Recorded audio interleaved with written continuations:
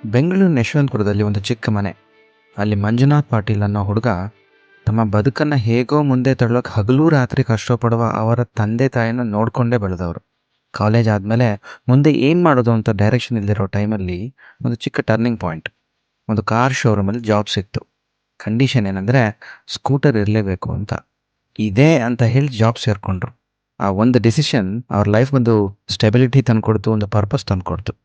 2013ರಲ್ಲಿ ಅರುಣಾ ಅವರನ್ನು ಮದುವೆ ಆದರು. ಆಕೆ ತುಂಬ ಕಾಮ್, ಸ್ಟ್ರಾಂಗ್ ಮತ್ತು ತಾನು ಅಂದ್ಕೊಂಡಿದ್ದನ್ನು ಅಚೀವ್ ಮಾಡೋ ಛಲಗಾರ್ತಿ. ಇಬ್ಬರೂ ಸೇರಿ ಒಂದು ಸ್ವಂತ ಮನೆ ಕಟ್ಟಬೇಕು ಅಂತ ಕನಸು ಕಂಡ್ರು. ಆದರೆ ಬದುಕನ್ನೋದು ಅವರಿಗೆ ಬೇರೆಯೇ ಪ್ಲ್ಯಾನ್ ಮಾಡಿತ್ತು. ಸುಮ್ಮನೆ ಮೈಲ್ಡ್ ಅಸಿಡಿಟಿ ಅಂತ ಶುರುವಾಗಿತ್ತು, ಸುಸ್ತು ಜಾಸ್ತಿಯಾಗಿ ಪೇಯ್ನ್ ಶುರು ಆಯಿತು. ಕೊನೆಗೆ ಒಂದು ಡೆವಸ್ಟೇಟಿಂಗ್ ಡಯಾಗ್ನೋಸಿಸ್, ಕ್ಯಾನ್ಸರ್. ಹೆಲ್ತ್ ಇನ್ಶೂರೆನ್ಸ್ ಬೇರೆ ಇರಲಿಲ್ಲ. ಪ್ರತಿ ಹಾಸ್ಪಿಟಲ್ ವಿಸಿಟ್ ಕೂಡ ಒಂದೊಂದು ಹೊಸ ಸಾಲ ಆಗ್ತಾ ಬಂತು. ಒಂದು ಕಡೆ ಕೀಮೋ ಬಾಡಿನ ಅಟ್ಯಾಕ್ ಮಾಡ್ತಿದ್ರೆ, ಇನ್ನೊಂದು ಕಡೆ ಹಾಸ್ಪಿಟಲ್ ಬಿಲ್ಸ್ ಅವ್ರ ನೆಮ್ಮದಿನ ಹಾಳು ಮಾಡ್ತಿತ್ತು. ಇದೆಲ್ಲ ಸಾಲದು ಅನ್ನೋ ಹಾಗೆ ಒಂದು ಹೊಸ ಫ್ಲ್ಯಾಟ್ ತೊಗೊಳೋಕ್ಕೆ ಅಂತ ಅವ್ರು ಮಾರಿದ ಪ್ಲಾಟ್ ಲೀಗಲ್ ಇಶ್ಯೂಲಿ ಸಿಕ್ಕಾಕೊಳ್ತು. ಸ್ಟ್ರೆಸ್ ಇನ್ನೂ ಜಾಸ್ತಿ ಆಯಿತು. ಬೆದರಿಕೆಗಳು, ನಿದ್ದೆ ಇಲ್ಲದ ರಾತ್ರಿಗಳು ಜಾಸ್ತಿ ಆದವು. ಇದೆಲ್ಲದರಿಂದ ಆಚೆ ಬರೋದಕ್ಕೆ ಮಂಜುನಾಥ್ ಲೈಫಲ್ಲಿ ಒಂದು ಅತಿ ದೊಡ್ಡ ಕಷ್ಟವಾದ ಡಿಸಿಷನ್ ತೆಗೆದುಕೊಳ್ಬೇಕಾಯ್ತು. ಪ್ರೀತಿಯಿಂದ ಕಟ್ಟಿದ ಆ ಸ್ವಂತ ಮನೇನ ಮಾರಬೇಕಾಯ್ತು. ಒಂದು ಬಾಡಿಗೆ ಮನೆಗೆ ಶಿಫ್ಟ್ ಆಗಬೇಕಾಯ್ತು. ಆರೋಗ್ಯ, ಮನೆ, ಲೈಫಲ್ಲಿ ಸ್ಟೆಬಿಲಿಟಿ ಎಲ್ಲದನ್ನು ಕಳ್ಕೊಂಡ್ಮೇಲೆ ಅವ್ರಿಗೆ ಉಳಿದಿದ್ದು ಒಂದೇ, ಬದುಕಿನ ಮೇಲೆ ಭರವಸೆ.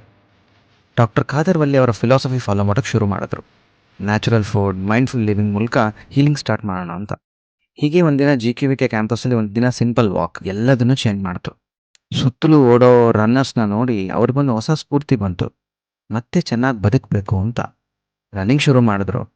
ಪ್ರತಿ ರನ್ ಕೂಡ ಅದೇನೋ ಒಂದು ಕ್ವೈಟ್ ರೆಬಿಲಿಯನ್ ಫೀಲಿಂಗ್. ಪ್ರತಿ ಕಿಲೋಮೀಟರ್ ಬದುಕಿನ ಕಡೆ ಒಂದು ಕೃತಜ್ಞತೆ. ಇವತ್ತು ಜನ ಮಂಜುನಾಥ್ ರನ್ ಮಾಡೋದನ್ನು ನೋಡ್ತಿದ್ರೆ ಅವರಿಗೆ ಅವರ ಸ್ಟ್ರೆಂತ್ ಕಾಣಿಸುತ್ತೆ. ಆದರೆ ಆ ಪ್ರತಿ ಹೆಜ್ಜೆ ಹಿಂದೆ ನೋವಿದೆ, ನಂಬಿಕೆ ಇದೆ, ಒಂದು ಕೃತಜ್ಞತೆ ಇದೆ. ಅವ್ರು ಹೇಳ್ತಾರೆ, ಲೈಫು ಇಷ್ಟಾನೇ ಅಂತ. ಅದೇನೋ ಲೈಫ್ ಈಸಿ ಆಗಿದೆ ಅಂತಲ್ಲ, ಲೈಫ್ ಹೇಗಿದೆಯೋ ಹಾಗೆ ಅದನ್ನು ಪ್ರೀತಿ ಮಾಡೋದನ್ನು ಕಲ್ತಿದ್ರಿಂದ. ಇವರ ಕತೆ ಬದುಕುಳಿಯೋದ್ರ ಬಗ್ಗೆ ಅಲ್ಲ, ಬದಲಾಗೋದ್ರ ಬಗ್ಗೆ. ನಮಸ್ಕಾರ ಎಲ್ರಿಗೂ. ಇಂದಿನ ಲೈಫ್ ಇಷ್ಟಾನೇ ಪಾಡ್ಕಾಸ್ಟ್ಗೆ ಸ್ವಾಗತ. ಜೀವನ ಅನ್ನೋದು ಎಲ್ರಿಗೂ ಹೋರಾಟ ಇದ್ದಂಗೆ. ಅಂಡ್ ಯಾವ ಜೀವನದಲ್ಲಿ ಅಥವಾ ಯಾರ ಜೀವನದಲ್ಲಿ ಹೋರಾಟ ಇಲ್ಲ ಹೇಳಿ. ಆ ಹೋರಾಟದ ತೀವ್ರತೆ ಅನ್ನೋದು ಸಿಕ್ಕಾಪಟ್ಟೆ ಜಾಸ್ತಿ ಆದಾಗ ನಾವು ಆ ಜೀವನದ ಮೌಲ್ಯನೂ ಏನು ಅಂತ ಗೊತ್ತಾಗುತ್ತೆ. ಅಂದರೆ ವ್ಯಾಲ್ಯೂ ಏನು ಅನ್ನೋದು ಹೆಚ್ಚಿಗೆ ಗೊತ್ತಾಗಕ್ಕೆ ಶುರು ಆಗುತ್ತೆ. ಇವತ್ತು ನಮ್ಮ ಜೊತೆ ಇದ್ದಾರೆ ಮಂಜುನಾಥ್ ಪಾಟೀಲ್ ಹಾಗೂ ಅರುಣಾ ಪಾಟೀಲ್. ಇವರು ಈ ಅನ್ವೇಷಣೆಯಿಂದ, ಅವರ ಜೀವನ ಅನ್ವೇಷಣೆ ಅಂತ ಕರಿಬೋದು, ಅದರಿಂದ ಹೇಗೆ ಮೌಲ್ಯಗಳನ್ನು ಕಂಡುಹಿಡ್ಕೊಂಡಿದ್ದಾರೆ ಮತ್ತು ಅವ್ರ ಜೀವನದಿಂದ ಏನೇನು ಎಲ್ಲರೂ ಪಾಠ ಕಲಿಬೋದು ಅನ್ನೋದನ್ನು ಇವತ್ತಿನ ಪಾಡ್ಕಾಸ್ಟಲ್ಲಿ ಮಾತಾಡೋಣ. ನಮಸ್ಕಾರ ಮಂಜುನಾಥ್. ನಮಸ್ಕಾರ. ನಮಸ್ತೆ ಸರ್. ನಮಸ್ತೆ. ಮೊದಲು ನಿಮ್ಮ ಬಾಲ್ಯ ಅಥವಾ ಚೈಲ್ಡ್ಹುಡ್ಡು ಮತ್ತು ಪ್ರಾರಂಭ ಅಂತ ಅಂದ್ಕೊಂಡು ಚೈಲ್ಡ್ಹುಡ್ ಬಗ್ಗೆ ಮಾತಾಡೋಕ್ಕೆ ಶುರು ಮಾಡೋಣ. ಯಶವಂತಪುರದಲ್ಲಿ ಬೆಳೆದ ಹುಡುಗ, ಇಲ್ಲೇ ನಮ್ಮ ಬೆಂಗಳೂರು ಹುಡುಗ ಅಂತ ಹೇಳ್ಕೊಂಡು ಹೋಗ್ಬೋದು. ಅದ್ರ ಬಟ್ ನಿಮ್ಮ ಮೂಲ ಎಲ್ಲ ಗದಗ. ಸೊ ಗದಗಿಂದ ಶುರು ಮಾಡಿ ಯಶವಂತಪುರ, ನಿಮ್ಮ ಬಾಲ್ಯ, ಇದ್ರ ಬಗ್ಗೆ ಫಸ್ಟ್ ಹೇಳಿ, ಆಮೇಲೆ ಅಲ್ಲಿಂದ ಮುಂದೆ ಏನೇನು ಅಂತ ಮಾತಾಡ್ಕೊಂಡು ಹಾಗೆ ಹೋಗೋಣ. ಸರ್, ನಾನು ಆ್ಯಕ್ಚುಲಿ ಹುಟ್ಟಿದ್ದು ನಮ್ಮ ತಾಯಿ ತವ್ರ ಮನೆ ಇಲ್ಕಲ್ಲಲ್ಲಿ, ಚಿಕ್ಕ ಹಳ್ಳೀಲಿ. ಅಲ್ಲಿಂದ ನಮ್ಮ ಅಜ್ಜಿ ಮನೇಲಿ ಮೊಮ್ಮಕ್ಕಳು ಯಾರು ಇರಲಿಲ್ಲ ಅಂತ ನನ್ನೇ ತುಂಬ ಮುದ್ದಾಗಿ ಅವರೇ ಇಟ್ಕೊಂಡ್ರು. 1 ವರ್ಷದ ಮಗು ಇರೋವರೆಗೂ ಮಾತ್ರ ನಮ್ಮ ತಂದೆ ತಾಯಿ ಜೊತೆ ಇದ್ದೆ. ಆಮೇಲೆ ನಾನು ನಮ್ಮ ಅಜ್ಜಿ ಮನೆಯಲ್ಲೇ ಬೆಳೆದೆ. 3ನೇ ಕ್ಲಾಸ್ವರೆಗೂ ಅಲ್ಲೇ ಬೆಳೆದೆ.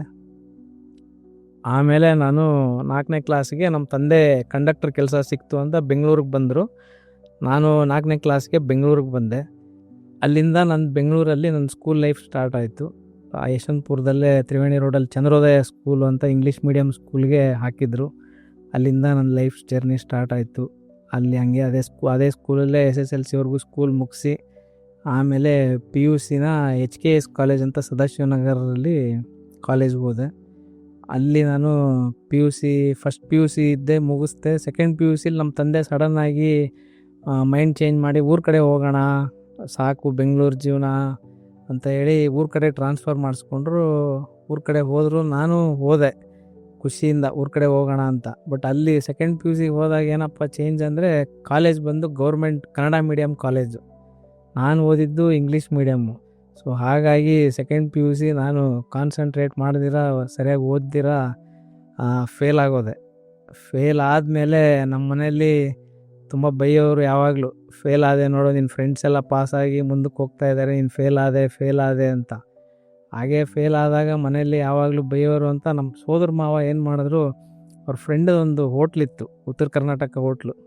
ಆ ಹೋಟ್ಲಲ್ಲಿ ಏನು ಮಾಡಿದ್ರು, ಸುಮ್ಮನೆ ಕ್ಯಾಶಿಯರ ಕೆಲ್ಸಕ್ಕೆ ಹೋಗಪ್ಪ, ನಿಂಗೆ ಸ್ವಲ್ಪ ನಾಲೆಜು ಬೆಳಿಬೇಕು, ನೀನು ಫೇಲ್ ಆಗಿದೆಯಲ್ಲ, ಸ್ವಲ್ಪ ಬುದ್ಧಿ ಕಲಿಬೇಕು ನೀನು ಅಂತ. ನಾನು ಹೋಗಿ ಕ್ಯಾಶಿಯರ್ ಕೆಲಸ ಎಲ್ಲ ಅಂತ ಹೋಗಿ ಕೂತ್ಕೊಂಡೆ. ಒಂದು 2 ದಿವಸ ಆದಮೇಲೆ ಅಲ್ಲಿ RMC ಯಾರ್ಡಲ್ಲಿ ಕೂಲಿ ಮಾಡೋರೆಲ್ಲ ಊಟಕ್ಕೆ ಬರೋರು. ಈಗ ಕ್ಲೀನ್ ಮಾಡೋರು ಇಲ್ಲ ಅಂದಾಗ ನಮ್ಮನ್ನು ಕರೆಯೋರೆ, ಬನ್ನಿರಿ ತಟ್ಟೆ ಎತ್ತಿರಿ ಅಂತ. ನಾನೇ ತಟ್ಟೆ ಎತ್ತಿ ಟೇಬಲ್ ಒರೆಸಿ ಅವ್ರಿಗೆ ಊಟ ಎಲ್ಲ ಬಡಿಸಿದ್ದೀನಿ. ಅದನ್ನು ಕೆಲಸ ಮಾಡಿದ್ದೀನಿ ನಾನು. ಅದಾದಮೇಲೆ ನಮ್ಮ ತಂದೆ, ನಮ್ಮ ಸೋದರ ಮಾವ ಕಂಡಕ್ಟರ್ ಇದ್ರಲ್ಲ, ಆವಾಗ ಈ ಚಿಲ್ಲರೆ ಕಾಯಿನ್ಸ್ನೆಲ್ಲ ತೊಗೊಂಡೋಗಿ ಕೊಟ್ಟರೆ ಕಮಿಷನ್ ಕೊಡೋರು ಹೋಟ್ಲಲ್ಲಿ. ಆ ಹೋಟ್ಲಿಗೆ ಏನಂದರೆ 100ಕ್ಕೆ 5 ರೂಪಾಯಿ ಕಮಿಷನ್ನು. ನಾನು ಒಂದು 1000 ರೂಪಾಯಿ ಕೊಟ್ಟರು ನಮ್ಮ ತಂದೆ, ಇದರಲ್ಲಿ ಏನಾದರೂ ಬಿಸ್ನೆಸ್ ಮಾಡು, ನೋಡಿ ಕಲಿ ನೀನು ಅಂತ. ಹೀಗೆ ನಮ್ಮ ಸೋದರ ಮಾವ ಸ್ವಲ್ಪ ಸ್ಟ್ರಿಕ್ಟ್. ಅವರು ಏನೋ ಹೇಳ್ಕೊಟ್ರು, ನೋಡಪ್ಪ ಚೇಂಜ್ ತಗೋ, ಹೋಟ್ಲಿಗೆ ತೊಗೊಂಡೋಗಿ ಹಾಕು, ಏನು ಕಮಿಷನ್ ಬರುತ್ತೆ ಅಂತ. ಮಧ್ಯಾಹ್ನದ ಹೊತ್ತು ಫಸ್ಟ್ ಶಿಫ್ಟ್ ಡ್ಯೂಟಿ ಮುಗಿಸ್ಕೊಂಬರೋ ಕಂಡಕ್ಟರ್ಸ್ ಎಲ್ಲ ಚೇಂಜು ತೊಗೊಂಬಂದು ಕೊಡೋರು. ನಾನು ಹಿಂಗೆ ಚೀಲ ಹಿಡ್ಕೊಂಡು ಅವ್ರು ಕೊಡೋ ಚೇಂಜೆಲ್ಲ ತೊಗೊಂಡು ಆ ಚೇಂಜೆಲ್ಲ ಕೌಂಟ್ ಮಾಡಿ ಹಾಲಿನ ಕವರಲ್ಲಿ ಹಾಕಿ ಸಪ್ರೇಟ್ ಮಾಡಿ 5 ರೂಪಾಯಿ ಕಾಯಿನು, 1 ರೂಪಾಯಿ ಕಾಯಿನು, 2 ರೂಪಾಯಿ ಕಾಯಿನ್ ಎಲ್ಲ ಹಾಕಿ ಮೆಜೆಸ್ಟಿಕ್ಕಲ್ಲಿ ಹೋಟ್ಲಿಗೆ ತೊಗೊಂಡೋಗಿ ಕೊಟ್ಟು ಅವ್ರು ಕೊಡೋ ಕಮಿಷನ್ ದುಡ್ಡನ್ನ ತೊಗೊಂಬಂದು, ಅದೇ ನಮ್ಮ ಸೋದರ ಮಾವನ ಬಸ್ಸಲ್ಲೇ ವಾಪಸ್ ಬರ್ತಾಯಿದ್ದೆ ನಾನು, ಬಸ್ ಚಾರ್ಜ್ ಉಳಿಲಿ ಅಂತ. ಆಗ ಉಳಿಸಿ ದುಡ್ಡನ್ನೆಲ್ಲ ಹಾಗೆ ಆವಾಗಲಿಂದಾನೇ ನನಗೆ ನಮ್ಮ ಮನೇಲಿ ಸ್ವಲ್ಪ ಕಷ್ಟ ಗೊತ್ತಾಗಲಿ ಅಂತ ಅವರು ಸ್ವಲ್ಪ ಎಲ್ಲ ಪುಷ್ ಮಾಡೋರು ನನಗೆ. ಇದೆಲ್ಲ ಈಗ ನೀವು ಕಲಿಬೇಕು ಅಂತ, ಅಥವಾ ಒಂದು ಜೀವನ ಅಂದ್ರೆ ಏನೋ ಒಂದು ಕಲೀಲಿ ಹುಡುಗ ಸೆಕೆಂಡ್ PUC ಫೇಲ್ ಆಗಿಬಿಟ್ಟಿದ್ದಾನೆ ಆ ಥರ ಮಾಡಬೇಕು ಅಂತನಾ, ಅಥವಾ ಹಣಕಾಸಿನ ಒಂದು ಸವಾಲು ಅಥವಾ ಚಾಲೆಂಜ್ ಆಗ್ಲೇ ಇತ್ತ, ಆ ಕಾರಣಕ್ಕೋಸ್ಕರ ಮಾಡ್ತಾ ಇದ್ದಿದ್ದ ಮಂಜು? ಹೇಗೆ ಇದೆಲ್ಲ? ಸರ್, ಹಣಕಾಸಿನ ಸವಾಲು ಇತ್ತು. ಯಾಕಂದರೆ ನಾವು ಬಡ ಕುಟುಂಬ, 3 ಜನ ಮಕ್ಕಳು ನಮ್ಮ ತಂದೆ ತಾಯಿಗೆ. ನಾನೇ ದೊಡ್ಡವನು, ನನಗೆ 2 ತಂಗಿದಿರು. ಹಾಗಾಗಿ ಅದು ಇತ್ತು. ಜೊತೆಗೆ ಕಲೀಲಿ, ಮನೆಯಲ್ಲಿ ಸ್ವಲ್ಪ ಗೊತ್ತಾಗಲಿ, ಜೀವನದ ಮೌಲ್ಯಗಳು ಎಲ್ಲ ನಾವೇ ಇದು ಮಾಡಿಕೊಟ್ರೆ ಅವ್ನು ಯಾವಾಗ ಕಲಿತಾನೆ ಅಂತ. ಹಾಗಾಗಿ ನಾನು ಅಲ್ಲಿ ಊರಲ್ಲಿ ಸೆಕೆಂಡ್ PUC ಮುಗಿಸಿ ಫೇಲ್ ಆಗಿ ಇಲ್ಲಿ ಬಂದು ಅದನ್ನು ಮಾಡಿದೆ. ಆಮೇಲೆ ಆ PUC ಪಾಸ್ ಆಗೋಕ್ಕೆ ತಿರ್ಗಾ ನಾನು 2 ಇಯರ್ಸ್ ತೊಗೊಂಡೆ. ತಿರ್ಗಾ ಪ್ರತಿ ವರ್ಷ ಒಂದೊಂದೇ ಸಬ್ಜೆಕ್ಟ್ ಪಾಸ್ ಆದೆ. ಬಟ್ ಪಾಸ್ ಆದ್ರಿ? ಕೊನೆಗೆ ಪಾಸ್ ಆಗಿ ಆಮೇಲೆ ಡಿಗ್ರಿನ ನಾನು ಇಲ್ಲೇ ಬೆಂಗಳೂರಲ್ಲೇ ಓದ್ತೀನಿ, ನನಗೆ ಊರ ಕಡೆ ಬೇಡ, ನನಗೆ ಅದು ಸೆಟ್ ಆಗ್ತಾ ಇಲ್ಲ ಅಂತ ವಾಪಸ್ ನಾನು ಬೆಂಗಳೂರಿಗೆ ಬಂದೆ. ನಮ್ಮ ಸೋದರ ಮಾವ ಇಲ್ಲೇ ಇದ್ದರು, ಅವ್ರ ಮನೆಯಲ್ಲೇ ಇದ್ದೆ. ಅವರು ತುಂಬಾ ಸ್ಟ್ರಿಕ್ಟು. ನಾನು ಕಾಲೇಜ್ಗೆ ಹೋಗ್ಬೇಕಾದ್ರೆ ಕಾಲೇಜಲ್ಲಿ ನನಗೂ ಆಸೆ, ನನ್ನ ಫ್ರೆಂಡ್ಸ್ ಎಲ್ಲ ಬೈಕ್ ತರೋರು, ನನಗೂ ಒಂದು ಗಾಡಿ ಕೊಡಿಸಿ ಅಂತ. ನಮ್ಮ ಮಾವ ಯಾವಾಗಲೂ ಹೇಳೋರು, ಗಾಡಿ ಏನಾದರೂ ಇಲ್ಲ ಕೊಡಿಸು ಅಂದರೆ ಊರಿಗೆ ಓಡಿಸ್ಬಿಡ್ತೀನಿ ನಿನಗೆ ಅಂತ ಹೇಳೋರು. ಗಾಡಿ ಬೇಕು ಅಂದ್ರೆ ಊರಿಗೆ ಹೋಗು, ಓದಬೇಕು ಅಂದರೆ ಮಾತ್ರ ಬೆಂಗಳೂರಲ್ಲಿರು, ನಿನ್ನ ಗಾಡಿ ತೊಗೊಂಡಿದ್ದು ಗಾಡಿ ಮೇಲೆ ಓಡಾಡಿದ್ದು ನೋಡಿದ್ರೆ ನಿನ್ನ ಊರಿಗೆ ಓಡಿಸ್ಬಿಡ್ತೀನಿ ಅನ್ನೋರು. ಹಾಗಾಗಿ ನಾನು ಗಾಡಿ ಕಲೀಲೇ ಇಲ್ಲ. ನಾನು ಗಾಡಿ ಕಲ್ತಿದ್ದೆ, ಇನ್ಫ್ಯಾಕ್ಟ್ ನಾನು ಮದುವೆ ಆಗಿ ನಾನು ಹೆಂಡತಿ ಓಡ್ಸೋಕ್ಕೆ ಬರ್ತಲ್ಲ ಅಂತ ಚಾಲೆಂಜ್ ಮೇಲೆ ಗಾಡಿ ಕಲಿತೆ ನಾನು. ಅದು ಈಗಲೂ ಬೈಕ್ ಬರೋಲ್ಲ, ಮೊಪೆಡ್ ಓಡಿಸ್ತೀನಿ, ಕಾರು ಅಷ್ಟೇ ಆಟೋಮೆಟಿಕ್ ಮಾತ್ರ ಓಡಿಸ್ತೀನಿ, ಮ್ಯಾನ್ಯುವಲ್ ಬರಲ್ಲ. ಬಟ್ ಅಂದ್ರೂ ನೋಡಿ, ಅವಾಗ್ಲೂ ಈಗ ನಿಮ್ಮ ತಂದೆ ತಾಯಿ ಆಗಲಿ, ನಿಮ್ಮ ತಂದೆ ಕರ್ಕೊಂಬಂದು ಇದೆಲ್ಲ ಒಂದು ಮೌಲ್ಯ ಕಲ್ತ್ಕೊಳ್ಳಿ ಅಂತ ನಿಮಗೆ ಎಲ್ಲ ಕಲಿಕೆಯ ಭಾಗವಾಗಿ ಇದನ್ನೆಲ್ಲ ಒಂದು ಪ್ರಯಾಣ ಮಾಡೋ ಥರ ಮಾಡಿದ್ರು. ಆಮೇಲೆ ನಿಮ್ಮದು ಸೋದರ ಮಾವ ಅಂತ ಹೇಳಿದ್ರಿ. ಸೊ ಇವ್ರುಗಳು ಆವಾಗ ನಿಮಗೆ ಹೇಳ್ಕೊಟ್ಟಿದ್ದ ಮೌಲ್ಯಗಳು ಅಥವಾ ಅವ್ರ ಜೀವನ ಶೈಲಿ, ಆ ವ್ಯಾಲ್ಯೂಸು ಈಗ ನಿಮ್ಮ ಜೀವನದಲ್ಲೂ ಒಂದಷ್ಟು ಭಾಗ ಆಗಿರಲೇಬೇಕು. ಅದು ಯಾವ ಥರ ಏನೇನು ರಿಫ್ಲೆಕ್ಟ್ ಮಾಡೋಕ್ಕೆ ಇಷ್ಟಪಡ್ತೀರಿ? ಅಂದರೆ ಅವ್ರ ಮೌಲ್ಯಗಳು ಕಲ್ತಿರೋದ್ರಿಂದನೇ ನನಗೆ ಇವೆಲ್ಲ ಈ ಥರ ಕಲ್ತ್ಕೊಂಡಿದ್ದು. ಈಗ ನಿಮಗೂ ಒಬ್ಬ ಮಗ ಇದ್ದಾನೆ. ಸೊ ಹೇಗೆ ಅದೆಲ್ಲ ನಿಮ್ಮ ಜೀವನದ ಭಾಗ ಆಗಿದೆ ಅಂತ ಸ್ವಲ್ಪ ವಿವರಣೆ ಕೊಟ್ಟರೆ ಚೆನ್ನಾಗಿರುತ್ತೆ. ಸರ್, ಬೇಸಿಕಲಿ ನಮ್ಮ ತಂದೆ ತಾಯಿ ಹತ್ರ ಕಲ್ತಿದ್ದೇನಪ್ಪ ಅಂದರೆ, ಅನ್ನೆಸೆಸರಿ ದುಡ್ಡು ವೇಸ್ಟ್ ಮಾಡಬಾರ್ದು, ಜೀವನದಲ್ಲಿ ಕಷ್ಟ ಅನ್ನೋದು ಗೊತ್ತಿರಬೇಕು, ಆಮೇಲೆ ನಾವೇ ದುಡ್ದು ನಮ್ಮ ಕಾಲ ಮೇಲೆ ನಿಂತ್ಕೋಬೇಕು. ತಂದೆ ತಾಯಿ ಮಾಡಿದ ದುಡ್ಡಾಗಲಿ, ಅವ್ರು ನಮ್ಮ ತಾತ ಅಜ್ಜಿ ಮಾಡಿದ ಆಸ್ತಿಯಲ್ಲಿ ಅದ್ರ ಮೇಲೆ ಡಿಪೆಂಡ್ ಆಗಬಾರ್ದು, ನಮ್ಮ ಸ್ವಂತ ಕಾಲ ಮೇಲೆ ದುಡ್ದು ನಾವು ನಿಂತ್ಕೋಬೇಕು ಅಂತ ಅದೊಂದು ಕಲ್ತಿದ್ದೇನೆ. ಆಮೇಲೆ ಯಾವತ್ತೂ ನಮ್ಮ ಮನೇಲಿ ಹೇಳೋರು, ಕೆಟ್ಟ ಚಟ ಕಲಿಬೇಡ, ಒಳ್ಳೆಯವ್ರ ಜೊತೆ ಓಡಾಡು ಅಂತ. ಟು ಬಿ ಫ್ರ್ಯಾಂಕ್, ಇಲ್ಲ ಏನು ಹೇಳಬೇಕು ಅಂದರೆ, ನಾನು ಕೆಟ್ಟ ಚಟ ಕಲ್ತಿಲ್ಲ, ಬಟ್ ತರಲೆ ಹುಡುಗರ ಜೊತೆ ಬೇಡ ಅಂದರೂ ಸೇರ್ತಾ ಇದ್ದೆ ಹೋಗಿ. ನಮ್ಮ ಮನೇಲಿ ಅವಾಯ್ಡ್ ಮಾಡೋರು, ಅಲ್ಲಿ ಹೋಗಿ ಸೇರಬೇಡ ಅವ್ರ ಜೊತೆ ಅಂತ. ಅವರೆಲ್ಲ ಗಲಾಟೆ ಮಾಡ್ತಾರೆ ಅಂತ ನಾನು ಅಂಥವ್ರ ಜೊತೆನೇ ಹೋಗಿ ಸೇರ್ತಾ ಇದ್ದೆ. ಅಷ್ಟಿಲ್ಲದೆ ಹೇಳಿದ್ರೆ ಎಲ್ಲರೂ ತಿಳಿದವ್ರು ಹೇಳಿರೋದೇ ಅಲ್ವಾ, ಸಜ್ಜನರ ಸಂಘ ಹೆಜ್ಜೆನು ಸವಿದಂತೆ. ಸೊ ಅದು ಎಲ್ಲರೂ ಪಾಲಿಸ್ಕೊಂಡೇ ಬರಬೇಕು. ಬಟ್ ನೀವು ಹೇಳ್ದಂಗೆ ಸ್ವಾಭಿಮಾನ, ಒಂದು ಸ್ವಂತಿಕೆ, ನಿನ್ನ ಕಾಲ ಮೇಲೆ ನೀನು ನಿಂತ್ಕೊಳ್ಳೋದು, ಇದೆಲ್ಲ ಎಂಥ ಒಳ್ಳೆ ಮೌಲ್ಯಗಳು. ಎಲ್ಲರೂ ಕಲೀಲೇಬೇಕು. ನಮ್ಮ ಮುಂದಿನ ಜನ್ರೇಷನ್ಗೂ ನಾವು ಹೇಳ್ಕೊಡ್ಬೇಕು. ಹೌದು. ಸೊ ಕಾಲೇಜ್ ಆದ್ಮೇಲೆ ತಕ್ಷಣ ಅವಾಗ ನಿಮಗೆ ಕೆಲಸ ಅಂದರೆ ಕಾಲೇಜು PUC ಮುಗಿದ ತಕ್ಷಣ ಒಂದು ದಿನಕ್ಕೆ ಮನೆಗೆ ಹೋಗ್ಬೇಕಾದ್ರೆ ಒಂದು 100 ರೂಪಾಯಿ ಇವತ್ತಿನ ಖರ್ಚಿಗೆ ಆದರೆ ಸಾಕು ಅನ್ನೋ ಥರ ಎಲ್ಲ ಕೆಲಸಗಳು ಯಾವ್ದಾವ್ದು ಸಿಗುತ್ತೋ, ಈ ಚಿಲ್ಲರೆ ಕಾಸಿಂದ ಬರೋ ಕಮಿಷನ್ನು, ಈ ಥರ ಮಾಡೋದಕ್ಕೆ ಇದನ್ನೆಲ್ಲ ಟ್ರೈ ಮಾಡಿದ್ರಿ ಅಂತ ಹೇಳಿ. ಇದೆಲ್ಲ ಅನುಭವಗಳು ನಿಮಗೆ ಮುಂದೆ ದೊಡ್ಡ ಸವಾಲುಗಳು ಬಂದು ಜೀವನದಲ್ಲಿ, ಅದ್ರ ಬಗ್ಗೆ ಮಾತಾಡೋಣ. ಬಟ್ ಈ ಅನುಭವಗಳು ಹೇಗೆ ನಿಮ್ಮನ್ನು ತಯಾರು ಮಾಡೋಕ್ಕೆ ಶುರು ಮಾಡಿದ್ವು ಆವಾಗಲೇ ಒಂಥರ? ಅದೆಲ್ಲ ಇವಾಗ ರಿಫ್ಲೆಕ್ಟ್ ಮಾಡಿದ್ರೆ ನಿಮಗೆ ಗೊತ್ತಾಗುತ್ತೆ. ಇದೆಲ್ಲ ಅನುಭವಗಳು ನಿಮಗೆ ಹೇಗೆ ಮುಂದೆ ಬರೋ ಸವಾಲುಗಳಿಗೆ ತಯಾರು ಮಾಡ್ತಾ ಇದ್ವು ಮಂಜುನಾಥ್? ಸರ್ ಬೇಸಿಕಲಿ ಏನಪ್ಪ ಅಂದರೆ ಅವಾಗ್ಲಿಂದಾನೇ ನೀವು ಕಷ್ಟಪಟ್ಟೆಲ್ಲ ತಿಳ್ಕೊಂಡ್ರೆ ಮುಂದಕ್ಕೆ ಅದು ಹೆಲ್ಪ್ ಆಗುತ್ತೆ ಅಂತ ಅದು ಒಂದು ನಮಗೆ ಲೈಫಲ್ಲಿ ಯಾವಾಗಲೂ ಅನಿಸ್ತು. ಆಮೇಲೆ ಯಾರ ಮೇಲೂ ಡಿಪೆಂಡೆನ್ಸಿ ಆಗಬೇಕನ್ನೋ ಅವಶ್ಯಕತೆ ಇಲ್ಲ. ನಾನು ಸ್ವಂತ ದುಡಿದು ನಾನೇ ಜೀವನ ಮಾಡ್ತೀನಿ ಅನ್ನೋ ಒಂದು ನಂಬಿಕೆ ಬಂತು ನನಗೆ. ಒಳ್ಳೆ ಗುಣ ಕಲಿಬೇಕು. ಆಮೇಲೆ ಯಾರ ಜೊತೆ ಓಡಾಡಿದ್ರು ನಮ್ಮ ಇದರಲ್ಲಿ ನಾವು ಕಂಟ್ರೋಲಲ್ಲಿ ಇರಬೇಕು. ಕೆಲವ್ರು ಹೇಳ್ತಾರೆ, ಇಲ್ಲ ರೀ ಅವ್ರ ಜೊತೆ ಸೇರಿ ಅವ್ನು ಕುಡಿಯೋದು ಕಲ್ತ್ಬಿಟ್ಟು, ಅದೆಲ್ಲ ಸುಳ್ಳು ಸರ್. ನಾನು 25 ವರ್ಷದಿಂದ ನನ್ನ ಜೊತೆ ಸ್ನೇಹಿತರು ಎಲ್ಲರೂ ಅವರೆಲ್ಲ ಚಟ ಮಾಡ್ತಾರೆ, ಅವ್ರ ಜೊತೆ ನಾನು ಇರ್ತಾ ಇದ್ದೆ ಹೊರತು ಇದುವರೆಗೂ ನಾನು ಯಾವತ್ತೂ ಒಂದೇ ಒಂದು ಸಿಗರೇಟ್ ಆಗಲಿ, ಒಂಚೂರು ಕುಡಿಯೋದಾಗಲಿ ಯಾವುದು ಕಲ್ತಿಲ್ಲ. ಯಾಕಂದ್ರೆ ನನ್ನ ಮೈಂಡ್ ಕಂಟ್ರೋಲ್ ಅದು ಬೇಸಿಕಲಿ ನಾವು ಕಲಿಬೇಕು. ಇದನ್ನು ಯಾವಾಗಲೂ ನಮ್ಮ ತಂದೆ ತಾಯಿ, ನಮ್ಮ ಸೋದರ ಮಾವ ಹೇಳೋರು, ಯಾವಾಗಲೂ ನೋಡಪ್ಪ ಒಳ್ಳೇದು ಕಲಿ, ಚಟ ಕಲಿಬೇಡ, ಒಳ್ಳೆ ಕೆಲಸ ಮಾಡು ಅಂತ. ಅದೇ ರೀತಿ ನಮ್ಮಿಂದ ಬೇರೆಯವ್ರಿಗೆ ತೊಂದರೆ ಆಗಬಾರ್ದು, ಬೇರೆಯವರಿಂದ ನಮಗೂ ತೊಂದರೆ ಆಗಬಾರ್ದು. ನೀವಾಯಿತು ನಿಮ್ಮ ಕೆಲಸದಲ್ಲಿರಬೇಕು ಅಂತ ಇದನ್ನು ಮನೆಯವರಿಂದ ಕಲ್ತಿದ್ದೀನಿ. ನೋಡಿ, ಅದೇ ನಿಮ್ಮ ಮನಸ್ಸಿನಲ್ಲಿ ನಿಮ್ಮ ಹಿಡಿತ, ನೀವು ಏನು ಮಾಡ್ತೀರಿ ಏನೋ, ಮತ್ತೆ ಅದೊಂದು ಅತ್ಯಮೂಲ್ಯವಾದ ಮೌಲ್ಯ. ಅದನ್ನೂ ಎಲ್ಲ ದೊಡ್ಡವ್ರು ಹೇಳ್ಕೊಟ್ಟಿರೋದು, ಅದನ್ನು ಪಾಲಿಸ್ಕೊಂಡು ಬರಲೇಬೇಕು. ಅದಿದ್ರೇ ಜೀವನ ಸುಖವಾಗಿರೋದು ಅನ್ನೋದನ್ನು ಹೇಳ್ತಿದ್ರಿ. ಇದಾದಮೇಲೆ ಟರ್ನ್ ಅಂತ ತೊಗೊಂಡ್ರೆ, ಅಥವಾ ಒಂದು ದೊಡ್ಡ ತಿರುವು ಇದನ್ನ ಅಂತ ಅಂದ್ಕೊಂಡ್ರೆ, ನಿಮಗೆ ಮಾರ್ಕೆಟಿಂಗ್ ಈ ಥರ ಕೆಲಸ ಸಿಕ್ತು. ಆಮೇಲೆ ಸ್ಕೂಟ್ರು ಇದೆ, ಅದೊಂದು ಇಂಟ್ರೆಸ್ಟಿಂಗ್ ವಿಷಯ ಅನ್ನೋದು ಆಗಲೇ ಮಾತಾಡ್ತಾ ನನಗೆ ಗೊತ್ತಾಯ್ತು. ಅದಕ್ಕೆ ಅದ್ರ ಬಗ್ಗೆ ಒಂದು ಸ್ವಲ್ಪ ಮಾತಾಡೋಣ ಅಂತ.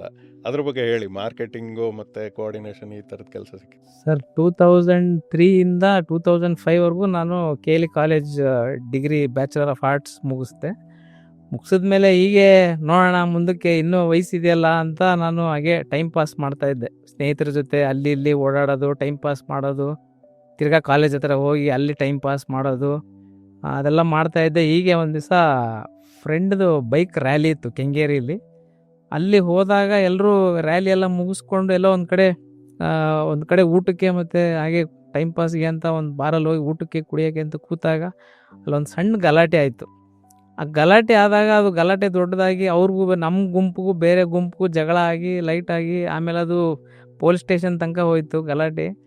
ಹಾಗಾಗಿ ಬಟ್ ನಾನು ಅಲ್ಲಿ ಆ ಗಲಾಟೆಯಿಂದ ಹೆಂಗೋ ಎಸ್ಕೇಪ್ ಆಗಿ ಮನೆಗೆ ಬಂದು ಹೆಂಗೋ ಬಚಾವಾದೆ. ನಮ್ಮ ಸ್ನೇಹಿತರನ್ನೆಲ್ಲ ಪೊಲೀಸ್ ಸ್ಟೇಷನ್ಗೆ ಕರ್ಕೊಂಡೋಗಿ ಅವ್ರಿಗೆಲ್ಲ ಚೆನ್ನಾಗಿ ಹೊಡೆದು ಬಡ್ದು ಆವಾಗ ವಾಪಸ್ ತಿರ್ಗಾ ನನ್ನ ಸ್ನೇಹಿತ ಏನು ಮಾಡ್ದ, ಇಲ್ಲಿ ಇದೇ ಥರ ಮಾಡ್ತಾಯಿದ್ರೆ ಸರಿ ಹೋಗಲ್ಲ ಅಂತ ಅವನು ಲಕ್ಷ್ಮೀನಾರಾಯಣ ಅಂತ ನನ್ನ ಕ್ಲಾಸ್ಮೇಟು ಕೆಲಸಕ್ಕೆ ಸೇರಿಕೊಂಡ ಪ್ರಯಾಣ ಮೋಟರ್ಸಲ್ಲಿ, ಟಾಟಾ ಡೀಲರ್ಶಿಪ್ಪಲ್ಲಿ. ಆವಾಗ ಅವನು ಯಾವಾಗಲೂ ಕೆಲಸಕ್ಕೆ ಡೈಲಿ ಹೋಗೋನು. ನಾನು ಅವ್ನಿಗೆ ಡೈಲಿ ಫೋನ್ ಮಾಡ್ತಾಯಿದ್ದೆ, ಎಲ್ಲಿದೆಯೋ, ಈಗ ಆಫೀಸಿಗೆ ಬಂದಿದ್ದೀನಿ ಕಣ. ಅವನು ನೀನು ಕೆಲಸಕ್ಕೆ ಸೇರ್ಕೊಂಡ್ಬಿಟ್ಟಿದ್ಯಾ, ನಮಗೆ ಕೆಲಸ ಇಲ್ಲ, ನನ್ನೂ ಸೇರಿಸು. ಇಲ್ಲ ಕಣ, ಬೈಕ್ ಇರಬೇಕು ಅಂತ. ಬೈಕ್ ಇರಬೇಕಾ? ಬೈಕ್ ತೊಗೊಂಡ್ರೆ ನಮ್ಮ ಮಾವ ನನಗೆ ಕೆಲಸಕ್ಕೆ ಹೋಗಿ ಬಿಡಲ್ಲ. ಸೊ ಬೈಕ್ ಇಲ್ಲ ಅಂದರೆ ಇಲ್ಲಿ ಕೆಲಸ ಸಿಗಲ್ಲ. ಬಟ್ ನಾನು ಜೀವನದಲ್ಲಿ ಈಗ ಏನೋ ಓದೋದು ಮುಗೀತು, ಕೆಲಸಕ್ಕೆ ಹೋಗಲೇಬೇಕಲ್ಲ.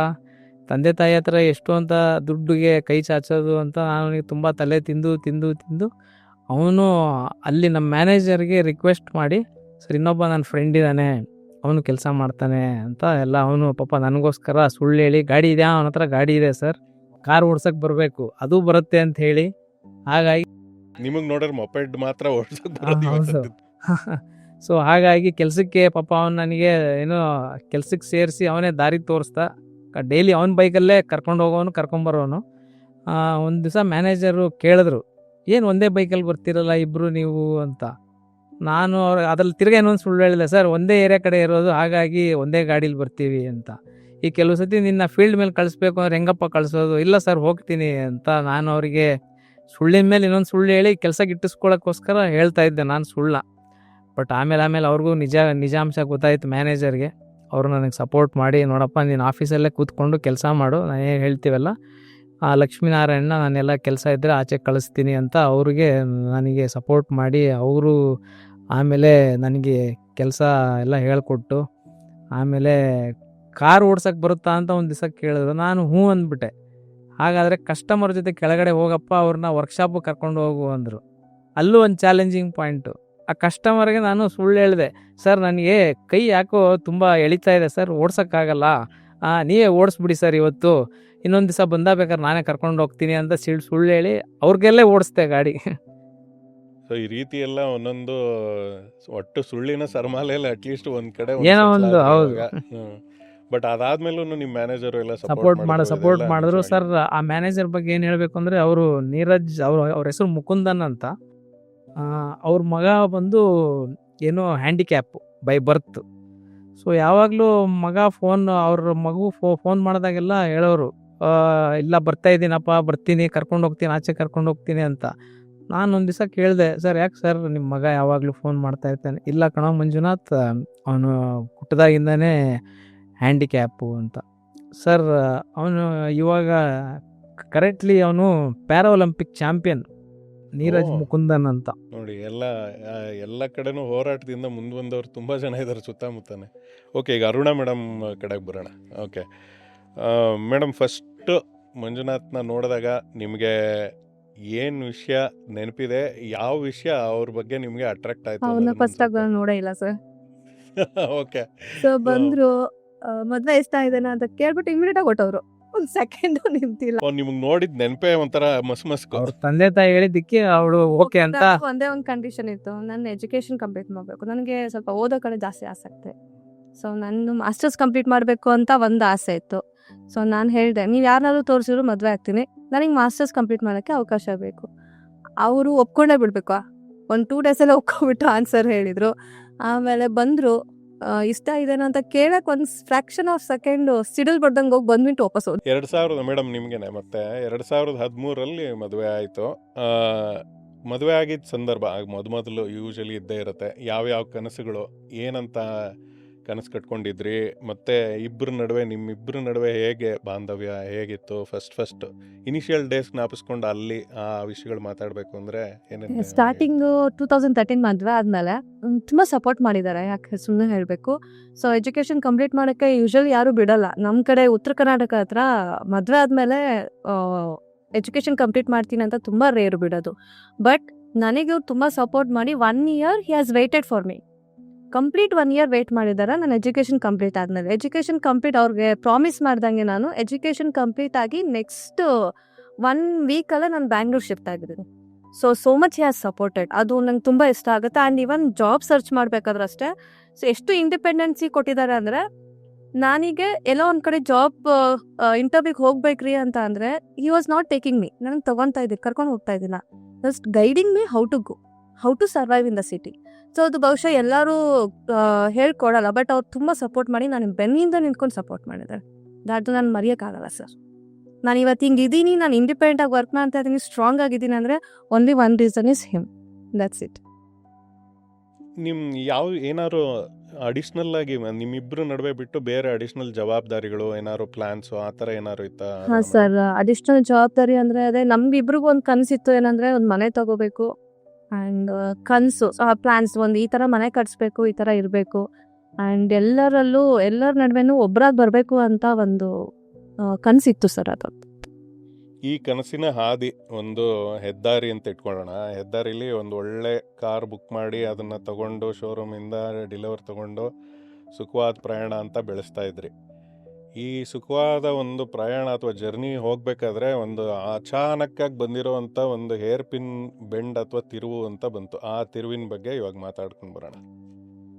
ಯಾವ ಸಮಯದಲ್ಲಿ ನಿಮಗೆ ಏನೋ ಸರಿ ಇಲ್ಲ, ಆರೋಗ್ಯದಲ್ಲಿ ಏನೋ ಆಗ್ತಾ ಇದೆ ಅಂತ ಅನ್ನೋದು ಯಾವ ಒಂದು ಸಮಯದಲ್ಲಿ ಅನ್ಸಕ್ಕೆ ಶುರುವಾಯಿತು? ಸರ್ 2022 ಅಲ್ಲಿ ಇನ್ಫ್ಯಾಕ್ಟ್ ನಾನು ಹೇಳಿದಾಗೆ ನನ್ನ ಮಗ ಹುಟ್ಟಿದ ಮೇಲೆ 6 ತಿಂಗಳವರೆಗೂ ಮಾತ್ರ ನಮ್ಮ ಜೊತೆ ಇದ್ದ ಅವನು.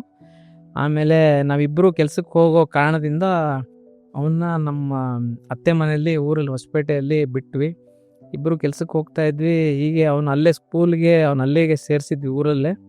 ಅವನು ಫಸ್ಟ್ ಸ್ಟ್ಯಾಂಡರ್ಡಲ್ಲಿದ್ದಾಗ ಏನಾಯಿತು, ಒಂದು ಸ್ಕೂಲಲ್ಲಿ ಫಂಕ್ಷನ್ ಇತ್ತು, ಇಂಡಿಪೆಂಡೆನ್ಸ್ ಡೇ ಫಂಕ್ಷನ್ಗೆ ಹೋದಾಗ ನಾನು ಅವತ್ತು ಫಂಕ್ಷನ್ ಮುಗಿಸ್ಕೊಂಡು ವಾಪಸ್ ಬಂದು ಆ್ಯಸ್ ಯೂಶ್ವಲ್ ಮನೆಯಲ್ಲಿ ಊಟ ಮಾಡಿ ವಾಕ್ ಅಂತ ಹೋದೆ. ಮಧ್ಯಾಹ್ನ ಸಡನ್ನಾಗಿ ಹೊಟ್ಟೆ ನೋವು ಬಂತು. ಹೊಟ್ಟೆ ನೋವು ಯಾವ ರೀತಿ ಅಂದರೆ ನಾರ್ಮಲ್ಲಾಗಿ ಲೈಟಾಗಿ ನೋವು ಬರುತ್ತೆ, ಬಟ್ ನಂಗೆ ಯಾಕೋ ಸ್ವಲ್ಪ ಜಾಸ್ತಿ ನೋವು ಬಂತು. ನಾನೇನು ಅಂದ್ಕೊಂಡೆ, ನಾರ್ಮಲಿ ಆಚೆ ಕಡೆ ಎಲ್ಲ ತಿಂತೀವಲ್ಲ, ಆ್ಯಸಿಡಿಟಿ ಗ್ಯಾಸ್ಟ್ರಿಕ್ ಪ್ರಾಬ್ಲಮ್ ಇರುತ್ತೆ ಅಂತ ನಾನು ಅಂದ್ಕೊಂಡು ಒಂದು ಟ್ಯಾಬ್ಲೆಟ್ ನನ್ನಷ್ಟಕ್ಕೆ ನಾನೇ ಸ್ವಯಂ ಒಂದು ಮೆಡಿಕಲ್ ಸ್ಟೋರ್ಗೆ ಹೋಗಿ ಒಂದು ಆ್ಯಸಿಡಿಟಿ ಟ್ಯಾಬ್ಲೆಟ್ ಕೊಡಿ ಅಂತ ನಾನು ಟ್ಯಾಬ್ಲೆಟ್ ತೊಗೊಂಡು ಆ ಟ್ಯಾಬ್ಲೆಟ್ ತಿಂದ್ಬಿಟ್ಟು ತಿರ್ಗಾ ಅದನ್ನು ಒಂದು ಸೈಡ್ ಲೈನ್ ಮಾಡಿಬಿಟ್ಟೆ. ಬಿಡು, ಇದು ಆ್ಯಸಿಡಿಟಿ ಇರುತ್ತೆ, ನಿದ್ದೆ ಆಗಿರಲ್ವಲ್ಲ, ಜರ್ನಿ ಮಾಡಿರ್ತೀನಲ್ಲ ಅಂತ. ಅದು ಏನಾಯಿತು, ಹಾಗೆ ಅದು ಆ್ಯಸಿಡಿಟಿ ಟ್ಯಾಬ್ಲೆಟ್ ತೊಗೊಂಡೆ. ನಮ್ಮ ಮಗನ ಸ್ಕೂಲಲ್ಲಿ ಫಂಕ್ಷನ್ ಮುಗಿಸ್ಕೊಂಡು ವಾಪಸ್ ಬೆಂಗಳೂರಿಗೆ ಬಂದೆ. ಬಂದಮೇಲೆ ಒಂದು 10-15 ಡೇಸ್ ಚೆನ್ನಾಗಿದ್ದೆ ಸರ್. ತಿರ್ಗಾ ಸಡನ್ನಾಗಿ ನೋವು ಬಂತು ನನಗೆ, ತುಂಬ ನೋವು ಬಂತು. ಹೊಟ್ಟೆ ನೋವು ಹೆಂಗಿತ್ತು ಅಂದರೆ ತಡೆಯೋಕ್ಕಾಗಲ್ಲ, ಆ ಥರ ನೋವು ಬಂತು. ಸೊ ಅವಾಗ ಮನೆ ಔಷಧ ಮಾಡ್ಕೊಂಡಾಗ ನೀವು ಡಾಕ್ಟರ್ ಹತ್ರ ಹೋಗಿ ಇಲ್ಲ ಹೋಗಿಲ್ಲ, ಸ್ವಯಂ ನಾನೇ ಗೂಗಲ್ ಡಾಕ್ಟ್ರು. ಆಮೇಲೆ ಸುಮ್ಮನೆ ಯಾರನ್ನ ಹಿಂಗೆ ಫ್ರೆಂಡ್ಸ್ನ ಕೇಳೋದು, ಆ್ಯಸಿಡಿಟಿ ಆಗಿರುತ್ತಲ್ಲಪ್ಪ, ನೀನು ಊರ ಕಡೆ ನೀವು ಸ್ವಲ್ಪ ಚಟ್ನಿ ಪುಡಿ ಖಾರ ಎಲ್ಲ ತಿಂತಿರಲ್ಲ, ಮಂಡಕ್ಕಿ ಮಿರ್ಚಿ ಎಲ್ಲ ಅದಕ್ಕೆ ಬಂದಿರುತ್ತೆ ಅಂತ. ನಾನು ಹಾಗೆ ಇರ್ಬೋದು ಅಂದ್ಕೊಂಡು ನಾನೇನು ಮಾಡಿದೆ, ತಿರ್ಗಾ ಇನ್ನೊಂದು ಸತಿ ಆ್ಯಸಿಡಿಟಿ ಟ್ಯಾಬ್ಲೆಟ್ ತೊಗೊಳೋದು, ಒಂದು 3-4 ದಿವಸ ಅದನ್ನು ಹಂಗೆ ಪೋಸ್ಟ್ಪೋನ್ ಮಾಡೋದು, ತಿರ್ಗಾ ಹಂಗೆ ಆ್ಯಸ್ ಯೂಶ್ವಲ್ ಕೆಲ್ಸಕ್ಕೆ ಹೋಗೋದು ಬರೋದು ಎಲ್ಲ ಮಾಡ್ತಾಯಿದ್ದೆ. ಬಟ್ ನನಗೆ ಎಲ್ಲೋ ಒಂದು ಕಡೆ 2022 ಅಕ್ಟೋಬರ್ ಅಥವಾ ನವಂಬರಲ್ಲಿ ತುಂಬ ಹೊಟ್ಟೆ ನೋವು ಬರ್ತಾಯಿತ್ತು. ಡೈಲಿ ಊಟ ಸೇರ್ತಾ ಇರಲಿಲ್ಲ. ಆಮೇಲೆ ಸಡನ್ನಾಗಿ ವೆಯ್ಟ್ ಲಾಸ್ ಆಗಿತ್ತು. ಬಟ್ ವೆಯ್ಟ್ ಲಾಸ್ ಆಗಿದ್ದನ್ನ ನಾನು ಅದನ್ನು ಗಮನ ಕೊಟ್ಟಿಲ್ಲ. ನಮ್ಮ ಆಫೀಸಲ್ಲಿ ನಮ್ಮ ಜನರಲ್ ಮ್ಯಾನೇಜರ್, ಏನ್ರಿ ತುಂಬ ಸಣ್ಣ ಆಗಿದ್ದೀರಾ ಅಂತ ಕೇಳ್ತಾರೆ. ನಾನು ಸರ್ ಏನು ಡಯಟ್ ಮಾಡ್ತಾಯಿದ್ದೆ ಸರ್, ಏನಿಲ್ಲ ಸರ್, ಸಣ್ಣ ಏನಾಗಿಲ್ವಲ್ಲ ಅಂತ. ಇಲ್ಲ ರೀ, ಸಣ್ಣ ಆಗಿದೆ. ನಾನು ಆವಾಗ್ಲೂ ಗಮನ ಕೊಡ್ದಿರಾ ಏನು ಮಾಡ್ತೀನಿ, ತಿರ್ಗಾ ಎಲ್ಲೋ ಒಂದು ಕಡೆ ಅದನ್ನು ಸೈಡ್ ಲೈನ್ ಮಾಡಿ ತಿರ್ಗಾ ಆ್ಯಸ್ ಯೂಶ್ವಲ್ ಆಫೀಸಿಗೆ ಹೋಗೋದು ಬರೋದು ಊಟ ಮಾಡೋದು. ಬಟ್ ನವಂಬರ್ ಮಂತಲ್ಲಿ ನನಗೆ ಒಂದು 10 ಡೇಸ್ ಹೆಂಗಾದರೆ ಡೈಲಿ ಊಟ ಸೇರ್ತಾ ಇರಲ್ಲ. ಊಟ ತೊಗೊಂಡು ಹೋಗಿದ್ದೆ ನಾವು ಒಂದು 2 ತುತ್ತು ತಿನ್ನೋದು, ಆಮೇಲೆ ತಿನ್ನೋಕ್ಕಾಗ್ತಾ ಇರಲಿಲ್ಲ. ಆಮೇಲೆ ನನ್ನ ಹೆಂಡತಿ ಅಡುಗೆ ಕಟ್ಟಿರೋದನ್ನ ನಾನು ಯಾವಾಗಲೂ ಆಚೆ ಕಡೆ ತಿನ್ನೋದನ್ನ ಅವಾಯ್ಡ್ ಮಾಡ್ತಾಯಿದ್ದೆ. ಮನೆ ಊಟನೂ ಸೇರ್ತಾ ಇರಲಿಲ್ಲ. ಆಮೇಲೆ ಮನೆಗೆ ಬಂದೆ ಒಂದು ದಿವಸ ಸಾಯಂಕಾಲ, ಕೆಲಸದಿಂದ ಸುಸ್ತಾಗಿದ್ದೆ. ಬಂದು ಮನೆಯಲ್ಲಿ ಊಟ ಮಾಡೋಣ ಅಂತ ತಟ್ಟೆಗೆ ಊಟ ಹಾಕ್ಕೊಟ್ರೆ ಒಂದು 2 ತುತ್ತು ತಿಂದ ತಕ್ಷಣ ಊಟ ಸೇರಲಿಲ್ಲ. ಆಮೇಲೆ ನನ್ನ ಹೆಂಡತಿ, ಯಾಕ್ರಿ ಊಟ ಮಾಡ್ತಾಯಿಲ್ಲ ಅಂತ ಕೇಳಿದಾಗ, ಅಯ್ಯೋ ಯಾಕೆ ಊಟ ಸೇರ್ತಾ ಇಲ್ಲ, ರುಚಿ ಇಲ್ವಾ? ಹೌದಾ, ಏನು ರುಚಿ ಅನ್ನಿಸ್ತಾ ಇಲ್ವಾ? ಅಯ್ಯೋ ಊಟ ಮಾಡಿರಿ, ಯಾಕ್ರಿ ನೀವು ಈ ನಡುವೆ ಸಣ್ಣ ಆಗ್ಬಿಟ್ಟಿದ್ದೀರಾ ಅಂತ. ನನಗೆ ಬೇಡ ಅಂತ ನಾನು ಹೇಳ್ತೀನಿ. ಆವಾಗ ನಮ್ಮ ವೈಫ್ ಏನು ಮಾಡ್ತಾರೆ, ಸಡನ್ನಾಗಿ, ಇಲ್ಲ ರೀ ಆಯಿತು, ನಿಮಗೆ ಇಷ್ಟವಾಗಿದೆ ಅಡುಗೆನೇ ಮಾಡ್ತೀನಿ ತಿರ್ಗಾ ಅಂತ ಹೋಗಿ, ಅಕ್ಕಿ ರುಚಿ ಇಲ್ವಾ ಅಂತ ನಾನು ಹೇಳ್ತೀನಿ. ಈ ಬೇರೆ ಅಕ್ಕಿ ತರ್ತಾರೆ ಹೋಗಿ. ಇಲ್ಲ ರೀ, ಬೇರೆ ಅಕ್ಕಿ ತೊಗೊಂಬಂದು ಅನ್ನ ಮಾಡಿಕೊಡ್ತೀನಿ ಅಂತ. ನೈಟ್ 9 ಗಂಟೆಗೆ ತಿರ್ಗಾ ಬೇರೆ ಅಕ್ಕಿ ಮಾಡಿ ತಿರ್ಗಾ ಅದನ್ನು ನನಗೆ ಇಷ್ಟವಾಗಿದ್ದು ಪುಳಿಯೋಗರೆ ಮಾಡ್ತಾರೆ. ಅದನ್ನೂ ತಿನ್ನೋಕ್ಕಾಗಲ್ಲ ನನ್ನ ಕೈಯಲ್ಲಿ, ಬಿಟ್ಬಿಡ್ತೀನಿ. ಆಮೇಲೆ ಹೀಗೆ ಒಂದು ದಿವಸ ಡಾಕ್ಟ್ರ್ ಹತ್ರ ಹೋಗ್ತೀನಿ, ಜನರಲ್ ಫಿಸಿಷಿಯನ್ ಹತ್ರ. ಹೋದಾಗ ಅವರು, ನೋಡಪ್ಪ, ಇದು 3 ದಿವಸದ್ದು ನಿನಗೆ ಆ್ಯಸಿಡಿಟಿ ಟ್ಯಾಬ್ಲೆಟ್ ಎಲ್ಲ ಬರಿತಾ ಇದ್ದೀನಿ, ಹಾಗಾಗಿ ಇದನ್ನು ತೊಗೋಬೇಕು ನೀನು. ಇದನ್ನು ತೊಗೊಂಡ್ಮೇಲೆ ನೀನು ಅದನ್ನು ನಿನಗೆ ಏನೂ ಸರಿ ಅನ್ನಿಸ್ಲಿಲ್ಲ ಅಂದರೆ ಒಂದು ಸ್ಕ್ಯಾನ್ ಅಂತ ಮಾಡೋಣ ಅಂತ ಹೇಳ್ತಾರೆ, ಅಲ್ಟ್ರಾಸೌಂಡ್ ಸ್ಕ್ಯಾನು. ಸೊ ನಾನು 3 ದಿವಸಕ್ಕಿಂತ ಮುಂಚೆನೇ 2 ದಿವಸ ಟ್ಯಾಬ್ಲೆಟ್ ತೊಗೊತೀನಿ, ಎಲ್ಲೋ ಸರಿ ಹೋಗಲ್ಲ. ಸ್ಕ್ಯಾನು ಬ್ಲಡ್ ಟೆಸ್ಟ್ ಅಲ್ವಾ, ನಾನೇನು ಆರೋಗ್ಯವಾಗಿದ್ದೀನಿ, ಏನು ಚಟ ಮಾಡಲ್ಲ, ಆರೋಗ್ಯವಾಗಿರ್ತೀನಿ ನಾನು ಅಂತ ನಾನೇನು ಮಾಡ್ತೀನಿ, ಸ್ಕ್ಯಾನು ಮಾಡಿಸ್ತೀನಿ, ಬ್ಲಡ್ ಟೆಸ್ಟ್ ನಾರ್ಮಲ್ ಇರುತ್ತೆ. ಅಲ್ಟ್ರಾಸೌಂಡ್ ಸ್ಕ್ಯಾನ್ ಮಾಡಿಸ್ತೀನಿ 2022 ನವಂಬರಲ್ಲಿ. ಒಂದು ತಿಂಗಳು ಕಳೆದ ಮೇಲೆ ಅಲ್ಟ್ರಾಸೌಂಡ್ ಸ್ಕ್ಯಾನ್ ಮಾಡಿಸಿದಾಗ ಏನಾಗುತ್ತೆ, ಅಲ್ಟ್ರಾಸೌಂಡಲ್ಲಿ, ಸರ್ ನಿಮ್ಮ ಹೊಟ್ಟೆಯಲ್ಲಿ ಚಿಕ್ಕದೊಂದು ಗಡ್ಡೆ ಥರ ಇದೆ ಅಂತ, ತುಂಬ ಚಿಕ್ಕದಾಗಿ. ಅವರು ಸ್ಕ್ಯಾನ್ ಮಾಡೋರು ಏನು ಹೇಳ್ತಾರೆ, ಇದಕ್ಕೆ ಟ್ರೀಟ್ಮೆಂಟ್ ಇದೆ, ನೀವು ಆಮೇಲೆ ನನಗೆ ಸಿಗಿ ನಾನು ಹೇಳ್ತೀನಿ ಅಂತ ಹೇಳ್ತಾರೆ. ನಾನು ಅದನ್ನು ಕೇರ್ಲೆಸ್ ಮಾಡಿ ರಿಪೋರ್ಟ್ ತೊಗೊಂಡು ಬಂದ್ಬಿಡ್ತೀನಿ. ರಿಪೋರ್ಟ್ ತೊಗೊಂಡು ಬಂದಮೇಲೆ ಏನು ಮಾಡ್ತೀನಿ, ಹೀಗೆ ನಮ್ಮ ಆಫೀಸಲ್ಲಿ ಮಾತಾಡ್ಬೇಕಾದ್ರೆ ನಮ್ಮ ಸೀನಿಯರು ನಮ್ಮ ಆಫೀಸಲ್ಲಿ ಈ ರಿಪೋರ್ಟ್ ತೋರಿಸ್ದಾಗ, ಇಲ್ಲ ಕಣೋ ಇದು ಆಯುರ್ವೇದಿಕ್ ಡಾಕ್ಟ್ರ್ ಇದ್ದಾರೆ ನಮ್ಮ ಮನೆ ಹತ್ರ, ನಾನು ಹೇಳ್ತೀನಿ ಅವರಿಗೆ ಅದನ್ನು ತೊಗೊಂಡೋಗಿ ತೋರಿಸು, ಅದ್ರ ಮೇಲೆ ಅವ್ರು ನಿಮಗೆ ಟ್ರೀಟ್ಮೆಂಟ್ ಕೊಡ್ತಾರೆ, ಔಷಧಿ ಎಲ್ಲ ಕೊಡ್ತಾರೆ, ಸರಿ ಹೋಗುತ್ತೆ ಅಂತ. ನನಗೂ ಮೈಂಡಲ್ಲಿ ಏನು ಅನಿಸುತ್ತೆ, ಅಯ್ಯೋ ಆಯುರ್ವೇದಿಕ್ ಅಲ್ವಾ, ಆಯುರ್ವೇದಿಕ್ ಅಂದರೆ ಏನು ಸೈಡ್ ಎಫೆಕ್ಟ್ಸ್ ಇರಲ್ಲ, ನ್ಯಾಚುರಲ್ಲು, ಈ ಮುಂದಕ್ಕೆ ಏನು ಸೈಡ್ ಎಫೆಕ್ಟ್ಸ್ ಆಗಲ್ಲ ಅಂತ ಸರಿ ಅಂತ. ಬಟ್ ನಮ್ಮ ವೈಫ್ ಏನು ಮಾಡ್ತಾರೆ, ಅವ್ರ ಸೋದರತ್ತೆ ಮಗನ್ನ ಕೇಳ್ತಾರೆ, ಅವ್ನು ಮೆಡಿಕಲ್ ಫೀಲ್ಡಲ್ಲಿ ಇರ್ತಾನೆ, ಈ ಥರ ಹಿಂಗೆ ಆಗಿದೆ ಇವರಿಗೆ ಏನು ಅಂತ. ಇಲ್ಲ, ಬೆಟರ್ ನೀವು ಇಂಗ್ಲೀಷ್ ಮೆಡಿಸನ್ಗೆ ಹೋಗಿ ಇದನ್ನು ತೋರಿಸಿ ಒಂದು ಸತಿ ಡಾಕ್ಟ್ರನ್ನ 2-3 ಜನನ ಕನ್ಸಲ್ಟ್ ಮಾಡಿ ಅಂತ. ನಾನೇನು ಮಾಡ್ತೀನಿ, ತಿರ್ಗಾ ಕೇಳಲ್ಲ, ನನಗೇನಾಗಿರುತ್ತೆ, ನಾನು ಆರೋಗ್ಯವಾಗಿದ್ದೀನಿ, ನಾನು ಏನು ಚಟನೇ ಮಾಡಲ್ವಲ್ಲ, ಏನು ಹ್ಯಾಬಿಟ್ಸ್ ಇಲ್ವಲ್ಲ, ನಾನು ಟೀ ಕಾಫಿನೂ ಕುಡಿಯಲ್ಲ, ಏನಕ್ಕೆ ಅಂತ ನಾನೇನು ಮಾಡ್ತೀನಿ, ಆಯುರ್ವೇದಿಕ್ ಕಡೆನೇ ಹೋಗ್ತೀನಿ. ಹೋಗಿದಾಗ ರಿಪೋರ್ಟ್ ತೋರಿಸಿದಾಗ, ಓ ನಿಮಗೆ ಸರ್ ಏನಿಲ್ಲ ಸರ್, ಚಿಕ್ಕದೊಂದು ಗಡ್ಡೆ ಆಗಿದೆ, ಸಿಸ್ಟ್ ಅಂತಾರಲ್ಲ ಆ ಥರ, ಇದಕ್ಕೆ ನಮ್ಮ ಹತ್ರ ಔಷಧಿ ಇದೆ, ನಾಳೆಯಿಂದ ನಿಮ್ಗೆ ಔಷಧಿ ಶುರು ಮಾಡೋಣ ಬನ್ನಿ ಅಂತ ಹೇಳ್ತಾರೆ. ನಾನು ಇನ್ಫ್ಯಾಕ್ಟ್ ಹೋಗ್ತೀನಿ, ರಿಪೋರ್ಟ್ ತೊಗೊಂಡು ನೆಕ್ಸ್ಟ್ ಡೇ ಅವ್ರೇನು ಹೇಳ್ತಾರೆ, ಸರ್ ನಾವು 3 ದಿವಸ ನಿಮಗೆ ತುಪ್ಪದಲ್ಲಿ ಔಷಧಿ ಕೊಡ್ತೀವಿ, ಆ ಔಷಧಿ ಕುಡೀರಿ, ಆಮೇಲೆ ನಾನು ಹೇಳಿದಾಗೆ 1 ತಿಂಗಳು ಡಯಟ್ ಫಾಲೋ ಮಾಡಿ ಸರ್, 1 ತಿಂಗಳು 1.5 ತಿಂಗಳು ಆದಮೇಲೆ ನೆಕ್ಸ್ಟು ಏನು ಸ್ಕ್ಯಾನ್ ಇದೆಯೋ ಫರ್ದರ್ CT ಸ್ಕ್ಯಾನು ಅದನ್ನು ಆಮೇಲೆ ಮಾಡಿಸಿ ನೋಡಿ ಸರ್, ನಿಮ್ಗೆ ಆ ಗಂಟು ಅನ್ನೋದೇ ಇರಲ್ಲ ಹೊಟ್ಟೆಯಲ್ಲಿ ಅಂತ ಹೇಳ್ತಾರೆ, ಗಡ್ಡೆ. ನಾನು ಖುಷಿಯಿಂದ ಬಿಡಪ್ಪ ಹೆಂಗೋ ಕ್ಲಿಯರ್ ಆಗುತ್ತಲ್ಲ ಅಂತ ಅವ್ರು ಹೇಳ್ದಂಗೆ ಔಷಧಿ ಕುಡಿತೀನಿ, 3 ದಿವಸ ತೊಗೊತೀನಿ ಔಷಧಿ. ಆಮೇಲೆ ಅವ್ರು ಹೇಳಿದ್ದು ಡಯಟ್ ಒಂದು 15 ಡೇಸ್ ಮಾಡ್ತೀನಿ, 1 ತಿಂಗಳೇ ಮಾಡ್ತೀನಿ. ಆದ್ರೂ ಎಲ್ಲೋ ಒಂದು ಕಡೆ ತಿರ್ಗಾ 1 ತಿಂಗಳಾದ್ಮೇಲೆ ನನಗೆ ತಿರ್ಗಾ ಹೊಟ್ಟೆ ನೋವು ಬರುತ್ತೆ, ತುಂಬ ನೋವು ಬರುತ್ತೆ. ಮನೇಲಿ ನೆಲದ ಮೇಲೆ ಹೆಂಗೆ ಅಂದರೆ, ಬೆಡ್ ಮೇಲೆ ಮಲಗಿರೋನು ನಮ್ಮ ವೈಫು ಚೆಕ್ ಮಾಡ್ತಾರೆ, ಎಲ್ಲೋದ್ರು ಅಂತ ನೋಡಿದ್ರೆ ನಾನು ಆ ಕಡೆ ಎಲ್ಲೋ ನೆಲದ ಮೇಲೆ ಬಿದ್ದಿರ್ತೀನಿ. ಆ ರೂಮಿಂದ ಹಾಲ್ಗೆ ಹೋಗ್ತೀನಿ, ಹಾಲಿಂದ ತಿರ್ಗಾ ವಾಪಸ್ ಬೆಡ್ರೂಮಲ್ಲಿ ನನಗೆ ನಿದ್ದೆ ಬರ್ತಾ ಇರಲ್ಲ ನೈಟೆಲ್ಲ.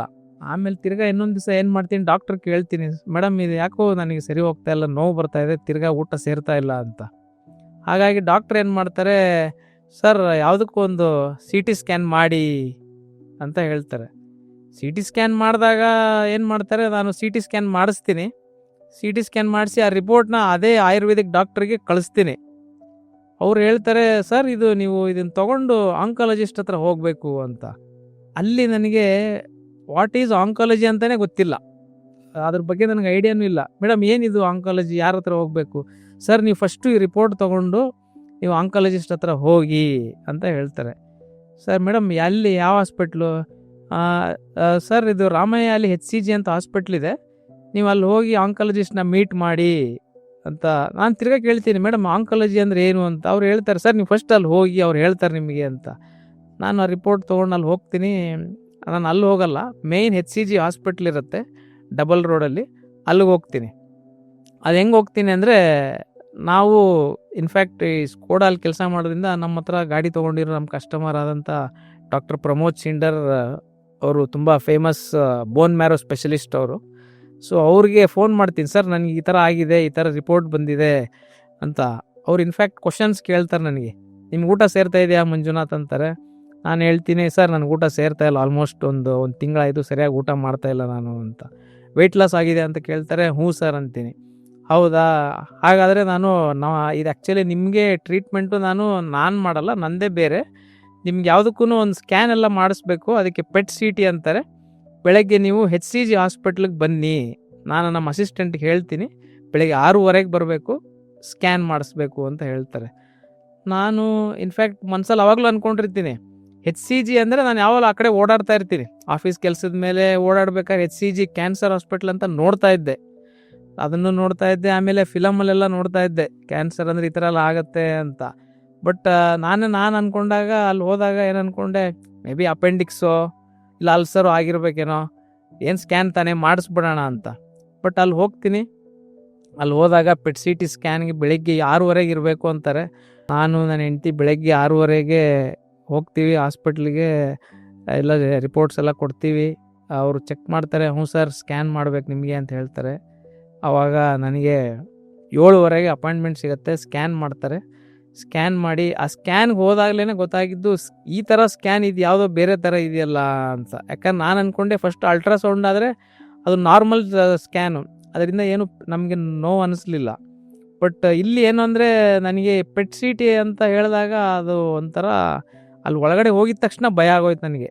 ಏನಪ್ಪ ಇದು ಯಾವುದು ಬೇರೆ ಥರ ಸ್ಕ್ಯಾನ್ ಮಾಡ್ತಾರಲ್ಲ, ಇದೇನು ನೋಡೋಣ ಅಂತ ಹೋಗ್ತೀನಿ. ಸ್ಕ್ಯಾನ್ ಮಾಡ್ತಾರೆ. ಆ ಸ್ಕ್ಯಾನಲ್ಲಿ ನನಗೆ ಒಂದು ಇಂಜೆಕ್ಷನ್ ಕೊಡ್ತಾರೆ. ಅದು ಸಡನ್ನಾಗಿ ಬಾಡಿ 2 ಮಿನಿಟ್ಸ್ ಹೀಟ್ ಆಗಿಬಿಡುತ್ತೆ. ಅವ್ರು ಹೇಳ್ತಾರೆ, ಸರ್ ಉಸಿರು ತೊಗೊಂಡು ಉಸಿರು ಹಿಡೀರಿ, ನಿಮಗೆ ಬಾಡಿ ಸಡನ್ ಹೀಟ್ ಆಗುತ್ತೆ, ಏನು ಭಯ ಪಡಬೇಡಿ ಅಂತ. ನಾನು ಹೆಂಗೂ ಇರಲಿ ಆಯ್ತು, ಏನು ಹೇಳಿದಾರಲ್ಲ ಒಂದು ಸ್ಕ್ಯಾನ್ ಅಲ್ಲ, ಒಂದು 2 ಮಿನಿಟ್ಸ್ ಅಲ್ಲ, ತಡೆಯೋಣ ಅಂತ ತಡಿತೀನಿ. ತಡೆದು ಸ್ಕ್ಯಾನ್ ಆಗುತ್ತೆ, ಆಚೆ ಬರ್ತೀನಿ. ಆಚೆ ಬಂದ ಮೇಲೆ ಡಾಕ್ಟ್ರಿಗೆ ಫೋನ್ ಮಾಡ್ತೀನಿ, ಸರ್ ಈ ಥರ ಸ್ಕ್ಯಾನ್ ಆಯಿತು. ಓಕೆ ಮಂಜುನಾಥ್, ನಾಳೆ ಇನ್ನೊಂದು ಸ್ಕ್ಯಾನ್ ಮಾಡೋಣ ಅಂತಾರೆ. ಸರ್ ತಿರ್ಗಾ ಇನ್ನೊಂದು ಸ್ಕ್ಯಾನ ಅಂತ ಕೇಳ್ತೀನಿ. ಹೌದು, ಇನ್ನೊಂದು ಸ್ಕ್ಯಾನ್ ಮಾಡಬೇಕು, ಅದನ್ನು ಚೆಕ್ ಮಾಡಬೇಕೇನು ಅಂತ. ಆಯಿತು ಸರ್ ಅಂತ. ನೆಕ್ಸ್ಟ್ ಡೇ ತಿರ್ಗಾ ಬರ್ತೀನಿ ಹಾಸ್ಪಿಟ್ಲಿಗೆ. ಹಾಸ್ಪಿಟ್ಲಿಗೆ ಬಂದಾಗ ಬಯಾಪ್ಸಿ ಮಾಡಬೇಕು ಅಂತ ಹೇಳ್ತಾರೆ. ನನಗೆ ಬಯಾಪ್ಸಿ ಅನ್ನೋದ್ರ ಬಗ್ಗೆನೂ ಐಡಿಯಾ ಇರಲ್ಲ. ಹೋಗ್ತೀನಿ ಬಯಾಪ್ಸಿಗಂತ ಒಳಗಡೆ ಅದನ್ನು ಸೆಲ್ಸ್ ತೊಗೊತಾರಂತೆ. ನಮ್ಮ ದೇಹದಲ್ಲಿರೋ ಸೆಲ್ಸ್ನ ತೊಗೊಂಡು ಟೆಸ್ಟಿಗೆ ಕಳಿಸ್ತಾರಂತೆ. ನನಗೆ ಅಲ್ಲಿ ಒಳಗಡೆ ಹೋದಾಗ ನಾನು ಯಾವತ್ತೂ ಡಾಕ್ಟ್ರ್ ಹತ್ರ ಹೋದವನಲ್ಲ.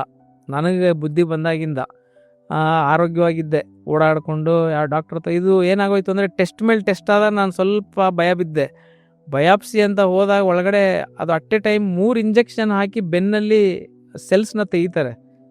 ನನಗೆ ತುಂಬ ನೋವಾಗುತ್ತೆ ಸರ್. ಅರುಣ ಮೇಡಮ್, ಆವಾಗ ಹೇಳಿ, ನಿಮ್ಮ ಆ ಟೈಮಲ್ಲಿ ಡಯಾಗ್ನೋಸಿಸ್ ಅಂತ ಆಯಿತು. ಆ ಟೈಮಲ್ಲಿ ಅವಾಗ ನಿಮ್ಮ ರಿಯಾಕ್ಷನ್ನು ಅವಾಗ ಏನು ಅಂದರೆ ನೈಸರ್ಗಿಕವಾಗಿ ಅಥವಾ ನ್ಯಾಚುರಲ್ ಆಗಿ ಹೆದರಿಕೆ, ಆತಂಕ ಅನ್ನೋದೊಂದು ಇದ್ದೇ ಇರುತ್ತೆ. ಆವಾಗ ಒಂಥರ ಶಾಕ್ ಆದಾಗ ಅವಾಗ ನಿಮ್ಮ ಫಸ್ಟ್ ನಿಮಗೆ ಗೊತ್ತಾಗಿದ್ದಾಗ ಹೇಗೆ ಅನ್ನಿಸ್ತು, ಅದನ್ನು ಸ್ವಲ್ಪ ಹಂಚ್ಕೊಳ್ಳಿ. ಸರ್ ನನಗೆ ಗೊತ್ತಾದ ತಕ್ಷಣ ನಾನು ಧೈರ್ಯ ಕೆಡಲಿಲ್ಲ ಫಸ್ಟ್ ಆಫ್ ಆಲ್. ಯಾಕಂದರೆ ಇವರು ತುಂಬ ಹೆದರ್ಕೊಂಡಿದ್ರು. ಈಗ ಇಬ್ಬರು ಹೆದರ್ಕೊಂಡ್ರೆ ನೆಕ್ಸ್ಟ್ ಸರ್ವೈವ್ ಆಗೋದು ಹೇಗೆ? ಸೊ ಅಲ್ಲಿ ಏನಾಯಿತು, ಒಬ್ಬೊಬ್ಬರು ಒಂದೊಂದು ಸಜೆಷನ್ ಕೊಡೋರು. ನೀವು ಇಲ್ಲಿ ಹೋಗಿ, ನೀವು ನಾಟಿ ಔಷಧಿಗೆ ಹೋಗಿ, ನೀವು ಈ ಊರಿಗೆ ಹೋಗಿ, ಅಲ್ಲಿ ನಾಟಿ ಔಷಧಿ ಕೊಡ್ತಾರೆ, ಹೋಗಿ ಕಡಿಮೆ ಆಗುತ್ತೆ. ನೀವು ಈ ಕಡೆ ಇನ್ನೊಂದು ಶಂಕರ್ ಹಾಸ್ಪಿಟ್ಲ್ ಇದೆ ಕ್ಯಾನ್ಸರ್, ಅಲ್ಲಿ ಹೋಗಿ, ರಾಮಯ್ಯಗೆ ಹೋಗಿ. ನಾನು ಅಂದರೆ ಎಲ್ಲಿಗೆ ಹೋಗೋದು ಬೇಡ, ನಾನು ಜಸ್ಟ್ ಗೂಗಲ್ ಮಾಡಿದೆ which is the best hospital for this oncologist ಅಂತ. ಸರ್ ಅವ್ರು ಪ್ರಮೋದ್ ಸರ್ ಬಗ್ಗೆ ಹೇಳಿದ್ರು, ದೇವ್ರ ಥರ ಬಂದರು ಪ್ರಮೋದ್ ಸರ್. ಅವ್ರ ಬಗ್ಗೆ ಹೇಳಿದ್ರು, ಅವರು ಸ್ಪೆಷಲೈಸಿಸ್ಟ್ ಇನ್ HCG ಅಂತಾನೆ ಹೇಳಿದ್ರು. ನಾನು ಯಾವುದೂ ಥಿಂಕ್ ಮಾಡಿದೆ, ಅಕ್ಕಪಕ್ಕ ಯಾರು ಏನು ಹೇಳಿದ್ರು ಥಿಂಕ್ ಮಾಡಿದೆ, ಧೈರ್ಯ ಕದ್ದೆ. Just I took him. ನಾನು ಸೀದಾ ಅವ್ರನ್ನ ಕರ್ಕೊಂಡೋಗಿದ್ದು HCG. ನಾನು ಅವ್ರ ಜೊತೆ ನಿಂತ್ಕೊಂಡೆ, ಏನಾಗುತ್ತೋ ಆಗಲಿ ನೋಡೋಣ. ಹೆಂಗಿದ್ರು ವಿ ಹ್ಯಾವ್, ನಾನಲ್ಲಿ ಆಲ್ರೆಡಿ ಆಗಿದೆ, ಅದನ್ನು ಚೇಂಜ್ ಮಾಡೋಕ್ಕಂತ ನನಗಾಗಲ್ಲ. ವಿ ವಿಲ್ ಮೂವ್ ಫರ್ದರ್, ನೋಡೋಣ ಏನಾಗುತ್ತೆ, ಹೋರಾಡೋಣ. ಯಾಕೆ ಎಲ್ಲದನ್ನು ಹೋರಾಡ್ಕೊಂಬಂದಿದ್ದೀವಿ, ಎಲ್ಲದನ್ನು ನೋಡ್ಕೊಂಬಂದಿದ್ದೀವಿ, ಇದಾದರೂ ನೋಡ್ಕೊಂಬಿಡೋಣ. ಜಸ್ಟ್ ಸ್ಮಾಲ್ ಇಶ್ಯೂ ಅಂತ ಅಂದ್ಕೊಂಡು ಕನ್ಸಿಡರ್ ಮಾಡ್ಕೊಂಡು ಹೋಗೋಣ ಅಂತ ಅವ್ರ ಹಿಂದೆ ನಾನು ಬ್ಯಾಕ್ ಬೋನಾಗಿ ನಿಂತೆ. ಬಟ್ ನನಗೆ ಬೇಜಾರಾಗಿದ್ದು, ನನಗೆ ಒಂದು ಸ್ಪಾಟಲ್ಲಿ ನಾನು ಒಂದು ರೂಮಲ್ಲಿ ಲಾಕ್ ಮಾಡಿಕೊಂಡು 1 ಅವರ್ ಹತ್ಬಿಟ್ಟಿದ್ದೀನಿ. ಅದೇ ಲಾಸ್ಟು. ಅದಾದಮೇಲೆ ನಾನು ಅಳಕ್ಕೆ ಹೋಗಿಲ್ಲ. ಏನಕ್ಕೆ ಅಂದರೆ ಅವತ್ತು ಇವರು ಒಂದಿನೂ ಹಾಸ್ಪಿಟ್ಲಿಗೆ ಹೋಗೋರಲ್ಲ, ಒಂದು ಟ್ಯಾಬ್ಲೆಟ್ ತೊಗೊಂಡಿದ್ದು ನೋಡಿಲ್ಲ. ಈವನ್ ನಾನು ಅವಾಗ ಹುಷಾರಿದ್ದಂಗೆ ಇರ್ತಾಯಿದ್ದೆ. ಅವ್ರು ನನಗೆ ಬೈಯೋರು, ನೀನು ಊಟ ಸರಿಯಾಗಿ ಮಾಡಲ್ಲ, ನೀರು ಕುಡಿಯೋಲ್ಲ ಜಾಸ್ತಿ, ಅದಕ್ಕೆ ಹಾಸ್ಪಿಟ್ಲಿಗೆ ಹೋಗ್ತಾ ಇದ್ದೇನೆ. ಬಟ್ ಅವ್ರನ್ನ ನಾನು ನೋಡೇ ಇಲ್ಲ. ಅವ್ರನ್ನ ಆ ಸಿಚುವೇಶನ್ ನೋಡಿದಾಗ ನನಗೆ ಎಲ್ಲೋ ಒಂದು ಕಡೆ ರೂಮಲ್ಲಿ ಕೂತ್ಕೊಂಡು 1 ಅವರ್ ಹತ್ಬಿಟ್ಟಿದ್ದೀನಿ. ಅದೇ ಲಾಸ್ಟ್. ಅದಾದಮೇಲೆ ನಮ್ಮ ಅಪ್ಪ ತುಂಬ ಧೈರ್ಯ ಹೇಳಿದ್ರು, ನೀನು ನಿಂತ್ಕೊಳ್ಳೇಬೇಕು, ಇಲ್ಲಾಂದ್ರೆ ಆಗಲ್ಲ. ನಮ್ಮ ಅಣ್ಣನೂ ಅಷ್ಟೇ, ಹೀ ಕೇಮ್ ಫಾರ್ವರ್ಡ್. ಅವ್ರು ಹೇಳಿದ್ದು ಒಂದೇ, ಯು ಹ್ಯಾವ್ ಟು ಸ್ಟ್ಯಾಂಡ್, ನೀನು ನಿಂತ್ಕೋಬೇಕು, ಇಲ್ಲ ಅಂದ್ರೆ ಕಷ್ಟ ಆಗುತ್ತೆ. ಆಯಿತು, ಅವತ್ತಿನ ನಿಂತ್ಕೊಂಡೆ.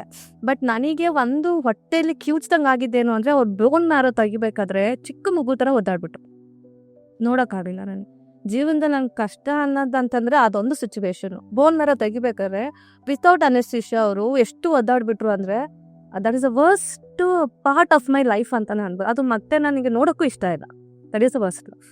ನೀವು ಒಂದು ಒಳ್ಳೆ ನಿದರ್ಶನ ಈಗ ತಾನೇ ಹೇಳಿದ್ದೇನು ಅಂತಂದರೆ, ಒಳಗಡೆ ಎಷ್ಟೇ ಭಯ, ಆತಂಕ ಇದೆಲ್ಲ ಏನೇ ಇದ್ದರೂ ಹೊರಗಡೆ ಎಷ್ಟು ನಾನು ಕಠಿಣವಾಗಿ ಅಥವಾ ಸ್ಟ್ರಾಂಗ್ ಆಗಿದ್ದೀನಿ ಅಂತ ತೋರಿಸೋದು ಬಹಳ ಮುಖ್ಯ. ಅದರಲ್ಲಿ ನೀವು ಮಾಡಿರೋ ಒಂದು ಡೆಫಿನೆಟ್ಲಿ ಈ ಆ್ಯಕ್ಟಲ್ಲಿ ಎಲ್ರಿಗೂ ಕಲಿಬೇಕಾದಂಥ ಪಾಠನೇ ಅದು. ಹೋರಾಟ, ಅದನ್ನು ಎದುರಿಸಲೇಬೇಕು ಅನ್ನೋದು ನಮ್ಮೆದುರಿಗಿತ್ತು, ನಿಮ್ಮೆದುರಿಗೆ ಡೆಫಿನೆಟ್ಲಿ ಅದನ್ನಂತೂ.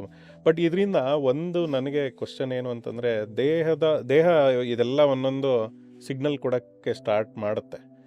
ಅದು ಕೊಟ್ಟಾಗ ಈಗ 1 ತಿಂಗಳು ಡಿಲೇ ಮಾಡಿದ್ವಿ ಈಗ ಸ್ಕ್ಯಾನ್ ಮಾಡಿಸ್ಕೊಳ್ಳೋಕ್ಕೆ ಅಂತ ಹೇಳಿದ್ರಿ.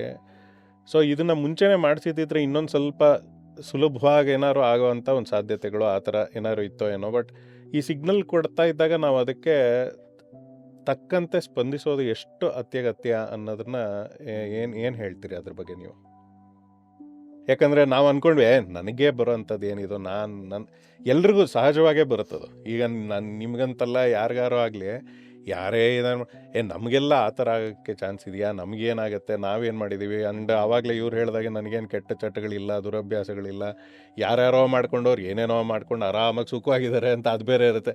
ನನಗೇನಾಗೋದು, ಇದೇನು ಹೊಟ್ಟೆ ನೋವು, ನಾನೇನು ಹೆವಿ ನಾನ್ ವೆಜ್ ತಿಂದ್ಬಿಟ್ಟು ಇದೆಲ್ಲ ಮಾಡ್ಕೊಂಡಿದ್ದೀನ, ತುಂಬ ಖಾರದ ಐಟಮ್ಸು ಏನು ಇಷ್ಟಕ್ಕೆ ಮಾತ್ರ ಏನೋ ಒಂದಾಗಿರ್ಬೋದು ಅಂತ ಅನ್ನಿಸ್ತಾ ಇರುತ್ತೆ. ದೇಹ ಒಂದು ಸೂಚನೆಗಳು ಅಥವಾ ಸಿಗ್ನಲ್ಸ್ ಕೊಡ್ತಾ ಇದ್ದಾಗ ನಾವು ತಕ್ಷಣ ಅದಕ್ಕೆ ಸ್ಪಂದಿಸ್ಬೇಕು. ಯಾರಿಗೆ ಯಾವಾಗ ಏನು ಬೇಕಿದ್ರೂ ಆಗ್ಬೋದು ಅನ್ನೋದು ಒಂದು ಪಾಠ ಅಂತ ಅನ್ಸುತ್ತಾ, ಹೇಗೆ? ಸರ್ ಡೆಫಿನೆಟ್ಲಿ ಅನಿಸುತ್ತೆ. ಎಲ್ರಿಗೂ ಹೇಳೋದೇನಪ್ಪ ಅಂದರೆ, ಏನೇ ಒಂದು ಚಿಕ್ಕದು ನಿಮ್ಗೆ ನೋವು ಕಾಣಿಸಿದ್ರು ಅದನ್ನು ದಯವಿಟ್ಟು ಕೇರ್ಲೆಸ್ ಮಾಡ್ದಿರ ರೈಟ್ ಡಿಸಿಷನ್ ತೊಗೊಂಡು ಡಾಕ್ಟ್ರ್ ಹತ್ರ ಹೋಗಿ ಟ್ರೀಟ್ಮೆಂಟ್ ತೊಗೊಳ್ಳೋದು ತುಂಬ ಅತ್ಯಗತ್ಯ. ಕೇರ್ಲೆಸ್ ಮಾಡಬೇಡಿ ದಯವಿಟ್ಟು. ನಾನು ಆ್ಯಕ್ಚುಲಿ ನನಗೆ ಸ್ಟಾರ್ಟಿಂಗ್ ಆಯುರ್ವೇದಿಕ್ ಟ್ರೀಟ್ಮೆಂಟ್ ತೊಗೊಳೋಕ್ಕಿಂತ ಮುಂಚೆ ಅಲ್ಟ್ರಾಸೌಂಡ್ ಸ್ಕ್ಯಾನಲ್ಲಿ ತುಂಬ ಚಿಕ್ಕ ಗಡ್ಡೆ ಇದ್ದಿದ್ದು ಸರ್. ನಾನು ಯಾವಾಗ HCG ಹಾಸ್ಪಿಟ್ಲಿಗೆ ಹೋದಾಗ ಅದು ಯಾವ ಗಾತ್ರದಲ್ಲಿ ಬೆಳೆದಿತ್ತು ಅಂದರೆ 14 ಸೆಂಟಿಮೀಟರ್ ಗಡ್ಡೆ ಆಗಿತ್ತು ಅದು. ಈ ಪಾಡ್ಕಾಸ್ಟ್ ರೆಕಾರ್ಡ್ ಆಗಿರೋದು ನಮ್ಮ partner studio middle over studio ಅಂತ. ಅದ್ರ ಡೀಟೇಲ್ಸ್ ಬೇಕಂದ್ರೆ ಈ ಡಿಸ್ಕ್ರಿಪ್ಷನಲ್ಲಿ ಎಲ್ಲ ಹಾಕಿರುತ್ತೆ. ನೀವು ಕೂಡ ಅದನ್ನ ನೋಡಿ ನಿಮ್ಮ ಅಭಿರುಚಿಗೆ ತಕ್ಕಂತೆ ಅದರ ಉಪಯೋಗನ ಪಡ್ಕೋಬಹುದು. ಹಾಗೂ ಈ ಪಾಡ್ಕಾಸ್ಟ್ನ ಪ್ರಾಯೋಜಕರು ದಿ ಗ್ಲಾಂಪೀಸ್. ಇದು ಒಂದು ರೆಸಾರ್ಟು ತುಮಕೂರು ಹಾಗೂ ಕುಣಿಗಲ್ ಮಧ್ಯ ಬರುತ್ತೆ. ಬೆಂಗಳೂರಿಗೆ ಬಹಳ ಹತ್ರನೇ. ನಿಮ್ಮ ಅಭಿರುಚಿಗೆ ತಕ್ಕಂತೆ ಅಲ್ಲಿ ಏನ್ ಬೇಕಿದ್ರು ಸೆಲೆಬ್ರೇಷನ್ಸ್ ಆಗಲಿ, ಈ ಔಟ್ಡೋರ್ ಸೆಲೆಬ್ರೇಷನ್ಸು, ಮದುವೆ ಅಥವಾ ಬರ್ತ್ಡೇ ಸೆಲೆಬ್ರೇಷನ್ಸು ಇದೆಲ್ಲ ಮಾಡ್ಬೋದು. ಹಾಗೂ ಒಳ್ಳೆ ರೆಸಾರ್ಟು, ಹೋಗಿ ಆರಾಮಾಗಿ ಒಂದು ನೇಚರ್ ಮಧ್ಯೆ ಕಾಲ ಕಳ್ಕೊಂಡ್ ಬರ್ತೀವಿ ಅಂದ್ರೂ ನೀವು ಅದನ್ನು ಮಾಡ್ಬೋದು. ರೆಕಾರ್ಡಿಂಗ್ ಈ ಎಲ್ಲ ಒಂದು ಸೌಕರ್ಯಗಳು ಕೂಡ ಅಲ್ಲಿದೆ. ಅದ್ರ ಡೀಟೇಲ್ಸ್ ಬೇಕಂದ್ರೂ ಡಿಸ್ಕ್ರಿಪ್ಷನ್ ಅಲ್ಲಿ ಎಲ್ಲ ಹಾಕಿದೆ. ಫೋನ್ ನಂಬರ್ ಕೂಡ ಇದೆ, ನೀವು ಯಾವಾಗ ಬೇಕಿದ್ರು ಕಾಂಟ್ಯಾಕ್ಟ್ ಮಾಡ್ಬೋದು. ಈಗ ಆಯುರ್ವೇದ, ಅಲೋಪತಿ ಅನ್ನೋದು ಎಲ್ಲ ಸರಿ. ಆಯುರ್ವೇದ ಸಹಜವಾದ ಒಂದು ಪ್ರಕ್ರಿಯೆ, ತಲೆತಲಾಂತರಗಳು, ನಮ್ಮ ಶತಮಾನಗಳಿಂದ ನಮ್ಮ ಆನ್ಸೆಸ್ಟರ್ಸ್ ಮಾಡ್ಕೊಂಬಂದಿರೋದು, ಋಷಿಮುನಿಗಳು ತಪಸ್ ಮಾಡಿರೋವಂಥದ್ದು, ಗಿಡಮೂಲಿಕೆಗಳಿಂದ ಬಂದಂತು, ಮತ್ತು ಯಾವುದೇ ಸೈಡ್ ಎಫೆಕ್ಟ್ಸ್ ಇರಲ್ಲ. ಅದರಲ್ಲಿ ಆಹಾರ ಪದ್ಧತಿಗಳಲ್ಲೇ ನಾವು ನಮ್ಮ ಆರೋಗ್ಯನ ಕಂಟ್ರೋಲ್ ಮಾಡ್ಕೊಳ್ಬೋದು. ಎಲ್ಲ ಇದೆ, ಸಂತೋಷ. ನಾವು ಒಪ್ಕೋತೀವಿ. ಯಾಕಂದರೆ ಎಷ್ಟೊಂದು ಸಲ ನನಗೆ ಗೊತ್ತಿರೋ ಸಿಕ್ಕಾಪಟ್ಟೆ ದೊಡ್ಡ ದೊಡ್ಡ ರಿನೌಂಡ್ ಡಾಕ್ಟರ್ಸ್ ಅಲೋಪತಿ ಓದಿ ರಿಸರ್ಚ್ ಮಾಡಿ MD ಏನೇನೋ ಮಾಡಿರೋಂಥವ್ರು ಅವರೇ ಹೇಳ್ತಾರೆ. ಏನಾದ್ರು ಹೇಳೋಕೋದ್ರೆ, ಮನೆಗೆ ಹೋಗಿ ಅಮ್ಮನ ಕೇಳಿ ಯಾವುದೋ ಒಂದು ಮೆಣಸಿನ ಸಾರು ಇದನ್ನು ಕುಡಿಯೋ, ಹೋಗಿ ಆ ಶುಂಠಿ ತಿನ್ನ ಸಾಕು, ಅದಕ್ಕೆಲ್ಲ ನೀನು ನೆಗಡಿ ಆಗ್ತಾಯಿದೆ. ಇದು ಮಕ್ಕಳಿಗೆ, ಎಸ್ಪೆಷಲಿ ಮಕ್ಕಳಿಗಂತೂ ಆದಾಗ ಹೆಚ್ಚಿಗೆ ಎಲ್ಲ ಮಾಡೋಕ್ಕೆ ಹೋಗಬೇಡಿ ಅಂತ ಅವರು ಹಳೆ ಪದ್ಧತಿಗಳಿಗೆ ಹೋಗ್ತಾರೆ. ಅದೆಲ್ಲ ಸಂತೋಷ. ಬಟ್ ಒಂಥರ ಈ ಕಾಂಪ್ಲಿಕೇಶನ್ಸ್, ಈ ಥರದ್ದು ವಿಷಯಗಳು, ಈಗ ಮಂಜುನಾಥ್ ಹೇಳಿದಾಗೆ ಇದರಿಂದ ತುಂಬ ಒಂದು ಅತ್ಯಂತ ಕಾಂಪ್ಲೆಕ್ಸ್ ಘಟ್ಟಗಳು, ಇದೆಲ್ಲ ಸಂಕೀರ್ಣಗಳು ಆಗ್ತಾಯಿದೆ ಅನ್ನೋ ಆರೋಗ್ಯನೇ ಪೂರ್ತಿ ಹದಗೆಡ್ತಾ ಇದೆ. ಈ ಥರ ಪರಿಸ್ಥಿತಿ ಬಂದಾಗ ನಾವು ಎಷ್ಟೊಂದು ಆವಿಷ್ಕಾರಗಳು, ಎಂತೆಂಥ ದೇಶ ವಿದೇಶಗಳಲ್ಲೆಲ್ಲ ಹೆಸರು ಗಳಿಸಿರುವಂಥ ವೈದ್ಯರು, ಇವರೆಲ್ಲ ಮಾಡಿರೋವಂಥ ರಿಸರ್ಚ್, ಇದೆಲ್ಲ ಮಾಡಿ ಬಂದಿರೋವಂಥ ಒಂದು ಮೆಡಿಸಿನಲ್ ಪ್ರಾಕ್ಟೀಸ್ ಅಲೋಪತಿ. ಇದಕ್ಕೆ ನನ್ನ ಲೆಕ್ಕದಲ್ಲಿ ಅಥವಾ ಮಂಜುನಾಥ್ ಅವ್ರ ಲೆಕ್ಕದಲ್ಲೇ ಅಲ್ಲಿಗೆ ಹೋಗಿ ನಾವು ಫಸ್ಟು ಅದ್ರ ಬಗ್ಗೆನೇ ನಂಬಿಕೆ ಇಟ್ಟು ನಾವು ಎಲ್ಲ ಶುಶ್ರೂಷೆ ಎಲ್ಲ ತೊಗೋಬೇಕಾಗತ್ತೆ ಅಂತ ನಾವು ಇದರಿಂದ ಕಲ್ತ್ಕೋಬೇಕಾದಂಥ ವಿಷಯ. ಯಾಕಂದರೆ ಹಳೆಯ ಪದ್ಧತಿಗಳಿಗೆ ಜೋತು ಬಿದ್ದುಕೊಂಡು ಹೋದರೆ ಈಗೀಗ ಬರ್ತಾ ಇರೋ ಆವಿಷ್ಕಾರಗಳಿಗೆ ಮನ್ನಣೆ ಎಲ್ಲಿರುತ್ತೆ? ಅವ್ರುಗಳು ಮಾಡ್ತಾ ಇರೋದೇನು ತಮಾಷೆಗೆ ಮಾಡ್ತಾ ಇರ್ತಾರೆ? ಡೆಫಿನೆಟ್ಲಿ ಅದನ್ನೆಲ್ಲ ನಾವು ಇಗ್ನೋರ್ ಮಾಡಬಾರ್ದು ಅನ್ನೋದು ಒಂದು ಅಭಿಪ್ರಾಯ ಅಲ್ವಾ ಮಂಜುನಾಥ್? ಮಾತು ಹೇಳಕ್ ಇಷ್ಟಪಡ್ತೀನಿ. ಪ್ರಮೋದ್ ಸರ್ ಒಂದು ಮಾತು ಹೇಳಿದ್ರು. ಸೊ ವೆನ್ ಇವ್ರಿಗೆ ಡಯಾಗ್ನೋಸ್ ಆಗಿತ್ತು ಅಂತ ಗೊತ್ತಾದಾಗ ಮನೆಯಲ್ಲಿ ರಿಲೇಷನ್ಸ್ ಅಲ್ಲಿ ಅಕ್ಕಪಕ್ಕ ಎಲ್ಲರೂ ಒಂದೊಂದು ಸಜೆಷನ್ ಕೊಡೋಕೆ ಸ್ಟಾರ್ಟ್ ಮಾಡಿದ್ರು. ಪ್ರಮೋದ್ ಸರ್ ಕಾಲಲ್ಲಿ ಒಂದು ಮಾತು ಹೇಳಿದ್ರು, magic is not happening here ಅಂತ. ಇಲ್ಲಿ ಯಾವುದೇ ರೀತಿ ಮ್ಯಾಜಿಕ್ ಆಗಲ್ಲ Manjunath, you want to survive ಅಂದ್ರೆ ಕಮ್ ಬ್ಯಾಕ್ ಇಮಿಡಿಯೇಟ್ಲಿ ಅಂತಂದು. ಅದೇ ಲಾಸ್ಟು ಸರ್, ಇಮಿಡಿಯೇಟಾಗಿ ಅವ್ರನ್ನ ಕರ್ಕೊಂಡು ಹೋದೆ. ಸೊ ಅಲ್ಲಿ ನಾವು ಆಯುರ್ವೇದಿಕ್ಕು ಅಲೋಪತಿ ಅಂತ ಡಿಸ್ಕಷನ್ ಮಾಡೋದಕ್ಕಿಂತ ಈಗ ಅವಶ್ಯಕತೆ ಏನಿದೆ ಅದ್ರ ಕಡೆ ಹೋಗ್ಬೇಕನ್ನೋದು ನನ್ನ ಒಂದು ಅಭಿಪ್ರಾಯ ಅಷ್ಟೇ. ಹೌದು, ಆ ಟೈಮಲ್ಲಿ ಒಂದು ಫರ್ಮ್ ಡಿಸಿಷನ್ ಮಾಡಿದ್ದು ನಿಜವಾಗ್ಲೂ ಅದೆಷ್ಟು ಒಳ್ಳೆ ಇದಾಗಿದೆ. ಅದ್ರ ಬಗ್ಗೆ ಮುಂದೆ ಮಾತಾಡೋಣ. ಈಗ ಇನ್ನೊಂದು ಮಜಲು, ಇನ್ನೊಂದು ನಡೀತಾ ಇದೆ. ನೀವು ಇದೇ ಸಮಯದಲ್ಲಿ ಹೌಸ್ ಕನ್ಸ್ಟ್ರಕ್ಷನ್ನು ಇದೆಲ್ಲ ಮಾಡಿದ್ರಿ. ಒಂದು ಕಡೆ ನೋಡಿದ್ರೆ ಈ ಕ್ಯಾನ್ಸರ್ದು ಟ್ರೀಟ್ಮೆಂಟ್ ಅಂತ ಶುರುವಾಗಿದೆ. ಇದ್ರದ್ದು ಅದರಲ್ಲಿ ಹಣಕಾಸಿನ ಸವಾಲುಗಳು ಅದೇ ಒಂದು ದೊಡ್ಡ ಒಂದು ಮೌಂಟ್ ಎವರೆಸ್ಟ್ ಥರ ಅಲ್ಲೇ ಒಂದು ದೊಡ್ಡದಾಗಿ ಬಂದು ಕೂತ್ಕೊಂಡಿರುತ್ತೆ. ಹೌಸ್ ಕನ್ಸ್ಟ್ರಕ್ಷನ್ ಸ್ಟಾರ್ಟ್ ಮಾಡಿರ್ತೀರಿ. ಒಂದು ಕಡೆ ಇದೊಂದು ಕನಸಿನ ಮನೆ, ಆವಾಗಲೇ ನೀವು ಮದುವೆ ಆದಾಗ್ಲೇ ಕನಸು ಕಟ್ಕೊಂಡಿದ್ದು ಇದನ್ನೆಲ್ಲ ಹೇಳಿದ್ರಿ. ಆ ಸಮಯದಲ್ಲಿ ಅವಾಗ ಹೇಗೆ ಅನ್ನಿಸ್ತಾ ಇತ್ತು ನಿಮಗೆ? ಆ ಟೈಮಲ್ಲಿ ಎರಡು ನಡೀತಾ ಇತ್ತಲ್ಲ ಹಂಗೆ ಆ ಸಮಯದಲ್ಲಿ? ಸರ್, ಮನೆ ಅನ್ನೋದಕ್ಕಿಂತ ನಾವು ಒಂದು ಅಪಾರ್ಟ್ಮೆಂಟಲ್ಲಿ ನಾವೊಂದು ಫ್ಲ್ಯಾಟು ತೊಗೊಂಡಿದ್ವಿ ಕ್ಯಾನ್ಸರ್ ಬರೋಕ್ಕಿಂತ ಮುಂಚೆ. ಸೊ ಏನಾಯಿತು, ನಾನು ದುಡಿದ ದುಡ್ಡಲ್ಲಿ ಒಂದು ತುಂಬ ಹಣ ಉಳಿತಾಯ ಮಾಡಿ, ನಾನು ಕೆಲಸ ಮಾಡಿದ ದುಡ್ಡಲ್ಲಿ ಉಳಿಸಿ ನಾನೊಂದು ನೆಲಮಂಗಲದ ಹತ್ರ ಒಂದು ಸೈಟ್ ತೊಗೊಂಡಿದ್ದೆ. ಅದು ನಮ್ಮ ತಂದೆ ಫ್ರೆಂಡ್ ಅವ್ರದ ಲೇಔಟಲ್ಲಿ ಒಂದು ಸೈಟ್ ತೊಗೊಂಡಿದ್ದೆ. ನಾನು ದುಡ್ಡು ದುಡ್ಡಲ್ಲಿ ನನ್ನದೇ ಒಂದು ಇರಲಿ ಅಂತ ತೊಗೊಂಡಿದ್ದೆ. ಆಮೇಲೆ ಅದನ್ನು ತೊಗೊಂಡ್ಮೇಲೆ ನಾನು ಅದನ್ನು ಹೋಗಿ ವಾಪಸ್ ನೋಡಲೇ ಇಲ್ಲ ಸೈಟು ಎಲ್ಲಿದೆ ಏನು ಅಂತ. ನಮ್ಮ ತಂದೆನೇ ಪ್ರತಿ ವರ್ಷ ಅದಕ್ಕೆ ಟ್ಯಾಕ್ಸ್ ಕಟ್ಕೊಂಬರೋರು. ನಮ್ಮ ತಂದೆ ಹೇಗೋ ನೋಡ್ಕೊತಾ ಇದ್ದಾರಲ್ಲ ಅಂತ ನಾನು ಅದ್ರ ಕಡೆ ಕೇರ್ಲೆಸ್ ಆಗಿ ಅದನ್ನು ನೋಡಲಿಲ್ಲ. ಯಾವಾಗ ನಾವು ಕೋವಿಡ್ ಆದಮೇಲೆ ನಮ್ಮ ತಂದೆ, ಇಲ್ಲಪ್ಪ ಈಗೆಲ್ಲ ಕೊರೋನಾ ಎಲ್ಲ ಮುಗೀತಲ್ಲ, ಆಮೇಲೆ ಆ ಕಡೆ ನೆಲಮಂಗಲದ ಥರ ಸ್ವಲ್ಪ ಬೆಳವಣಿಗೆ ಆಗಿದೆ, ಒಂದು ಸತಿ ಬಂದು ಸೈಟ್ ನೋಡು ಅಂತ ಹೇಳಿದ್ರು. ನಾನು ಹೋಗಿ ಸೈಟ್ ನೋಡಿದೆ. ಅಲ್ಲಿ ಅಕ್ಕಪಕ್ಕ ಜನಗಳು ಏನಂದರೆ ನನಗೆ ಯಾಕೋ ಆ ವಾತಾವರಣ ಇಷ್ಟ ಆಗಲಿ. ಯಾಕಂದರೆ ನಮ್ಮ ಮದುವೆ ಆಗಿ ನಮಗೂ ಒಂದು ಮಗು ಆಗಿತ್ತು, ಗಂಡು ಮಗ ಹುಟ್ಟಿದ್ದ, ಅವ್ನು ಬೆಳೀತಾ ಇದ್ದ. ಹಾಗಾಗಿ ನಮಗೆ ಅಲ್ಲಿರೋ ವಾತಾವರಣ ಮಗನ ಬೆಳೆಸೋ ಅಷ್ಟು ವಾತಾವರಣ ಸರಿ ಇಲ್ಲ ಅನ್ನಿಸ್ತು. ನಾನು ಆ ಸೈಟ್ ನೋಡ್ದೆ. ನಮ್ಮ ತಂದೆ, ನೋಡಪ್ಪ ಇದೇ ನಿನ್ನ ಸೈಟು, ಪಕ್ಕದಲ್ಲೆಲ್ಲ ಮನೆ ಆಗ್ತಾಯಿದೆ ಅಂತ. ನನಗೆ ಖುಷಿ ಆಯಿತು. ಬಿಡಪ್ಪ, ನಾನು ತೊಗೊಂಡಿದ್ದ ಸೈಟ್ ಎಲ್ಲೋ ಒಂದು ಕಡೆ ಒಂದು 10 ವರ್ಷಕ್ಕೆ ಒಂದು ಸ್ವಲ್ಪ ಬೆಳವಣಿಗೆ ಆಗಿದೆ ಅಂತ ಹೇಳಿ ಹಾಗೆ ಅದನ್ನು ನೋಡ್ಕೊಂಡು ಬಂದು ಮನೇಲಿ ಹೀಗೆ ಮಾತಾಡ್ತಾ ಇದ್ದೆ. ಮನೆಯಲ್ಲೂ ನಮ್ಮ ವೈಫು, ನೋಡೋಣ ರೀ, ಬೇರೆ ಕಡೆ ನೋಡೋಣ, ಆ ಸೈಟ್ ಏನು ತುಂಬ ದೂರನೂ ಆಗುತ್ತೆ, ಬೇಡ ಅಂತ. ನಾನೇನು ಮಾಡ್ತೀನಿ, ಹಾಗೆ ಆಫೀಸಲ್ಲಿ ಮಾತಾಡ್ತಾ ಅಯ್ಯೋ ಏನು ಸರ್, ಬೆಂಗಳೂರಲ್ಲಿ ಇಲ್ಲೇ ಹುಟ್ಟು ಬೆಳೆದಿದ್ದೀವಿ, ನಮ್ಮದು ಅಂತ ಒಂದು ಸ್ವಂತ ಮನೆ ಇಲ್ಲ. ಆಮೇಲೆ ನಾವು ಮಾಡೋ ಕೆಲಸದಲ್ಲಿ ಸೈಟ್ ತೊಗೊಂಡು ಮನೆ ನಿಂತ್ಕೊಂಡು ಮನೆ ಕಟ್ಸುವಷ್ಟು ಟೈಮ್ ಇಲ್ಲ. ಅಪಾರ್ಟ್ಮೆಂಟಲ್ಲಿ ನೋಡೋಣ ಒಂದು ಮನೆ, ಫ್ಲ್ಯಾಟು ಅಂತ ನೋಡ್ತೀವಿ. ಹೀಗೆ ನೋಡ್ತಾ ಇರ್ತೀವಿ. ಹೀಗೆ ಒಂದು ಫ್ಲ್ಯಾಟು ಫೈನಲೈಸು ಮಾಡ್ತೀವಿ ಕೊಡಿಗೆಹಳ್ಳಿ ಟಾಟಾ ನಗರ ಹತ್ರ. ನೋಡಿ ಎಲ್ಲ ಮಾತಾಡಿ ಎಲ್ಲ ಕ್ಲಿಯರ್ ಆಗಿ ಏನು ಮಾಡ್ತೀವಿ, ನನ್ನ ಸೈಟ್ನ ಮಾರಾಟಕ್ಕೆ ಇಡ್ತೀವಿ. ನಮ್ಮ ತಂದೆ ಹೆಂಗೂ ತೋರಿಸಿದಾರಲ್ಲ, ಪಕ್ಕದಲ್ಲಿ ಮನೆ ಆಗ್ತಿದೆಯಲ್ಲ, ನಮ್ಮ ಸೈಟ್ ಪಕ್ಕದಲ್ಲಿ ಮಾರ್ಬಿಡೋಣ, ಒಂದು ಒಳ್ಳೆ ರೇಟ್ಗೆ ಹೋಗುತ್ತೆ, ಇಲ್ಲಿ ತೊಗೊಳ್ಳೋ ಮನೆಗೆ ಅದಕ್ಕೆ ಬಂಡವಾಳ ಆಗುತ್ತೆ ಅಂತ ನಾನು ಮನೇಲಿ ಮಾತಾಡಿಕೊಂಡು ಆ ಸೈಟ್ನ ಮಾರಾಟಕ್ಕೆ ಇಡ್ತೀವಿ. ಅಲ್ಲಿ ಮೇನ್ ಟ್ವಿಸ್ಟ್ ಏನಪ್ಪ ಅಂದರೆ, ಆ ಸೈಟ್ನ ನಾನು ಹೋಗಿ ತೊಗೊಂಡ್ಮೇಲಿಂದ ಯಾವತ್ತೂ ನೋಡಿರಲ್ಲ. ಸುಮ್ಮನೆ ಹಾಗೆ ಒಂದೇ ಒಂದು ಸತಿ ನಮ್ಮ ತಂದೆ ಜೊತೆ ನೋಡೋಕ್ಕೆ ಹೋಗಿರ್ತೀನಲ್ಲ, ನೋಡ್ಕೊಂಡು ಇದು ನನ್ನ ಸೈಟ್ ಅಲ್ವ ಅಂತ ನಾನು ಅದ್ರ ಪತ್ರನೂ ತೆಗೆದು ನೋಡಲ್ಲ. ನನಗೆ ಅದ್ರ ಬಗ್ಗೆ ಏನು ನಾಲೆಜ್ ಅನ್ನೋದು ಏನೂ ಇಲ್ಲ, ಏನೂ ಇರೋದು ಇಲ್ಲ, ಏನು ಇಲ್ಲೂ ಇಲ್ಲ ಅದ್ರ ಬಗ್ಗೆ. ಬಿಡು, ನಮ್ಮ ಸೈಟ್ ಇದೆ, ಮಾರ್ಬಿಡೋಣ, ಇಲ್ಲಿ ಮನೆಗೆ ಬಂಡವಾಳ ಆಗತ್ತೆ ಅಂತ ಹೀಗೆ ಎಲ್ಲ ಮಾತಾಡ್ತೀವಿ. ನಮ್ಮ ವೈಫ್ ಅವರ ಸ್ನೇಹಿತರು ಹೀಗೆ ರಿಯಲ್ ಎಸ್ಟೇಟ್ ಮಾಡ್ತಾ ಇರ್ತಾರೆ. ಅವರು ಮುಂಚೆ ಲೆಕ್ಚರರ್ ಕೆಲಸ, ಅದನ್ನು ಬಿಟ್ಟು ರಿಯಲ್ ಎಸ್ಟೇಟ್ ಮಾಡ್ತಾ ಅವ್ರಿಗೆ ಹೇಳ್ತೀವಿ, ಸರ್ ನಮ್ಮ ಸೈಟು ಮಾರ್ಕೊಟ್ಬಿಡಿ, ನಾವು ಇಲ್ಲೊಂದು ಅಪಾರ್ಟ್ಮೆಂಟಲ್ಲಿ ಒಂದು ಮನೆ ನೋಡಿದ್ದೀವಿ, ನಮಗೆ ದುಡ್ಡಿನ ಅವಶ್ಯಕತೆ ಇದೆ ಅಂತ. ಹಾಗೆ ಅವರು ಇವ್ರ ಕಸ್ಟಮರ್ಸ್ಗೆಲ್ಲ ಹೇಳಿ ಮಾತಾಡಿ, ಹೀಗೆ ಯಾರೊಬ್ಬರು ಕಸ್ಟಮರು ಸಿಗ್ತಾರೆ. ಅವರು ಬಂದು ನೋಡ್ತಾರೆ. ಆಯಿತು ಸರ್, ನಿಮ್ಮ ಸೈಟ್ ನೋಡಿದ್ದೀವಿ, ಮಾತುಕತೆ ಮಾಡೋಣ ಅಂತಾರೆ. ಹ್ಞೂ ಸರ್ ನೋಡಿ.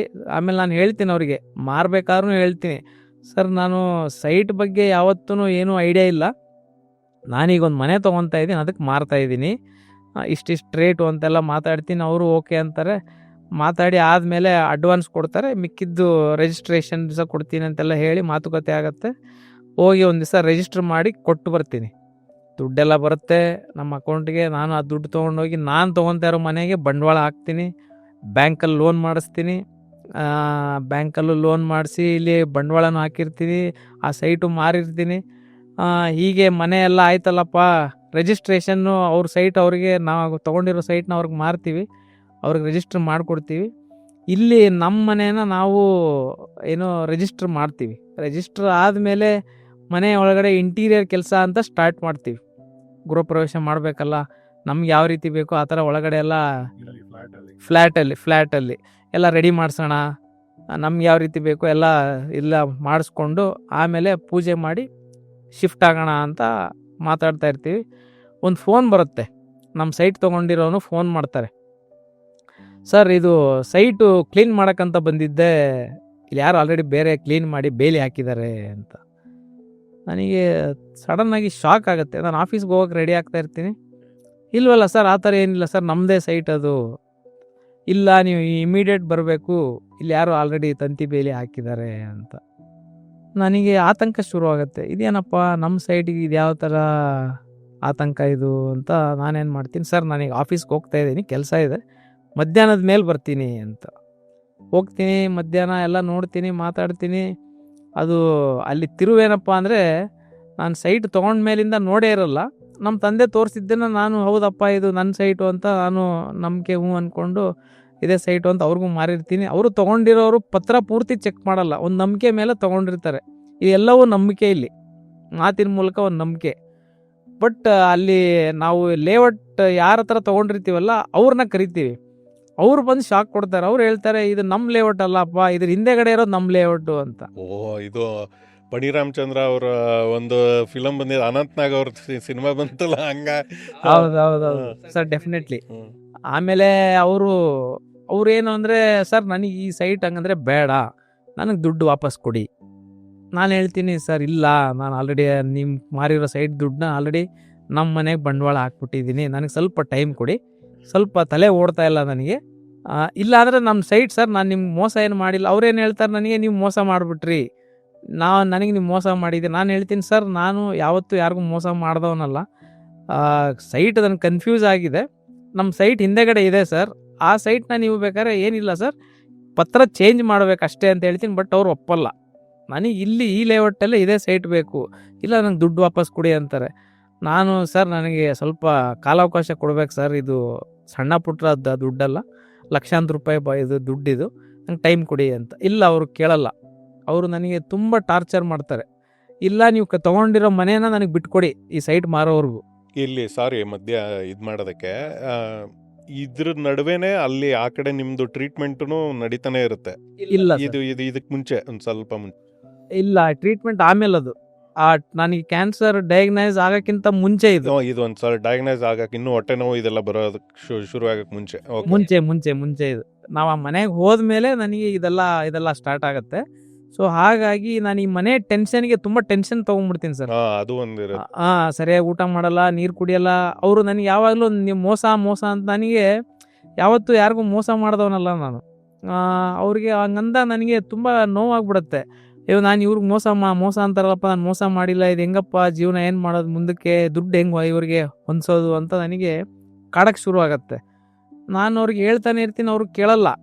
ನನಗೆ ಈಗ 2 ದಿವಸ ಟೈಮ್ ಕೊಡ್ತೀನಿ, ಇಲ್ಲ ನಿಮ್ಮ ಮನೆ ಮುಂದೆ ಬಂದು ಕುತ್ಕೊತೀನಿ, ಇಲ್ಲ ನೀವು ತೊಗೊಂಡಿರೋ ಮನೆ ನನಗೆ, ನೀವು ಸೈಟ್ ಮಾರೋವರೆಗೂ ನನಗೆ ಅದನ್ನು ಬಿಟ್ಕೊಡಿ ಅಂತ ನನಗೆ ಇದು ಪಾಯಿಂಟ್ಸ್ ಹಾಕಿ ಗಲಾಟೆ ಮಾಡೋಕ್ಕೆ ಶುರು ಮಾಡ್ತಾರೆ. ಮಾಡ್ತಾ ಕೊನೆಗೆ ತಿರ್ಗಾ ನಮ್ಮ ತಂದೆನೇ ನಂಗೆ ಸಪೋರ್ಟ್ ನಿಂತ್ಕೊಂಡು ಆ ಸೈಟ್ನ ನಮ್ಮ ಭಾವ ಅವ್ರಿಗೆ ಸೈಟ್ನ ತೋರಿಸ್ತಾರೆ. ನಮ್ಮ ಭಾವನೂ ಒಪ್ಕೊತಾರೆ. ಆ ಸೈಟ್ನ ತಿರ್ಗಾ ಅವ್ರ ಹತ್ರ ಮಾತಾಡಿ ನಮ್ಮ ಭಾವನ ಕನ್ವಿನ್ಸ್ ಮಾಡಿ ಅವರು ದುಡ್ಡು ಹೊಂದಿಸಿ ಆ ಸೈಟ್ನ ಅವ್ರಿಗೆ ವಾಪಸ್ ಮಾರಿಸಿ ಇವ್ರಿಗೆ ದುಡ್ಡು ಸೆಟ್ಲ್ ಮಾಡ್ತೀವಿ. ಅಲ್ಲೂ ನಮ್ಗೆ ಲಾಸ್ ಆಗುತ್ತೆ ತಿರ್ಗಾ. ಈಗ ಸ್ವಂತ ಭಾವ ಅವರಿಗೆ ಏನು ಲಾಭ ಗೀಭ ಅನ್ನೋದಕ್ಕಿಂತ ಬಂದಿದ್ದ ದುಡ್ಡು ಜೊತೆಗೆ ಯಾರಿಗೋ ನನ್ನಿಂದ ತೊಂದರೆ ಆಗಿದೆ ಅಂತ ಹೇಳಿ ಅವ್ರು ನನಗೆ ಒತ್ತಡ ಹಾಕಿದಾಗ ನನಗೇನು ಅನಿಸುತ್ತೆ, ಆ ಪ್ರೆಷರಲ್ಲಿ ನಾನೇನು ಮಾಡ್ತೀನಿ, ಸರಿನಪ್ಪ ಮೊದಲು ಮಾರಾಟ ಆಗ್ಬಿಡ್ಲಿ ಇದು ಅಂತ ಅವರಿಗೆ ದುಡ್ಡು ಕ್ಲಿಯರ್ ಮಾಡ್ತೀನಿ. ದುಡ್ಡು ಕ್ಲಿಯರ್ ಮಾಡಿ ಅವ್ರಿಗೆ ಹೇಳ್ತೀನಿ, ಸರ್ ದಯವಿಟ್ಟು ಬೇಜಾರು ಮಾಡ್ಕೋಬೇಡಿ, ನಾನು ನಿಮಗೆ ಸೈಟ್ ಮಾರೋ ಟೈಮಲ್ಲೂ ಹೇಳಿದ್ದೆ ಸರ್, ನನಗೆ ಪ್ರಾಪರ್ಟಿ ಬಗ್ಗೆ ಏನು ನಾಲೆಜ್ ಇಲ್ಲ, ನಾನು ಇದು ತೊಗೊಂಡ್ಮೇಲೆ ನೋಡೇ ಇರಲಿಲ್ಲ, ಈಗಲೇ ನೋಡಿದ್ದು, ದಯವಿಟ್ಟು ಕ್ಷಮಿಸಿ ಸರ್, ನಾನು ಮೋಸ ಅಂತೂ ಮಾಡಿಲ್ಲ, ತಪ್ಪಾಗಿದ್ರೆ ಕ್ಷಮಿಸಿ ಅಂತ ಅವ್ರಿಗೆ ಹೇಳ್ತೀನಿ. ಆದರೂ ಅವರು ಅದನ್ನು ಒಪ್ಪಲ್ಲ. ಬಟ್ ಕೊನೆಗೆ ಅವ್ರಿಗೆ ನಾನು ಅದನ್ನು ಸೆಟ್ಲ್ ಮಾಡ್ತೀನಿ. ಆ ಸೈಟ್ನ ನಮ್ಮ ಭಾವನೆಗೆ ಅದನ್ನು ಸೇಲ್ ಮಾಡಿ ಅವ್ರಿಗೂ ಇದನ್ನು ಮಾಡಿ ಅದನ್ನು ಸೇಲ್ ಮಾಡಿ ರಿಜಿಸ್ಟರ್ ಮಾಡಿಕೊಟ್ಟು ಅವ್ರದನ್ನು ಕ್ಲಿಯರ್ ಮಾಡ್ತೀವಿ. ಹಾಗೆ ಮಾಡ್ತಾ ಅದೇ ಟೆನ್ಷನಲ್ಲಿ ನಮ್ಮ ಮನೆ ಒಳಗಡೆ ಮನೆ ಕೆಲಸ ಇಂಟೀರಿಯರ್ ಎಲ್ಲ ಮಾಡಿಸಿ ಮನೆ ಗೃಹಪ್ರವೇಶ ಮಾಡ್ತೀವಿ. ಗೃಹಪ್ರವೇಶ ತುಂಬ ಜೋರಾಗಿ ಮಾಡಬೇಕು, ಎಲ್ಲರನ್ನೂ ಕರಿಬೇಕು, ನೆಂಟರನ್ನ ಫ್ರೆಂಡ್ಸ್ನೆಲ್ಲ ಕರಿಬೇಕು, ಎಲ್ಲರನ್ನೂ ಕರಿಬೇಕು ಅಂತ ಮನೆ ಎಲ್ಲ ರೆಡಿ ಮಾಡಿ ಗೃಹಪ್ರವೇಶ ತುಂಬ ಜೋರಾಗಿ ಮಾಡ್ತೀವಿ. ಎಲ್ಲರೂ ಸ್ನೇಹಿತರು ನೆಂಟರು ಎಲ್ಲರೂ ಬರ್ತಾರೆ, ಎಲ್ಲರೂ ಆಶೀರ್ವಾದ ಮಾಡ್ತಾರೆ, ನಮಗೂ ಖುಷಿ ಆಗುತ್ತೆ. ಸ್ವಂತ ಮನೆ, ಕೆಲಸದಿಂದ ಬಂದಾಗ ಸಾಯಂಕಾಲ ಕೂತ್ಕೊಂಡಾಗ ನಂದೇ ಒಂದು ಮನೆ ಅಪ್ಪ, ಅಪಾರ್ಟ್ಮೆಂಟಲ್ಲಾದರೂ ಪರವಾಗಿಲ್ಲ, ಅಟ್ಲೀಸ್ಟ್ ಒಂದು ಬೆಂಗಳೂರಲ್ಲಿ ನನಗೆ ಅಂತ ಹೇಳ್ಕೊಳಕ್ಕೆ ಒಂದು ಮನೆ ಇದೆ ಅಂತ ರಿಲ್ಯಾಕ್ಸಾಗಿ ಬಂದು ಕೂತ್ಕೋಬೋದಲ್ಲ ಅಂತ ನಾನು ಜೀವನ ನಡೆಸ್ತಾ ಇರ್ತೀನಿ. ನಮ್ಮ ಮಗನ ಬರ್ತ್ಡೇ ಬಂದು ಮಾರ್ಚ್ 16ನೇ ತಾರೀಕು. ಬರ್ತ್ಡೇ ದಿವಸ ನಾವು ಮನೆ ಗೃಹ ಪ್ರವೇಶ ಮಾಡ್ತೀವಿ. ನಮ್ಮ ಮಗನ ಇದರಿಂದ ಒಳ್ಳೇದಾಗಲಿ ಅಂತ ಮಾಡಿ ಎಲ್ಲ ಆದಮೇಲೆ ಮಾರ್ಚಲ್ಲಿ ಗೃಹ ಪ್ರವೇಶ ಮಾಡಿ ಹೊಸ ಮನೆಗೆ ಶಿಫ್ಟ್ ಆಗ್ತೀವಿ. ಆಗಸ್ಟಲ್ಲಿ ನೋವು ಸ್ಟಾರ್ಟ್ ಆಗುತ್ತೆ. ಆ ನೋವು ಎಲ್ಲಿಗೆ ಹೋಗುತ್ತೆ ಅಂದರೆ, ನನಗೆ ನವಂಬರಲ್ಲಿ ಡಾಕ್ಟ್ರು ಹೇಳ್ತಾರೆ ನಿನಗೆ ಕ್ಯಾನ್ಸರ್ ಅಪ್ಪ ಅಂತ. ನನಗೆ ಹೇಳಲ್ಲ, ಇನ್ಫ್ಯಾಕ್ಟ್ ಎಲ್ಲ ಚೆಕಪ್ ಎಲ್ಲ ಆದಮೇಲೆ, ಸ್ಕ್ಯಾನ್ ಎಲ್ಲ ಆದಮೇಲೆ ನಮ್ಮ ವೈಫ್ನ ಕರೀತಾರೆ ಹಾಸ್ಪಿಟ್ಲಿಗೆ. ಕರೆದಾಗ ಡಾಕ್ಟ್ರು ಅವ್ರ ಹತ್ರ ಹೇಳಿ ಕಳಿಸ್ತಾರೆ, ಇದು ನಿಮ್ಮ ಹಸ್ಬೆಂಡ್ಗೆ ಕ್ಯಾನ್ಸರ್ ಆಗಿದೆ, ಬಟ್ ಇದನ್ನು ಟ್ರೀಟ್ ಮಾಡ್ಬೋದು, ಟ್ರೀಟ್ಮೆಂಟ್ ಇದೆ ಇದಕ್ಕೆ ಅಂತ ಹೇಳ್ತಾರೆ. ನಮ್ಮ ವೈಫು ಏನು ಮಾಡ್ತಾರೆ, ಹೀಗೆ ನನ್ನ ಕರ್ಕೊಂಡು ನಾನು, ನಮ್ಮ ವೈಫು, ನಮ್ಮ ತಾಯಿ 3 ಜನ ರಾಘವೇಂದ್ರ ಸ್ವಾಮಿ ಮಠಕ್ಕೆ ಹೋಗ್ತೀವಿ. ಬನ್ನಿ ದೇವಸ್ಥಾನಕ್ಕೆ ಹೋಗಿ ಬರೋಣ ಅಂತ. ಹೀಗೆ ದೇವಸ್ಥಾನಕ್ಕೆ ಹೋಗ್ತೀವಿ. ದೇವ್ರ ಕೈ ಮುಗಿದು ಕೂತಿರ್ತೀವಿ. ನಮ್ಮ ವೈಫ್ ಹೇಳ್ತಾರೆ, ರೀ ನಿಮಗೆ ಏನಿಲ್ಲ, ಚಿಕ್ಕದಾಗಿ ಒಂದು ಗಡ್ಡೆ ಆಗಿದೆ ಅಷ್ಟೇ. ಏನು ಗಡ್ಡೆ? ಕ್ಯಾನ್ಸರ್ ಆಗಿದೆ. ಆ ಹೆಸರು ಕೇಳೇ ನನಗೆ ಶಾಕ್ ಆಗಿಬಿಡುತ್ತೆ. ಏನಪ್ಪ ಜೀವನದಲ್ಲಿ ಕ್ಯಾನ್ಸರ್ ಅಂತ ನನಗೆ ಬಂದ್ಬಿಡುತ್ತಲ್ಲ. ನಾನು ಮುಂಚೆ ಏನು ಸ್ಕ್ಯಾನ್ ಮಾಡಿದಾಗ ಅಪೆಂಡಿಕ್ಸು ಅಲ್ಸರೋ ಅಂದ್ಕೊಂಡಿದ್ದೆ, ಕ್ಯಾನ್ಸರ್ ಅಂತಲೇ ಹೇಳ್ಬಿಟ್ರಲ್ಲ. ಇದೇನು ಜೀವನದಲ್ಲಿ ಈ ಥರ ಆಗೋಯ್ತಲ್ಲ. ಎಲ್ಲರಿಗೂ ಫಿಲಮಲ್ಲಿ ಆಗಿರೋದನ್ನೆಲ್ಲ ನೋಡ್ತಾ ಇದ್ದೆ, ಬೇರೆಯವ್ರಿಗೆ ಆಗಿರೋದನ್ನ ಕೇಳ್ತಾ ಇದ್ದೆ. ಯಾರಿಗೂ ಸಿಗರೇಟ್ ಸೇದಿ ಕ್ಯಾನ್ಸರ್ ಬಂದಿದೆ, ಗುಟ್ಕಾ ಹಾಕಿ ಕ್ಯಾನ್ಸರ್ ಬಂದಿದೆ, ಕುಡಿಯೋದ್ರಿಂದ ಬಂದಿದೆ ಅಂತೆಲ್ಲ ಕೇಳ್ತಾ ಇದ್ದೆ. ಬಟ್ ಇಲ್ಲಿ ನನಗೆ ಏನೂ ಮಾಡಿದಿರ ಕ್ಯಾನ್ಸರ್ ಬಂದ್ಬಿಡ್ತಲ್ಲ ಅಂತ ತಲೆಯಲ್ಲಿ ಅದು ಯಾವಾಗಲೂ ನನಗೆ ಕೊರಿಯೋದದು, ನನಗೆ ಕ್ಯಾನ್ಸರ್ ಬಂದ್ಬಿಡ್ತಲ್ಲ. ಹಾಗೆ ಮನೆಗೆ ಹೋಗ್ತೀನಿ. ಮನೆಗೆ ಹೋದ್ಮೇಲೆ ಎಲ್ಲೋ ಒಂದು ಕಡೆ ನಾನು ಒಬ್ಬನೇ ಕೂತ್ಕೊಂಡು ಅಳ್ತೀನಿ. ಯಾಕಪ್ಪ ದೇವರೇ, ಇಷ್ಟೆಲ್ಲ ಕೈ ಮುಗಿತೀನಿ, ಎಲ್ಲ ಮಾಡ್ತೀನಿ, ನನಗೆ ಈ ಥರ ಕಷ್ಟ ಕೊಟ್ಟಲ್ಲ ನೀನು ಅಂತ ಕೈ ಮುಗಿ ಬೇಜಾರು ಮಾಡ್ಕೊತೀನಿ, ಅಳ್ತೀನಿ. ಆಮೇಲೆ ಎಲ್ಲೋ ಒಂದು ಕಡೆ ನಮ್ಮ ವೈಫ್ ನನಗೆ ತಿರ್ಗಾ ಹೇಳ್ತಾರೆ, ಧೈರ್ಯ ತುಂಬ್ತಾರೆ, ರೀ ಇದಕ್ಕೆ ಟ್ರೀಟ್ಮೆಂಟ್ ಇದೆ, ನಿಮಗೆ ಏನು ತೊಂದರೆ ಆಗಲ್ವಂತೆ ಅಂತ. ಸರಿ ಆಯಿತು, ಟ್ರೀಟ್ಮೆಂಟ್ ಅಲ್ವಾ, ನೋಡೇ ಬಿಡೋಣ ಅಂತ ಎಲ್ಲೋ ಒಂದು ಕಡೆ ಮನಸ್ಸಲ್ಲಿ. ಇನ್ನೊಂದು ಕಡೆ ಭಯ, ಕ್ಯಾನ್ಸರ್ ಆದರೆ ಜನನೇ ಬದುಕಲ್ವಲ್ಲಪ್ಪ. ಯಾಕಂದರೆ ನಾನು ಮಗು ಇದ್ದಾಗ ನಮ್ಮ ಅಜ್ಜಿಗೆ, ಅಂದರೆ ನಮ್ಮ ಅವ್ರ ತಾಯಿಗೆ ಗರ್ಭಕೋಶದ ಕ್ಯಾನ್ಸರ್ ಆಗಿ ಅವರು ಸತ್ತಿರ್ತಾರೆ. ಅದನ್ನು ಯಾವಾಗ ನಮ್ಮ ತಾಯಿ ಹೇಳಿರ್ತಾರೆ, ಅಯ್ಯೋ ನಿಮ್ಮ ಅಜ್ಜಿ ನೋಡಪ್ಪ ನಿನ್ನ ಕಂಡ್ರೆ ತುಂಬ ಪ್ರೀತಿ ಅವರಿಗೆ, ಬಟ್ ಕ್ಯಾನ್ಸರ್ ಆಗಿ ಸತ್ತೋದ್ರು ಅಂತ. ಆವಾಗ ಹಿಂಗೂ ಕೇಳ್ಪಟ್ಟಿದ್ದೆ ಅಷ್ಟೇ. ಅದೇ ರೀತಿ ನಮ್ಮ ಮನೆಯಲ್ಲಿ ನಮ್ಮ ದೊಡ್ಡಮ್ಮ, ನಮ್ಮ ತಾಯಿ ಮನೆ ಕಡೆ ತುಂಬ ದೊಡ್ಡ ಫ್ಯಾಮಿಲಿ, 8 ಜನ ಮಕ್ಕಳು. 8 ಜನದಲ್ಲಿ 6 ಜನ ಹೆಣ್ಮಕ್ಳು. ನಮ್ಮ ತಾಯಿಯವರ ಮೊದಲನೇ ಅಕ್ಕ ದೊಡ್ಡವರು, ಅವರಿಗೆ ಬ್ರೆಸ್ಟ್ ಕ್ಯಾನ್ಸರ್ ಅವಾಗಲೇ ಆಗಿರುತ್ತೆ. ಬಟ್ ನಾನು ಅವಾಗ ಬುದ್ಧಿ ಬಂದಿರುತ್ತೆ, ನಾನು PUC ಇರ್ತೀನಿ. PUC ಇದ್ದಾಗ ಅವರಿಗೆ ಬ್ರೆಸ್ಟ್ ಕ್ಯಾನ್ಸರ್ಗೆ ಹುಬ್ಳಿಯಲ್ಲಿ ಟ್ರೀಟ್ಮೆಂಟ್ ಮಾಡಿದಾಗ ತಲೆ ಕೂದಲು ಉದುರೋಗಿರುತ್ತೆ. ಅದನ್ನೆಲ್ಲ ನೋಡಿರ್ತೀನಿ, ಬಟ್ ನನಗಿದು ಏನು ಅಂತ ಗೊತ್ತಿರಲ್ಲ. ಕೀಮೋಥೆರಪಿಯಿಂದ ಹೌದು, ಕೀಮೋಥೆರಪಿಯಿಂದ ಅದೆಲ್ಲ ಆಗಿರುತ್ತೆ. ನಾನು ಏನೋ ಆಗಿದೆ ಇವರಿಗೆ ಅಂತ ಅಷ್ಟು ಮಾತ್ರ ಗೊತ್ತು. ಇದಕ್ಕೆ ಕ್ಯಾನ್ಸರ್ ಅಂತಾರೆ ಅಂತ ನನಗೆ ಅಷ್ಟು ಅವಾಗ ನಾಲೆಜ್ ಇರಲಿಲ್ಲ. ಬರ್ತಾ ಬರ್ತಾ ಫಿಲಮಲ್ಲಿ ಅಲ್ಲಿ ಇಲ್ಲಿ ಅವ್ರು ಇವ್ರು ಹೇಳೋದನ್ನ ಕೇಳಿ ತಿಳ್ಕೊಂಡು, ಆಮೇಲೆ ಕ್ಯಾನ್ಸರ್ ಅಂದರೆ ಈ ಥರ ಎಲ್ಲ ಆಗುತ್ತೆ, ಅದು ಗಡ್ಡೆ ಆಗುತ್ತೆ, ಈ ಥರ ಬೇರೆ ಬೇರೆ ಥರ ಆಗುತ್ತೆ ಅಂತ ಕೇಳ್ಪಟ್ಟಿದ್ದೆ. ಯಾವಾಗ ನನಗೆ ಈ ಥರ ಆದಾಗ ನನ್ನ ಹೆಂಡತಿ ತಿರ್ಗಾ ಧೈರ್ಯ ತುಂಬಿದ್ರು, ಹೇಳಿದ್ರು, ಇಲ್ಲ ರೀ ಏನಿಲ್ಲ, ಟ್ರೀಟ್ಮೆಂಟ್ ಇದೆಯಂತೆ, ತಲೆ ಕೆಡಿಸ್ಕೋಬೇಡಿ, ಟ್ರೀಟ್ಮೆಂಟ್ ಮಾಡ್ತಾರೆ, ಶುರು ಮಾಡ್ತಾರಂತೆ ಅಂತ. ನಾನು ಸರಿ ಆಯಿತು. ಆಮೇಲೆ ಆಫೀಸಲ್ಲಿ ಹೇಳ್ತೀನಿ, ನಮ್ಮ ಕಂಪ್ನಿಲಿ ನಮ್ಮ CEO ಹೇಳ್ತೀನಿ, ಸರ್ ಈ ಥರ ನನಗೆ ಕ್ಯಾನ್ಸರ್ ಅಂತ ಆಗಿದೆ, ನಾನು ಟ್ರೀಟ್ಮೆಂಟ್ಗೆ ಹೋಗ್ತಾಯಿದ್ದೀನಿ, ದಯವಿಟ್ಟು ನನಗೆ ಇದಕ್ಕೆ ಸಪೋರ್ಟ್ ಮಾಡಿ, ನನಗೆ ರಜಾ ಕೊಡಿ, ವಾಪಸ್ ನಾನು ಕೆಲ್ಸಕ್ಕೆ ಬರ್ತೀನಿ, ನನಗೆ ಟ್ರೀಟ್ಮೆಂಟ್ಗೆ ಸಹಾಯ ಬೇಕು ಅಂತ ಕೇಳಿ ಅವ್ರಿಗೊಂದು ಮನವಿ ಮಾಡ್ಕೊತೀನಿ. ಅವರು ಓಕೆ, ತೊಂದರೆ ಇಲ್ಲ, ಸಪೋರ್ಟ್ ಮಾಡ್ತೀವಿ ಅಂತ ಅವರು ಹೇಳ್ತಾರೆ. ನಾವು ಆಯಿತು ಅಂತ ಟ್ರೀಟ್ಮೆಂಟ್ ಸ್ಟಾರ್ಟ್ ಆಗುತ್ತೆ. ಮೊದಲನೇ ಕೀಮೋಥೆರಪಿ ಅಂತ ಹೇಳ್ತಾರೆ. ನನಗೆ ಕೀಮೋಥೆರಪಿ ಅನ್ನೋದು ಏನು ಅಂತಲೇ ಗೊತ್ತಿರಲ್ಲ. ಹೋಗ್ತೀನಿ, ಕೀಮೋಥೆರಪಿ ಸ್ಟಾರ್ಟ್ ಮಾಡೋ ಟೈಮಲ್ಲಿ ಇನ್ನೊಂದು ಟೆಸ್ಟ್ ಮಾಡೋಣ ಅಂತಾರೆ. ಇದ್ಯಾವುದಪ್ಪ ಮತ್ತೆ ಟೆಸ್ಟು ಅಂತ ನಾನು ಕೇಳಿದಾಗ, ಒಂದು ಬೋನ್ ಮ್ಯಾರೋ ಟೆಸ್ಟು ಅಂತ ಹೇಳ್ತಾರೆ ಡಾಕ್ಟ್ರು.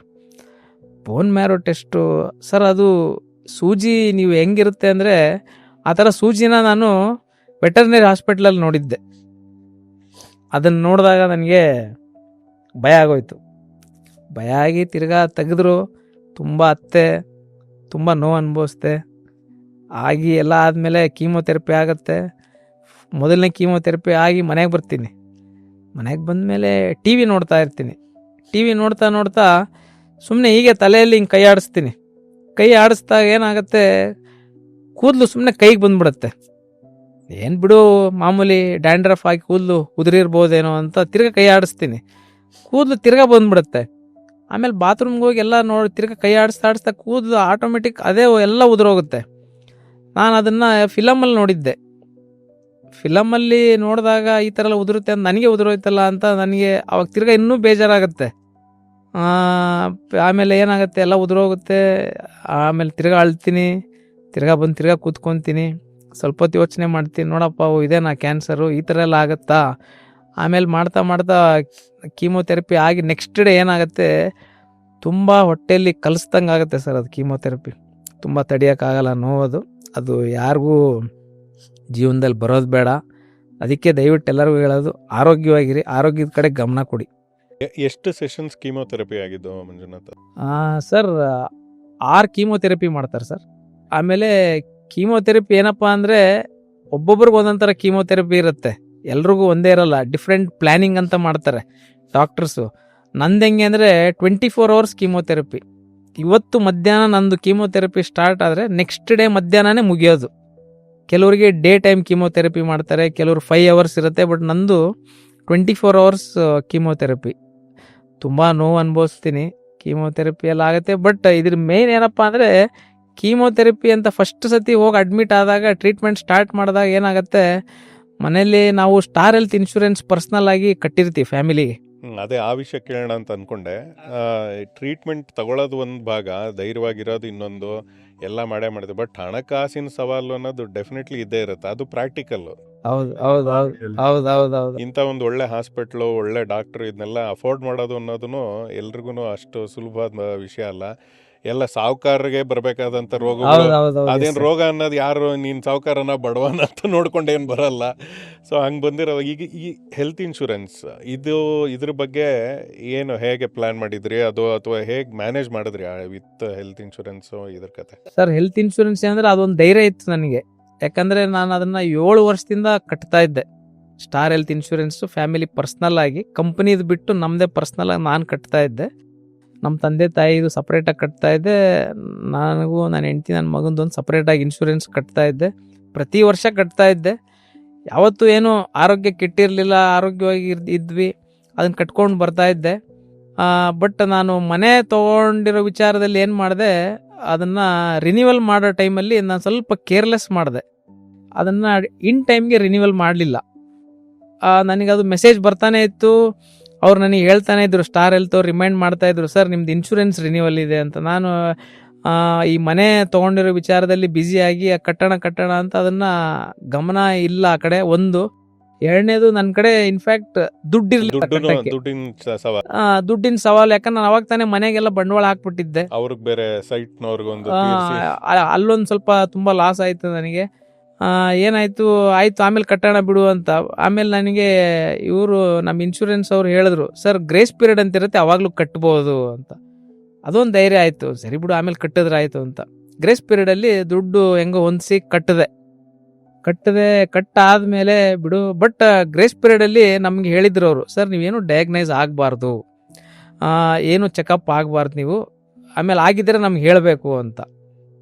ಅಲ್ಲೇನು ಮಾಡ್ತೀನಿ, ನಾನು ಅಲ್ಟ್ರಾಸೌಂಡ್ ಸ್ಕ್ಯಾನು ಮಾಡಿಸ್ಬಿಟ್ಟಿರ್ತೀನಿ, ಡಯಾಗ್ನೈಸ್ ಮಾಡಿರ್ತೀನಿ. ಬಟ್ ಅವ್ರು ಕ್ಯಾನ್ಸರ್ ಅಂತ ನಿಮ್ಗೆ ಅದರಲ್ಲಿ ಏನು ಮೆನ್ಷನ್ ಮಾಡಿರಲ್ಲ, ಸ್ಮಾಲ್ ಸಿಸ್ಟ್ ಇದೆ ಅಂತ ಹೇಳಿರ್ತಾರೆ. ನಾನು ಸರಿ ಬಿಡು ಅಂತ ಅದ್ರ ಪ್ರಕಾರ ಅದನ್ನು ಹೇಳ್ದಿರ ಅವ್ರು ಕೇಳ್ತಾರೆ ನನಗೆ, ಇನ್ಶೂರೆನ್ಸ್ ರಿನ್ಯೂವಲ್ ಮಾಡೋರು, ಸರ್ ಏನಾದರೂ ಡಯಾಗ್ನೈಸ್ ಆಗಿದ್ದೀರಾ ಅಂತ ಕೇಳ್ತಾರೆ. ನಾನು ಏನಿಲ್ಲ ನೀವು ಮಾಡಿ, ರಿನ್ಯೂವಲ್ ಮಾಡಿ ಅಂತ ಹೇಳ್ತೀನಿ. ಅವರು ರಿನ್ಯೂವಲ್ಲು ಮಾಡ್ತಾರೆ. ಇನ್ಫ್ಯಾಕ್ಟ್ ನಾನು ಚೆಕಪ್ಗೆಲ್ಲ ಹೋದಾಗ ಎಲ್ಲ ಮಾಡಿದಾಗ, ಆಮೇಲೆ ಕೀಮೋಥೆರಪಿ ಅಂತ ಹೋದಾಗ ಏನಾಗುತ್ತೆ, ಬಿಡು ಇನ್ಶೂರೆನ್ಸ್ ಇದೆಯಲ್ಲ, ಧೈರ್ಯವಾಗಿ ಕೀಮೋಥೆರಪಿ ಸ್ಟಾರ್ಟ್ ಮಾಡಿ ಕೀಮೋಥೆರಪಿನೂ ಮುಗಿಯುತ್ತೆ. ಕೀಮೋಥೆರಪಿ ಮುಗಿದಾದ್ಮೇಲೆ ಡಿಸ್ಚಾರ್ಜ್ ಸಮ್ಮರಿ ಬರುತ್ತೆ. ಡಿಸ್ಚಾರ್ಜ್ ಸಮ್ಮರಿ ಬಂದಾಗ ಇನ್ಶೂರೆನ್ಸ್ ಎಲ್ಲ ಇದಕ್ಕೆ ಲೆಟರ್ ಕೊಟ್ಟಾಗ ರಿಜೆಕ್ಟ್ ಮಾಡಿಬಿಡ್ತಾರೆ ಹಾಸ್ಪಿಟ್ಲಲ್ಲಿ. ರಿಜೆಕ್ಟ್ ಮಾಡಿದಾಗ ನಾನು ಬೆಡ್ಡಲ್ಲಿದ್ದೀನಿ, ಅದು ರಿಜೆಕ್ಷನ್ ಮಾಡಿದ್ರು ಯಾವುದಕ್ಕೆ ಮಾಡಿದ್ರು ಅಂತ ನನಗೇನು ಗೊತ್ತಾಗ್ತಾ ಇಲ್ಲ. ಇನ್ಫ್ಯಾಕ್ಟ್ ನನ್ನ ವೈಫು ಎಲ್ಲ ಕಡೆ ಓಡಾಡ್ತಾ ಇದ್ದಾರೆ, ಬೇರೆ ಲೆಟ್ರ್ ತಂದು ಕೊಡ್ತಾ ಇದ್ದಾರೆ. ಅವ್ರು ಹೇಳ್ತಾ ಇದ್ದಾರೆ, ಸರ್ ಇದರಲ್ಲಿ ಅಲ್ಟ್ರಾಸೌಂಡ್ ಸ್ಕ್ಯಾನ್ ಮಾತ್ರ ಮಾಡಿದ್ದಾರೆ, ಅಲ್ಲಿ ಕ್ಯಾನ್ಸರ್ ಅಂತ ಬರ್ದಿಲ್ಲ, ನೀವು ಇದ್ರ ಮೇಲೆ ರಿಜೆಕ್ಟ್ ಮಾಡೋಂಗಿಲ್ಲ ಅಂತ ಮಾತಾಡ್ತಾ ಇದ್ದಾರೆ. ಬಟ್ ಅವ್ರು end of the day star health ಅವರು, ಇಲ್ಲ ನಾವು ಕ್ಲಾಸ್ ಇಟ್ಟಿದ್ವಿ, ನೀವು ಅದನ್ನು ಓವರ್ಕಮ್ ಮಾಡಿಸಿದ್ದೀರಾ, ಇದು ನಾವು ಕೊಡೋಕ್ಕಾಗಲ್ಲ ಅಂತ. ಬಟ್ ನಾವು ಅದ್ರ ಮೇಲೆ ಡಿಪೆಂಡ್ ಆಗಿರ್ತೀವಿ. ಅದರಲ್ಲಿ 8ರಿಂದ 10 ಲಕ್ಷ ರೂಪಾಯಿ ದುಡ್ಡಿರುತ್ತೆ ಇನ್ಶೂರೆನ್ಸು. ನಾವು ಆ ಧೈರ್ಯದ ಮೇಲೆ ಆ ಹಾಸ್ಪಿಟ್ಲಿಗೆ ಹೋಗಿ ಟ್ರೀಟ್ಮೆಂಟ್ ತೊಗೊತಾ ಇರ್ತೀವಿ. ಕೀಮೋಥೆರಪಿ ಆದಮೇಲೆ ನನಗೆ ಹೇಳ್ತಾರೆ, ನನಗೆ ಅದ್ರ ಕಡೆ ಗಮನ ಇರಲ್ಲ, ನನಗೆ ಕಾನ್ಷಿಯಸ್ಸು ಇರಲ್ಲ. ನಮ್ಮ ತಂದೆ ತಾಯಿಗೆ ಅದ್ರ ಬಗ್ಗೆ ನಾಲೆಜ್ ಇಲ್ಲ. ಆಮೇಲೆ ನಮ್ಮ ವೈಫ್ ಎಲ್ಲ ಕಡೆ ಓಡಾಡ್ತಾ ಇರ್ತಾರೆ, ಕೇಳ್ತಾರೆ, ಎಲ್ಲ ಕಡೆ ನೋಡ್ತಾರೆ, ಎಲ್ಲ ಮಾತಾಡ್ತಾರೆ. ಕೊನೆಗೆ ಅದು ರಿಜೆಕ್ಟ್ ಅಂತಲೇ ಬರುತ್ತೆ. ಕೊನೆಗೆ ತಿರ್ಗಾ ನಮ್ಮ ವೈಫ್ಗೆ ತಲೆಗೆ ಓಡಿದ್ರೆ ಎಲ್ಲೋ ಒಂದು ಕಡೆ ಕೂತ್ಕೊಂಡು ಮಂಕಾಗ್ಬಿಡ್ತಾರೆ. ಏನಿದು ದುಡ್ಡು ಹೆಂಗೆ ಹೊಂದ್ಸೋದು ಅಂತ. ಕೊನೆಗೆ ಒಡವೆ ಆದರೂ ಮಾರಿ ಕಟ್ಬಿಡೋಣ ಅಂತ ಅಂದಾಗ ನೋಡ್ತಾರೆ. ಆಮೇಲೆ ಕಂಪ್ನಿದು ಇನ್ಶೂರೆನ್ಸ್ ಇರುತ್ತೆ. ನಾನು ಕೆಲಸ ಮಾಡ್ತಿರೋ ಟಫ್ಯಾಕ್ಸಿಸ್ ಲಿಮಿಟೆಡ್ ಕಂಪ್ನಿದು ಕಾರ್ಪೊರೇಟ್ ಇನ್ಶೂರೆನ್ಸ್ ಇರುತ್ತೆ. ಅದನ್ನು ಕೇಳಿ ಕೊಟ್ಟಾಗ ಅದು ಇದೆ, ಟೈಅಪ್ ಇದೆ ಅಂದಾಗ ಮೊದಲನೇ ಕೀಮೋಥೆರಪಿಗೆ ಆ ಇನ್ಶೂರೆನ್ಸು ಸಪೋರ್ಟ್ ಆಗಿ ಅದನ್ನು ನಾವು ಅಲ್ಲಿ ಕಟ್ಟಿ ಕ್ಲಿಯರ್ ಮಾಡಿ ಮನೆಗೆ ಬರ್ತೀವಿ. ಇದು ಮೇನ್ ಟರ್ನಿಂಗ್ ಪಾಯಿಂಟ್ ಸರ್. ಇನ್ಶೂರೆನ್ಸ್ನ ಯಾವತ್ತು ದಯವಿಟ್ಟು ಎಲ್ಲರಿಗೂ ಹೇಳೋದೆ ಅಂದರೆ, ಯಾವ ರೀತಿ ಕಟ್ತಿರೋ ಅದೇ ಥರ ದಯವಿಟ್ಟು ಕಟ್ಕೊಂಬನ್ನಿ. ಅವ್ರು ಏನು ಕ್ಲಾಸ್ ಇರ್ತಾರೋ ಅದನ್ನು ಅವ್ರಿಗೆ ಎಲ್ಲರಿಗೂ ದಯವಿಟ್ಟು ಅವ್ರು ಏನು ಹೇಳ್ತಾರೋ ಅದನ್ನು ಫಾಲೋ ಮಾಡಿ. ಅದನ್ನು ಓವರ್ಕಮ್ ಮಾಡಿ ನೀವೇ ಏನೋ ಡಿಸಿಷನ್ ತೊಗೊಂಡು ಮಾಡೋಕ್ಕೆ ಹೋಗಬೇಡಿ. ಯಾಕಂದರೆ ಈಗ ನನಗೆ ಲೈಫಲ್ಲಿ ಮುಂದಕ್ಕೆ ಇನ್ಶೂರೆನ್ಸ್ ಅನ್ನೋದು ಕೊಡಲ್ಲ. ಯಾಕಂದರೆ ಇದು ಪ್ಲ್ಯಾನಿಂಗ್ ಅನ್ನೋದ್ರ ಬಗ್ಗೆ ಜೀವನದಲ್ಲಿ ಒಂದು ಪ್ಲ್ಯಾನಿಂಗ್ ಅಂತ ಮಾಡಬೇಕಾದ್ರೆ, ಅಥವಾ ಒಂದು ಆಗಿನ ಕಾಲದಲ್ಲಿ ಹುಂಡಿಲಿ ಹಾಕಿಡ್ತಾ ಇದ್ರಲ್ಲ, ಹೌದು. ಸೊ ಪ್ರಾಪರ್ಟಿ ಇಶ್ಯೂ ಇದೆಲ್ಲ ಆಯಿತು, ಇಲ್ಲಿ ಟ್ರೀಟ್ಮೆಂಟ್ ನಡೀತಾ ಇದೆ. ಟ್ರೀಟ್ಮೆಂಟ್ ಕೊನೆಯಲ್ಲಿ ಒಂದು ಹಂತಕ್ಕೆಲ್ಲ ಮುಗಿದು ಇದೊಂದು ಹಂತದಲ್ಲಿ ಎಲ್ಲ ಕೊನೆಯೂ ಆಯಿತು. ಜೀವನದಲ್ಲಿ ಎಷ್ಟೇ ಸಂಕಷ್ಟಗಳಾಗಲಿ, ಇದು ಏನೇ ಕತ್ಲು, ಚಾಲೆಂಜಸ್ಸು, ಸವಾಲುಗಳು, ಈ ಒಂದು ಕತ್ತಲಾದ್ಮೇಲೆ ಬೆಳಕಾಗಬೇಕು, ಮತ್ತೆ ಆಗಲೇಬೇಕು, ಬೆಳಕು ಆಗುತ್ತೆ. ಸೊ ಈ ಟ್ರೀಟ್ಮೆಂಟ್ ಎಲ್ಲ ಒಂದು ಹಂತಕ್ಕೆ ಆದಮೇಲೆ ಎಷ್ಟು ದಿನ ಟ್ರೀಟ್ಮೆಂಟ್ ಆಯ್ತು ಇದು? ಸರ್, ಇದು ಟ್ರೀಟ್ಮೆಂಟು ಡಿಸೆಂಬರ್ 2022 ಇಂದ ಮೇ 2023ವರೆಗೂ ನಡೀತು. ಪ್ರತಿ 20 ದಿವಸಕ್ಕೊಂದು ಕೀಮೋಥೆರಪಿ. ಆಮೇಲೆ ರೇಡಿಯೇಷನ್ಸು ಸ್ಟಾರ್ಟ್ ಆಯಿತು. ಕೀಮೋಥೆರಪಿ ಆದಮೇಲೆ ನಮ್ಮ ಪ್ರಮೋದ್ ಡಾಕ್ಟ್ರು ಹೇಳ್ತಾರೆ, ಬರೀ ಕೀಮೋಥೆರಪಿ ಬೇಡ ಮಂಜುನಾಥ್, ಇದು ರಿಲ್ಯಾಪ್ಸ್ ಆಗಬಾರ್ದು ಅಂದರೆ ರೇಡಿಯೇಷನು ತೊಗೋಬೇಕು ಅಂತ. ಅವಾಗ ಏನಾಗುತ್ತೆ, ನಾವು ಇದಕ್ಕೆ ದುಡ್ಡು ಹೊಂದ್ಸೋದು ಕಷ್ಟಪ್ಪ. ಪ್ರತಿ ಒಂದು ಕೀಮೋಗೂ 1.25 ಲಕ್ಷ ರೂಪಾಯಿ, 1.25 ಲಕ್ಷ ಪ್ಲಸ್ ಹಾಸ್ಪಿಟಲ್ ಬಿಲ್ಲು, ಬೇರೆ ಎಲ್ಲ ಖರ್ಚು, ಎಲ್ಲ ರೀತಿಯಿಂದ ಏನಾಗುತ್ತೆ, ಮುಗಿತಲ್ಲಪ್ಪ ಅಂತ ಎಲ್ಲೋ ಒಂದ್ ಕಡೆ ರಿಲ್ಯಾಕ್ಸ್ ಆಗೋ ಟೈಮಲ್ಲಿ ಡಾಕ್ಟರ್ ಹೇಳ್ತಾರೆ, ಇನ್ನೊಂದು ಇದೆಯಪ್ಪ ಟ್ರೀಟ್ಮೆಂಟು, ಅದನ್ನೊಂದು ಮಾಡಿಸ್ಬಿಡು ಅಂತಾರೆ. ನನಗೆ ತಿರ್ಗಾ ಇನ್ನೊಂದು ಟ್ರೀಟ್ಮೆಂಟಾ, ಎಲ್ಲ ಮುಗೀತಂತ ಹೇಳಿದ್ರಲ್ಲ ಹೆಂಗೆ ಅಂತ ಕೇಳ್ತೀನಿ. ಇಲ್ಲ, ಆ ಟೈಮಲ್ಲಿ ತಿರ್ಗಾ ಅವ್ರು ಹೇಳ್ತಾರೆ, ರೇಡಿಯೇಷನಲ್ಲಿ ವಿಧವಾದ ರೇಡಿಯೇಷನ್ ಇದೆ, ಒಳ್ಳೆ ಇದು ಬೇಕು ಅಂದ್ರೆ 4.5 ರಿಂದ 4.25 ಲಕ್ಷ ಆಗತ್ತೆ ರೇಡಿಯೇಷನ್ಗೆ ಅಂತ ಹೇಳ್ತಾರೆ. ಇಂಟೆಲಿಜೆನ್ಸ್ ಇನ್ಕ್ಲೂಡ್ ಮಾಡ್ತೀವಿ ಅಂತ. ಬೇರೆ ಆರ್ಗನ್ಸ್ಗೆ ಡ್ಯಾಮೇಜ್ ಆಗಬಾರ್ದು ಅಂದ್ರೆ ನಿಮಗೆ ಇದನ್ನ ಇಷ್ಟು ಎಕ್ಸ್ಪೆನ್ಸ್ ಆಗುತ್ತೆ ಅಂತ ಹೇಳ್ತಾರೆ. ತಿರ್ಗಾ ಅವಾಗ ನಮಗೆ ತಲೆ ಓಡಲ್ಲ. ನಮ್ಮ ತಂದೆ ತಾಯಿಗೂ ಪಾಪ ತುಂಬ ಟೆನ್ಷನ್ ಆಗುತ್ತೆ. ಊರಲ್ಲಿ ನಮ್ಮ ತಂದೆ ತಾಯಿ ವಯಸ್ಸಾದ್ಮೇಲೆ ಹಳ್ಳಿಲಿ ಒಂದು ಚಿಕ್ಕದೊಂದು ಸೈಟ್ ಇರಲಿ ಅಂತ ನಮ್ಮ ತಂದೆ ಮಾಡಿದ ಸೈಟ್ನ ಪಾಪ ಅವರು ಇಟ್ಕೊಂಡಿರ್ತಾರೆ, ಅದನ್ನು ಮಾರ್ತಾರೆ ಪಾಪ ಅವರು. ಅದನ್ನು ಮಾರಿ ದುಡ್ಡು ತಂದು ಅಲ್ಲಕ್ಕೆ ಕಟ್ತಾರೆ. ಆಮೇಲೆ ಇನ್ನೊಂದು ವಿಷಯ ಏನಪ್ಪ ಅಂದರೆ, ಟ್ರೀಟ್ಮೆಂಟ್ ಟೈಮಲ್ಲಿ ಸರ್ ನಮ್ಮ ಸ್ನೇಹಿತರು ನನಗೆ ಸುಮಾರು ಜನ ಹೆಲ್ಪ್ ಮಾಡಿದ್ದಾರೆ. ನಾವೇನು ಕೇಳಲಿಲ್ಲ ಅಂದರೆ ಅವರೇ ಅವ್ರ ಕಡೆಯಿಂದ ಹೆಲ್ಪ್ ಮಾಡಿದ್ದಾರೆ. ಆಮೇಲೆ ನಮ್ಮ ಕಂಪ್ನಿಲೂ ನನಗೆ ಸಪೋರ್ಟ್ ಮಾಡಿದ್ದಾರೆ, ಹೆಲ್ಪ್ ಮಾಡಿದ್ದಾರೆ. ಟ್ರೀಟ್ಮೆಂಟ್ ಟೈಮಲ್ಲಿ ರಜಾ ಕೊಡೋದಾಗಲಿ, ಸಂಬಳ ಆಗಲಿ ಎಲ್ಲ ಸಪೋರ್ಟ್ ಮಾಡಿದ್ದಾರೆ. ಹೀಗೆ ಎಲ್ಲ ಅದಕ್ಕೂ ದುಡ್ಡು ತುಂಬ ಕಷ್ಟ ಆಗತ್ತೆ, ಅದಕ್ಕೆ ದುಡ್ಡು ಹೊಂದಿಸ್ಬೇಕು ಅಂತ. 4.25 ಲಕ್ಷ ಹೆಂಗಪ್ಪ ಹೊಂದಿಸೋದು ಅಂತ ತಿರ್ಗಾ ಡಾಕ್ಟರ್ ಹತ್ರ ರಿಕ್ವೆಸ್ಟ್ ಮಾಡಿ ಅವ್ರೊಂದು ಸ್ವಲ್ಪ ಡಿಸ್ಕೌಂಟ್ ಅಂತ ಮಾಡಿದ್ರೂ ಆ 4 ಲಕ್ಷ ರೂಪಾಯಿ ಕಟ್ಟಬೇಕಲ್ಲಪ್ಪ ಅಂತ ಹೆಂಗೋ ಕಟ್ತೀವಿ. ಟ್ರೀಟ್ಮೆಂಟ್ ಮುಗಿಯುತ್ತೆ. ಟ್ರೀಟ್ಮೆಂಟ್ ಮುಗಿಯೋ ಟೈಮಲ್ಲಿ ರೇಡಿಯೇಷನ್ನು ವೀಕ್ಲಿ 4 ಡೇಸ್ ಇರುತ್ತೆ. 20 ರೇಡಿಯೇಷನ್ ಮಾಡೋಣ ಅಂತ ಹೇಳಿರ್ತಾರೆ. 20 ರೇಡಿಯೇಷನ್ನು ಇದು ಯಾವ ರೀತಿನಪ್ಪ ಏನು ಅಂತ ಹೋಗ್ತೀನಿ, ರೇಡಿಯೇಷನ್ ತೊಗೊತಾ ಇರ್ತೀನಿ. ರೇಡಿಯೇಷನ್ನು ಸೆಂಟ್ರಲ್ ಹಿಂಗೆ ಜನ ಹೇಳ್ತಾ ಇರ್ತಾರೆ, ಅಯ್ಯೋ ರೇಡಿಯೇಷನ್ ತೊಗೊಂಡ್ರೆ ಬೇರೆ ಆರ್ಗನ್ಸ್ ಡ್ಯಾಮೇಜ್ ಆಗಿಬಿಡುತ್ತೆ. ಒಂದು ಕಡೆ ಭಯ ಕಾಡ್ತಾ ಇರುತ್ತೆ. ಆಲ್ರೆಡಿ ಕೀಮೋಥೆರಪಿಲಿ ನಾನು ತುಂಬ ನೋವು ಅನುಭವಿಸಿರ್ತೀನಿ, ತುಂಬ ಅಂದರೆ ತುಂಬ ನೋವು ಅನುಭವಿಸಿರ್ತೀನಿ. ತಿರ್ಗಾ ರೇಡಿಯೇಷನ್ ಏನಪ್ಪ ಈ ಥರ ಹೇಳ್ತಾ ಇದ್ದಾರಲ್ಲ ಎಲ್ಲ, ಇದನ್ನು ಯಾವ ರೀತಿ ಸರಿ ಆಗಲಿ ಬಿಡು, ಆಗಿದ್ದಾಗಲಿ ದೇವ್ರು ನೋಡ್ಕೊತಾನೆ. ನಮ್ಮ ಮನೇಲಿ ಯಾವಾಗಲೂ ಹೇಳ್ತಾ ಇರ್ತೀನಿ, ನಮ್ಮ ವೈಫ್ಗಾಗಲಿ ನಮ್ಮ ತಂದೆ ತಾಯಿ, ನಾನು ಬದುಕ್ತೀನೋ ಇಲ್ಲೋ ಗೊತ್ತಿಲ್ಲ, ನೀವೆಲ್ಲ ನಿಮ್ಮ ಪಾಡಿಗೆ ನೀವು ಹುಷಾರಾಗಿ ಧೈರ್ಯವಾಗಿರಿ, ನನ್ನ ನಂಬಿಕೆ ಇಟ್ಕೋಬೇಡಿ ನನ್ನ ಮೇಲೆ, ಯಾಕಂದರೆ ತುಂಬ ಟ್ರೀಟ್ಮೆಂಟ್ ಕೊಡ್ತಾ ಇದ್ದಾರೆ, ಏನಾಗುತ್ತೋ ನನಗೆ ಗೊತ್ತಿಲ್ಲ ಅಂತ. ಅವ್ರು ಯಾವಾಗಲೂ ಹೇಳ್ತಾ ಇರ್ತಾರೆ ಏನಾಗಲ್ಲ ಬಿಡಪ್ಪ ಅಂತ. ನಮ್ಮ ವೈಫ್ ಹೇಳ್ತಾ ಇರ್ತಾರೆ, ಏನು ರೀ ಬರೀ ನೆಗೆಟಿವ್ ಮಾತಾಡ್ತೀರಾ, ಖುಷಿಯಾಗಿರಿ ಏನೂ ಆಗಲ್ಲ ಅಂತ ಹೇಳ್ತಾ ಇರ್ತಾರೆ. ನಾನು ಸರಿ ಅಂತ ಹೀಗೆ ರೇಡಿಯೇಷನ್ ತೊಗೊತೀನಿ. ಒಂದು ವಿಷಯ ಹೇಳಿ ಮಂಜುನಾಥ್, ಇದು ಕ್ಯಾನ್ಸರಲ್ಲಿ ಈಗ ನೀವು ಆವಾಗಲೇ ಹೇಳಿದಾಗೆ ನಿಮ್ಮ ಅಜ್ಜಿ ಅವ್ರಿಗೆ ಯಾರಿಗೋ ಬ್ರೆಸ್ಟ್ ಕ್ಯಾನ್ಸರು ಮತ್ತು ಇನ್ನೊಬ್ರಿಗೂ ಗರ್ಭಕೋಶದ್ದು ಇದಾಗಿತ್ತು. ಈ ಅನುವಂಶೀಯವಾಗಿ ಅಥವಾ ಹೆರಿಡಿಟ್ರಿನೂ ಇರುತ್ತಾ ಅದು, ಅಥವಾ ಅದ್ರ ಬಗ್ಗೆ ಅಂಥವ್ರು ತುಂಬ ಕೇರ್ಫುಲ್ ಆಗಿರ್ಬೇಕಾ, ಅದು ಹೇಗೆ? ಎಸ್ ಡಾಕ್ಟರ್ ನನಗೆ ಹೇಳಿದ್ರು ಇದು ಫ್ಯಾಮಿಲಿ ಹೆರಿಡಿಟಿನೂ ಇರ್ಬೋದು ಅಂತ. 10 ತಲೆಮಾರಿಗೆ ಒಬ್ರಿಗೆ ಬರುತ್ತೆ. ಅದೇ ಆ ರೀತಿ, ಯಾಕಂದ್ರೆ ಯಾರಿಗಾರು ಇತ್ತು ಅಂದ್ರೆ ಹುಷಾರಾಗಿ ಅವಾಗ ಟೆಸ್ಟ್ ಮಾಡಿಸ್ಕೊಳ್ಳಿ ಅಂತ 10 ಹೇಳಿ. ತಲೆಮಾರಲ್ಲಿ ಒಬ್ರಿಗೆ ರಿಪೀಟ್ ಆಗುತ್ತಂತೆ, ಅದು ಜೀನ್ಸ್ ಕ್ಯಾರಿ ಫಾರ್ವರ್ಡ್ ಆಗುತ್ತೆ ಅಂತ ಡಾಕ್ಟರ್ ಹೇಳಿದ್ರು. ಬಟ್ ಇದಕ್ಕೂ ಸುಮಾರು ಮನೆಯಲ್ಲಿ ಕಲಹಗಳು ಆದ್ವು ಹೇಳಿದಕ್ಕೆ. ಸೊ ನಾವು ಅದಕ್ಕೆಲ್ಲ ಯಾವುದು ತಲೆ ಕೆಡ್ಸ್ಕೊಳ್ಳಿಲ್ಲ. ನಾನು ಇವ್ರಿಗೆ ಒಂದೇ ಹೇಳ್ದೆ, ಯಾವ್ದು ತಲೆ ಕೆಡ್ಸ್ಕೊಬೇಡ್ರಿ, ಮುಂದೆ ಹೋಗೋಣ ಅಷ್ಟೇ, ಮುಂದೆ ನೋಡ್ತಾ ಇರಬೇಕು. ಈಗ ಮುಂದೆ ನೋಡ್ಕೊಂಡು ಬಂದ್ವಿ ಅಂತ ಇಟ್ಕೊಳ್ಳೋಣ. ಈಗ ಆಯಿತು, ತಿರುವುಗಳೆಲ್ಲ ಅನುಭವಿಸಾಯಿತು, ಕಷ್ಟದ ದಿನಗಳು ಎಲ್ಲ ನಡೀತಾ ಇತ್ತು, ಧೈರ್ಯವಾಗಿ ಆತ್ಮಸ್ಥೈರ್ಯದಿಂದ ಎದುರಿಸಿದ್ದು ಇದೆಲ್ಲ ಬಂತು, ಅದೆಲ್ಲ ಆಯಿತು. ಇವಾಗ ಒಂದು ಬೆಳಕು ಅಂತ ನಿಧಾನವಾಗಿ ಕಾಣಿಸ್ತಾ ಇದೆ.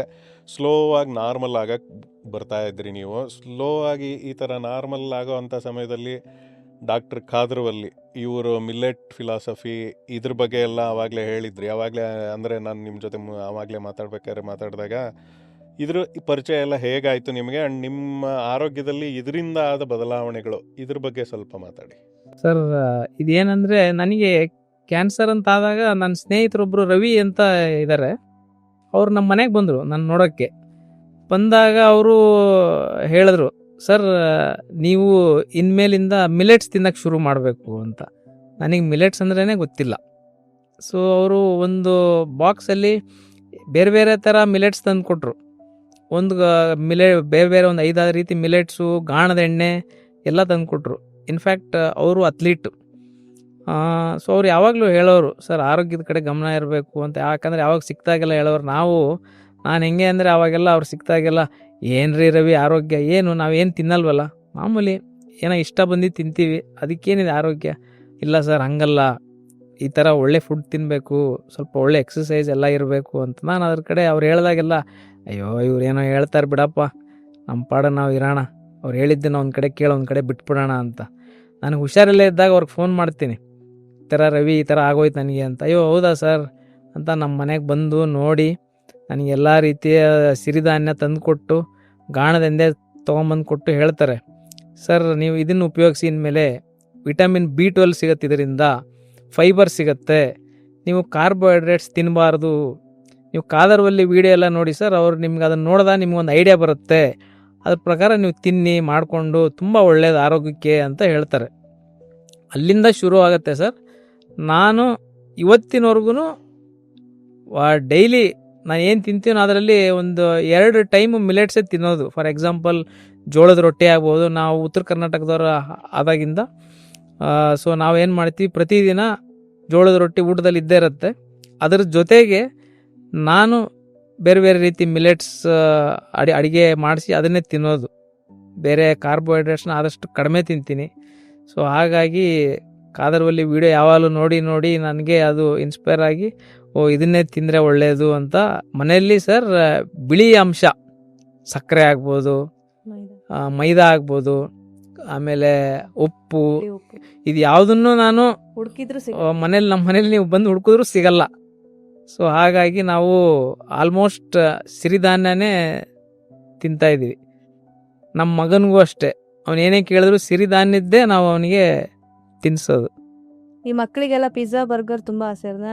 ನಮ್ಮ ಪಾಪಗೆ ಅದು ಅಭ್ಯಾಸ ಇಲ್ಲ ಸರ್, ಇದುವರೆಗೂ ಅವ್ನು ತಿಂದಿಲ್ಲ, ತಿನ್ನೋಕ್ಕೂ ಬಿಡ್ತಾ ಇಲ್ಲ. ಬಹಳ ಅಪರೂಪ ಈ ಥರ ಬಿಡಲ್ಲ ಸರ್. ಹೆಲ್ದಿ ಫುಡ್ಸ್ ಏನು ಕೊಡ್ತೀವೋ ತಿಂತಾನೆ. ಈಗ ಕ್ಲೀನ್ ಈಟಿಂಗ್ ಅದೇ ಅಥವಾ ಸಹಜವಾದ ಜೀವನ, ನ್ಯಾಚುರಲ್ ಲಿವಿಂಗ್ ಅಂತಾರಲ್ಲ, ಇದರಿಂದ ಕಲ್ತಿರೋ ಅಂಥ ಒಂದು ಶ್ರದ್ಧೆ ಮತ್ತು ಒಂದು ಡಿಸಿಪ್ಲಿನ್ ಅಂತಾರಲ್ಲ, ಇದನ್ನು ಕಲ್ತಿರೋದು ಅಂತ ನೀವು ಹೇಳ್ತಾ ಇರೋದು. ಸೊ ಇದು ಇನ್ಯಾವ್ಯಾವ ಥರ ನಿಮಗೆ ಶಿಸ್ತನ್ನು ಕಲಿಸಿದೆ ಜೀವನದಲ್ಲಿ ಈ ಕ್ಲೀನ್ ಈಟಿಂಗ್ ಅನ್ನೋದು? ಸರ್ ಕ್ಲೀನ್ ಈಟಿಂಗ್ ಅನ್ನೋದಂದರೆ ಮೇನ್ಲಿ ಹೆಲ್ತಿ ಫುಡ್ ತಿನ್ನಿ, ಆಲ್ಮೋಸ್ಟ್ ಹೊರಗಡೆ ತಿನ್ನೋದು ಅವಾಯ್ಡ್ ಮಾಡಿ. ಆಮೇಲೆ ಎಲ್ಲೇ ತಿಂದ್ರೂ ಒಳ್ಳೆ ಆರೋಗ್ಯವಾಗಿ ಊಟ ಮಾಡಿ, ಯಾವುದ್ಯಾವುದೋ ತಿನ್ನಬೇಡಿ. ಫಾರಿನ್ ಫುಡ್ಸ್ ಎಲ್ಲ ದಯವಿಟ್ಟು ತಿನ್ನಬೇಡಿ. ಮೈದಾ ಕಂಟೆಂಟ್ ಎಸ್ಪೆಷಲಿ ನಾವು ಇಲ್ಲಿ ಏನು ಬೆಳಿತೀವೋ, ನಮ್ಮ ಹಿರಿಕರೆಲ್ಲ ಏನು ತಿನ್ಕೊಂಬರ್ತಾ ಇದ್ದಾರೆ, ರಾಗಿ, ಜೋಳ, ಇದೆಲ್ಲ ಆಮೇಲೆ ಸಿರಿಧಾನ್ಯಗಳು ಅದನ್ನು ತಿನ್ನಿ. ಯಾವುದೋ ಫಾರಿನ್ ಫುಡ್ಸು, ಪಿಜ್ಜಾ, ಬರ್ಗರ್ ಆಗಲಿ ಅದನ್ನೆಲ್ಲ ನೀವು ತುಂಬಾ ಅವಾಯ್ಡ್ ಮಾಡಿದ್ರೆ ಒಳ್ಳೆ. ಅಂದ್ರೆ ಮಾತ್ರ ಯಾವಾಗ್ಲೂ ಹೌದು, ಒಂದ್ಸಲ. ಹೌದು. ಅನಿವಾರ್ಯ ಅಂದ್ರೆ ನಾವು ಇಡ್ಲಿ ತಿನ್ಕೋಬಹುದು ಈಚೆ. ತೀರಾ ಅಷ್ಟು ಪಿಜ್ಜಾ ಬರ್ಗರ್ ತಿಂದ್ರೆ ಹೊಟ್ಟೆ ತುಂಬುತ್ತೆ ಅಂತೇನಿಲ್ಲ. ನಾವು ಇಡ್ಲಿ ತಿನ್ಬೋದು, ಹೊಟ್ಟೆ ತುಂಬುತ್ತೆ. ಅಕ್ಕಿಯಿಂದ ಮಾಡಿರೋ ದೋಸೆ ಹೊಟ್ಟೆ ತುಂಬುತ್ತೆ, ಅಕ್ಕಿ ರೊಟ್ಟಿ ಸಿಗುತ್ತೆ. ಸೊ ಆ ಥರದನ್ನ ಕನ್ವರ್ಟ್ ಮಾಡ್ಕೊಳ್ಳಿ ಅಂತ ನಂದು ಒಂದು ಅಭಿಪ್ರಾಯ ಅಷ್ಟೇ. ನಿಮ್ಗೆ ಎಲ್ಲೂ ಹೋದ್ರೂ ಏನು ಇಲ್ಲ ಅಂದ್ರೆ ಹಣ್ಣಂತೂ ಸಿಕ್ಕೇ ಸಿಗುತ್ತೆ. ಫ್ರೂಟ್ ಸಲಾಡ್ ಆದ್ರೂ ಸಿಕ್ಕೇ ಸಿಗುತ್ತೆ. ನಿಮ್ಗೆ ಅದನ್ನು ತಿನ್ನಿ. ಈಗ ನಿಮ್ಮ ಒಂದು ಪ್ರಮುಖವಾದ ಒಂದು ವಿಷಯ ಓಟದ ಪ್ರಯಾಣ. ಈಗ ಓಡ್ತಾ ಇರೋದು, ಈಗ ನನ್ನ ಸ್ನೇಹಿತ ಆಗಲೇ ಹೇಳಿದಾಗ, ನಮ್ಮ ಸತೀಶ ಹೇಳಿದಾಗೆ ಅವ್ರ ಜೊತೆ ನೀವು ಓಟದ ಒಂದು ಪ್ರಯಾಣ ಕೂಡ ಮಾಡ್ತಾ ಇದ್ದೀರಿ. ಆ GKVK ಕ್ಯಾಂಪಸ್, ನಮ್ಮ ಸರ್ಕಾರಿ ಕೃಷಿ ವಿಶ್ವವಿದ್ಯಾನಿಲಯ ಇಲ್ಲೇ ಜಕ್ಕೂರ್ ಹತ್ರ ಇರೋದು, ಒಳ್ಳೆ ದೊಡ್ಡ ಕ್ಯಾಂಪಸ್ ಇದೆ. ಸೊ ಇಲ್ಲಿ ನೀವು ಫಸ್ಟು ಏನು ವಾಕ್ ಮಾಡೋಕ್ಕೆ ಶುರು ಮಾಡಿದ್ರಿ, ಸುಮ್ಮನೆ ನಡ್ಕೊಂಡು ಹೋಗ್ತಾ ಇದ್ರಿ, ಅಥವಾ ಹೇಗೆ ನಡೀತು ಅಲ್ಲಿ ಓಡ್ತಾ ಇದ್ದವ್ರು ಇವರೇನಪ್ಪ ಹಿಂಗೆಲ್ಲ ಫುಲ್ಲು ಚಡ್ಡಿ ಶೂಗಳು ಹಾಕ್ಕೊಂಡು ಹೆಂಗೆಂಗೋ ಓಡ್ತಾ ಇದ್ದಾರೆ ಅಂತ, ಅದೆಲ್ಲ ಅದ್ರ ಬಗ್ಗೆ ಆ ಒಂದು ಎನ್ವೈರ್ನ್ಮೆಂಟು, ಆ ಒಂದು ಹಸಿರು ತುಂಬಿಕೊಂಡಿರೋ ಕ್ಯಾಂಪಸ್ಸು, ಇದ್ರ ಬಗ್ಗೆ ಹೇಳಿ ಮಂಜುನಾಥ್. ಸರ್, ಫಸ್ಟು ಇನ್ಫ್ಯಾಕ್ಟ್ ಏನಾಯಿತು, ನನಗೆ ಟ್ರೀಟ್ಮೆಂಟ್ ಟೈಮಲ್ಲಿ ನಮ್ಮ ವೈಫು ಯಲಹಂಕದಲ್ಲಿ ಟ್ಯಾಪ್ ರೂಟ್ ಅನ್ನೋ ಕಾಲೇಜಲ್ಲಿ ಕೆಲಸ ಮಾಡ್ತಾಯಿದ್ರು. ನಮ್ಮ ವೈಫ್ ಒಂದು ದಿವಸ ಬನ್ನಿ ನನಗೆ ಡ್ರಾಪ್ ಮಾಡಿ, ಯಾಕೆ ಯಾವಾಗಲೂ ಮನೇಲಿ ಐಡಲ್ಲ ಕುಂತಿರ್ತೀರಾ ಅಂತ ಹೇಳ್ತಾರೆ. ಬೇಡ ಹೋಗಿ, ನಾನು ಬರೋಲ್ಲ, ಎಲ್ಲೂ ಜನ ನಾನು ನೋಡಿದ್ರೆ ಒಂಥರ ನೋಡ್ತಾರೆ. ಈಗ ನಾನು ಟ್ರೀಟ್ಮೆಂಟ್ ಟೈಮಲ್ಲಿ ಎಷ್ಟೊಂದು ಜನ ಒಂಥರ ಮಾಡ್ತಾರೆ, ಬೇಡ ನನಗೆ. ಇನ್ನೂ ಕೀಮೋ ಆಗಿದ್ದು ಇನ್ನೂ ಲಕ್ಷಣಗಳು ಇತ್ತು. ಹೇರ್ಸ್ ಇನ್ನೂ ಗ್ರೋತ್ ಆಗಿದ್ದಿಲ್ಲ. ಆಬ್ವಿಯಸ್ಲಿ ಹೇರ್ಸ್ ಗ್ರೋತ್ ಆಗಿದ್ದ, ಫೇಸ್ ಸ್ಕಿನ್ ಟೋನ್ ಚೇಂಜ್ ಆಗಿತ್ತು. ಅಂಡ್ ರೇಡಿಯೇಷನ್ ಮಾಡಿರೋದು ಅಲ್ಲಿ ಮಾರ್ಕ್ಸು ಅವ್ರದ್ದು ನೋಡಕ್ಕೆ ಭಯ ಪಟ್ಕೊಂಡವ್ರು ಜನ ನೋಡಕ್ಕೆ. ಆ ತರ ಇದ್ರು. ರಿಕವರ್ ಮಾಡಕ್ಕೆ ಒಂದು 1 year ತಗೊಂಡಿದ್ದಾರೆ ಅವರು ರಿಕವರಿಂಗ್. ಅವಾಗ ಹೀಗೆ ಆಯಿತು, ಏನೋ ನಮ್ಮ ವೈಫ್ ಹೇಳಿದಾರಲ್ಲ ಅಂತ ಒಂದು ಪಾಸಿಟಿವ್ ಇದರಲ್ಲಿ ನಾನು ಅವ್ರ ಜೊತೆ ಗಾಡೀಲಿ ಹೋಗಿ ಅವ್ರನ್ನ ಬಿಡಕ್ಕೆ ಹೋಗಿದ್ದೆ. ಬಿಡಕ್ಕೆ ಹೋದಾಗ ಬಿಟ್ಬಿಟ್ಟು ವಾಪಸ್ ಬಂದೆ. ನೆಕ್ಸ್ಟ್ ಡೇ ಸಾಯಂಕಾಲ ಕರ್ಕೊಂಬರಕ್ಕೆ ಬನ್ನಿ ಅಂತಂದರು. ಕರ್ಕೊಂಬರಕ್ಕೆ ಹೋದಾಗ ಈ GKVK ಕ್ಯಾಂಪಸ್ ಅಂತಿದೆ, ಬನ್ನಿ ಒಳಗಡೆ ಅಂದರು. ಅಲ್ಲಿಂದ ಬರ್ಬೋದು, ಹತ್ತಿರ ಆಗುತ್ತೆ ಅಂದ್ರೆ ನಾನು GKVK ಕ್ಯಾಂಪಸ್ ಏನಿದು ಅಂತ ಇವ್ರನ್ನ ಕೇಳಿಕೊಂಡು ಅಡ್ರೆಸ್ ಕೇಳಿಕೊಂಡು ಒಳಗಡೆ ಹೋದೆ. ಹಾಗೆ ಜುಡಿಷಿಯಲ್ ಲೇಔಟ್ ಅಂತ ರೋಡ್ ಇದೆ, ಅಲ್ಲಿ ಬನ್ನಿ, ನಾನು ಆ ಕಡೆಯಿಂದ ಬರ್ತಾ ಇರ್ತೀನಿ, ನೀವು ಅಲ್ಲಿ ಬಂದು ನನ್ನ ಪಿಕಪ್ ಮಾಡಿ ಅಂತ ಹೇಳ್ತಾರೆ ನಮ್ಮ ವೈಫು. ನಾನು ಇದು ಕ್ಯಾಂಪಸ್ ಇಷ್ಟು ಚೆನ್ನಾಗಿದೆಯಲ್ಲ, ಬೆಂಗಳೂರಲ್ಲಿ ಈ ಥರ ಜಾಗನೂ ಇದೆಯಾ? ಯಾಕೆ ಬರೀ ಧೂಳು ಹೊಗೆ ಇದನ್ನೇ ಟ್ರಾಫಿಕ್ ನೋಡ್ತಾ ಇರ್ತೀನಿ, ಇದ್ಯಾವುದು ಜಾಗ ಅಂತ ನೋಡ್ತೀನಿ. ಹಾಗೆ ಅದನ್ನು ಎಲ್ಲೋ ಒಂದು ಕಡೆ ಮೈಂಡಲ್ಲಿ ಇರುತ್ತದು, ಒಳ್ಳೆ ಕ್ಯಾಂಪಸ್ ಚೆನ್ನಾಗಿದೆ ಅಂತ. ನಮ್ಮ ವೈಫ್ನ ಜುಡಿಷಿಯಲ್ ಲೇಔಟ್ಗೆ ಹೋಗ್ತೀನಿ, ಹೋಗಿ ಪಿಕಪ್ ಮಾಡಿಕೊಂಡು ವಾಪಸ್ ಬರಬೇಕಾದ್ರೆ ನೋಡ್ತೀನಿ, ನಮ್ಮ ವೈಫ್ಗೆ ಹೇಳ್ತೀನಿ ಹಿಂಗೆ ಮಾತಾಡ್ತಾ ತುಂಬ ಚೆನ್ನಾಗಿದೆ ಲೇಔಟ್, ಇದು ಯಾವುದಿದು, ಇದಕ್ಕೆ ಜುಡಿಷಿಯಲ್ ಲೇಔಟ್ ಅಂತ ಹೇಳ್ತಾರೆ ಅಂತ. ಓ ಹೌದಾ, ನೋಡಿ ಇಲ್ಲಿ ಒಂದು ಅಟ್ಲೀಸ್ಟ್ ಇಲ್ಲಿ ಬಂದು ಸೆಟ್ಲಾದರೆ ತುಂಬ ಚೆನ್ನಾಗಿರುತ್ತೆ ಅಂತ ಹೇಳ್ತೀನಿ. ನೋಡೋಣ ಬನ್ನಿ ಅಂತ ಹೇಳ್ತೀವಿ. ಆಮೇಲೆ ಏನಾಗುತ್ತೆ, ಕಾರಣಾಂತರಗಳಿಂದ ನಮಗೆ ದುಡ್ಡಿನ ಅಭಾವದಿಂದ ನಾವು ತೊಗೊಂಡಿದ್ದ ಮನೇನ ಮಾರಿಬಿಡ್ತೀವಿ. ಮಾರಿ ಇವ್ರು ಸ್ವಲ್ಪ ದುಡ್ಡು ಕೊಡೋದೆಲ್ಲ ಇರುತ್ತೆ, ಕೊಟ್ಟು ಅದನ್ನೆಲ್ಲ ನಮ್ದೆಲ್ಲ ಕ್ಲಿಯರ್ ಮಾಡಿಕೊಂಡು. ಹೌದು ಸರ್, ಫ್ಲ್ಯಾಟ್ ಸರ್. ಆ ಫ್ಲ್ಯಾಟ್ ಮಾರ್ಬೇಕಾದ್ರೆ ತುಂಬ ಬೇಜಾರಾಗುತ್ತೆ. ಟ್ರೀಟ್ಮೆಂಟಿಗೆ ನಾನು ಇವ್ರು ಉಳಿಸ್ಕೋಬೇಕಾಗಿತ್ತು. ಟ್ರೀಟ್ಮೆಂಟಿಗೆ ತಗೋಬೋದು ಸರ್, ಬಟ್ ಅವರೇ ಇಲ್ಲ ಅಂದ್ರೆ ಹೆಂಗೆ? ಸೊ ಅದಕ್ಕೋಸ್ಕರ ನಾನು ಆಯ್ತು ಮಾರಿ. ಎಂತ ದೊಡ್ಡ ಮೌಂಟ್ ಎವರೆಸ್ಟ್ ತರದ ಹೋರಾಟನೇ ಎಲ್ಲ ಮಾಡ್ಕೊಂಬಂದಿರೋ ಮಂಜುನಾಥ್, ನಿಮ್ಗೆ ಇದೆಲ್ಲ ಯಾವ್ದು ನಂದಿ ಬೆಟ್ಟ, ಈ ಸಣ್ಣದು ಆ ತರದ್ದು ಹೋರಾಟ ಯಾವ್ದು ದೊಡ್ಡ ವಿಷಯ ಆಗಲ್ಲ, ನೀವು ಮಾಡ್ತೀರಿ. ಅದೇ ಸರ್, ಏನಾಗುತ್ತೆ, ನಮ್ಮ ವೈಫ್ ಹಿಂಗೆ ಅಲ್ಲಿ ನಮ್ಮ ಫ್ಲ್ಯಾಟ್ ಮಾರ್ತೀವಿ, ಮಾರಿ ಮನೆ ಹುಡುಕ್ತಾ ಇರ್ತೀವಿ, ಅಲ್ಲೇ ಸಹಕಾರ ನಗರ ಸರೌಂಡಿಂಗ್ ಹುಡುಕ್ತಾ ಇರ್ತೀವಿ, ಎಲ್ಲೂ ಸಿಗಲ್ಲ, ಬಾಡಿಗೆಗೆ ಸಿಗಲ್ಲ. ಬಾಡಿಗೆ ಅಂದರೆ ಲೀಸ್ ಸಿಗಲ್ಲ. ಕೆಲವು ವಾಸ್ತು, ನಮ್ಮ ಮನೇಲಿ ವಾಸ್ತು ನೋಡ್ತಾ ಇರ್ತಾರೆ, ವಾಸ್ತು ಇರಲ್ಲ. ಹೀಗೆ ನೋಡ್ತಾ ನಮ್ಮ ವೈಫು ಕಾಲೇಜಿಂದ ಬರ್ಬೇಕಾದ್ರೆ ಆ ಜುಡಿಷಿಯಲ್ ಲೇಔಟಲ್ಲೇ ಮನೆ ಬೋರ್ಡ್ ನೋಡ್ತಾರೆ, ಇಲ್ಲೊಂದು ಮನೆ ಖಾಲಿ ಇದೆ ರೀ ಅಂತ. ನಾನು ನಮ್ಮ ವೈಫ್ಗೆ ಯಾವಾಗಲೂ ಅವ್ರ ಮೇಲೆ ಡಿಪೆಂಡು, ಮನೆ ನೋಡೋದಾಗಲಿ ವಾಸ್ತು ಆಗಲಿ, ನನಗೆ ಅದ್ರ ಕಡೆ ಅಷ್ಟು ಗಮನ ಇಲ್ಲ. ನಮ್ಮ ವೈಫ್ ಮನೆ ನೋಡ್ತಾರೆ, ಬನ್ನಿ ನೀವು ಒಂದ್ಸತಿ ನೋಡಿ, ನೀನು ನೋಡಿ ಫಸ್ಟು ಅಂತ ಹೇಳ್ತೀನಿ. ನೋಡ್ತಾರೆ ನಮ್ಮ ವೈಫು, ನಾನು ನೋಡಿದ್ದೀನಿ ರೀ, ಚೆನ್ನಾಗಿದೆ, ಸಮಾಧಾನವಾಗಿದೆ ಮನೆ, ನೀವು ಒಂದ್ಸತಿ ಬಂದು ನೋಡಿ ಆಮೇಲೆ ಬೇಕಾದ್ರೆ ಅಡ್ವಾನ್ಸ್ ಮಾಡೋಣ ಅಂತ. ಬಂದು ನೋಡ್ತೀವಿ, ನನಗೂ ಖುಷಿ ಆಗುತ್ತೆ.